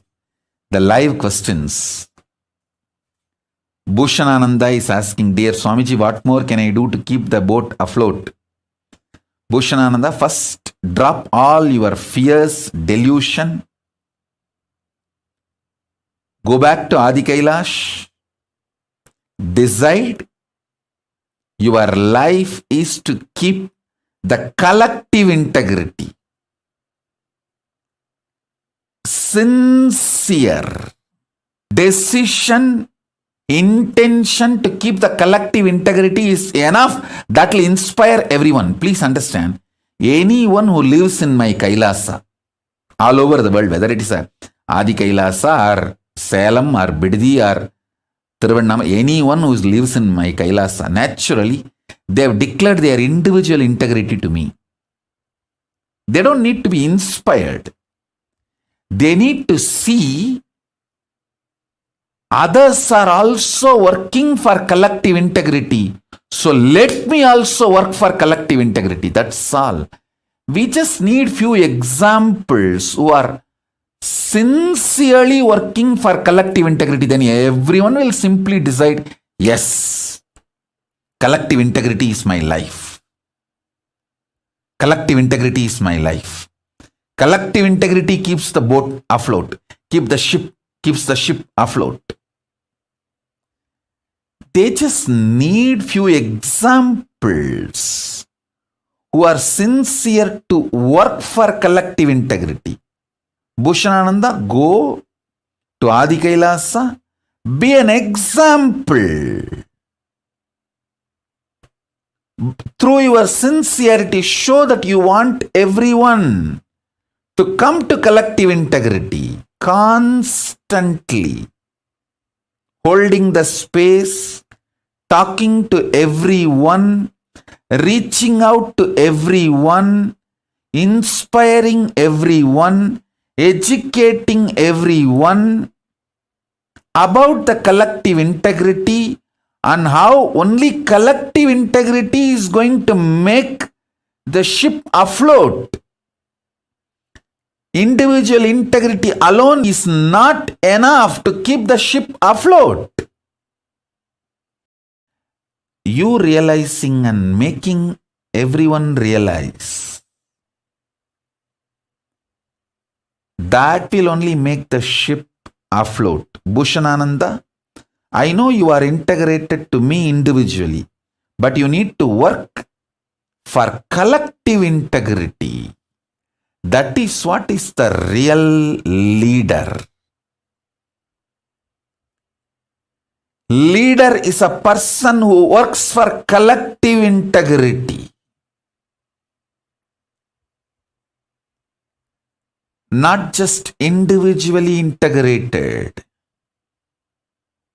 As I said, I have many people who will just be happily ready to donate their kidney for me, but cannot go around and inspire others, ask others, work with others, and make others also integrated and make the collective integrity.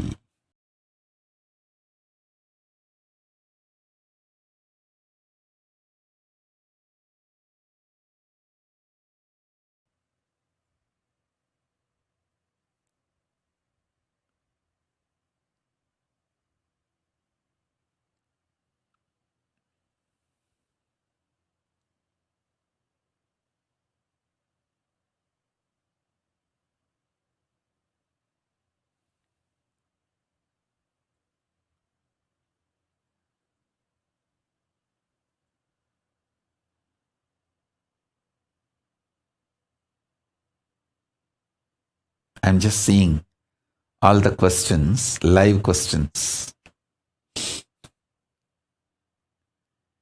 Everyone is asking, how can we make the collective integrity happen? Actually, there is no manual for it. You need to start working with people. You need to start listening to people. You need to start bringing completion with yourself and with people. You need to start building team. We have a clear process. Manifesting everyone's reality. That used to be the syllabus for Inner Awakening 4th level. We had Inner Awakening level 1, level 2, level 3, level 4, where everyone's vision, ambition is shared and everyone tries to help to make everyone's vision into reality. So that should become the ecosystem. The collective integrity should become the ecosystem. Any Kailasa where the collective integrity become ecosystem, that Kailasa will be successful. That's all.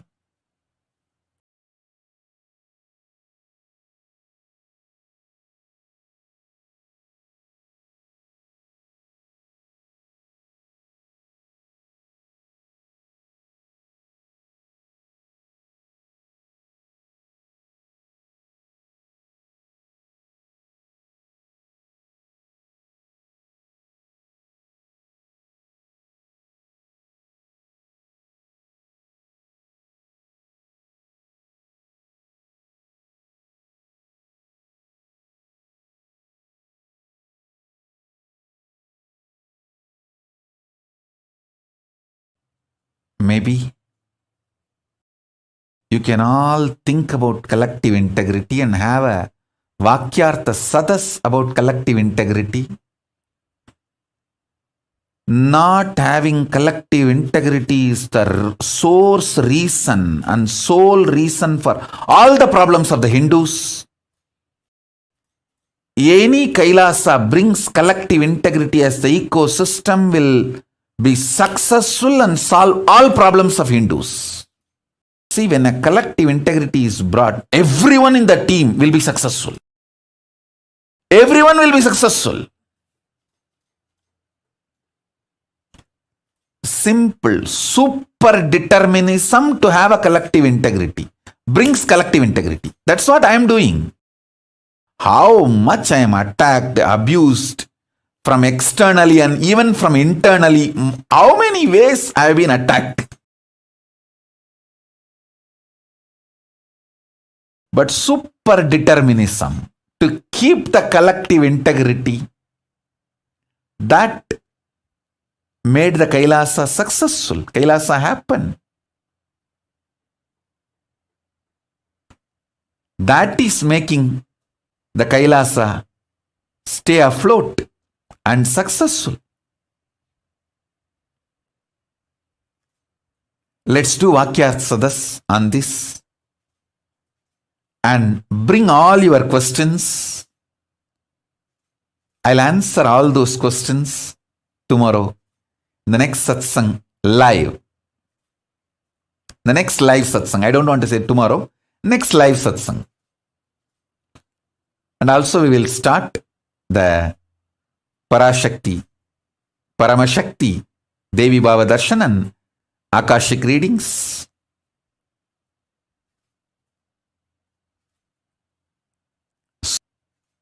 So with this,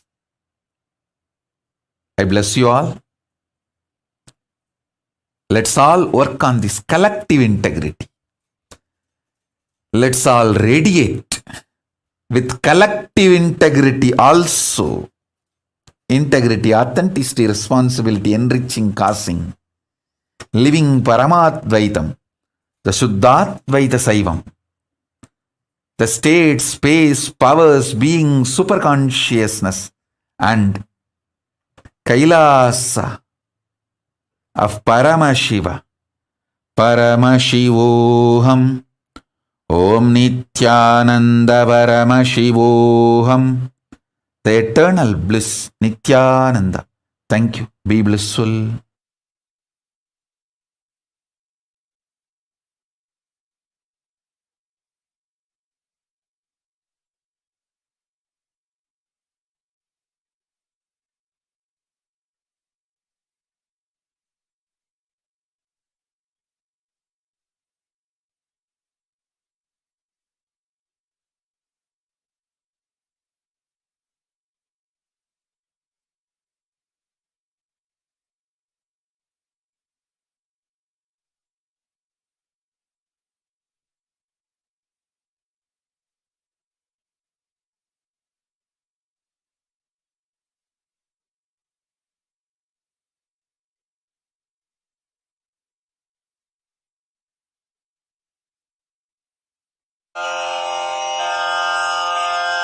श्रीकैलासोन्नतद्वादशान्तश्यामलापीठारूढ श्रीमीनाक्षिसुन्दरेश्वरा भिन्नस्वरूप परशिवपुत्ररत्न Kumar गुरुमण्डवरुण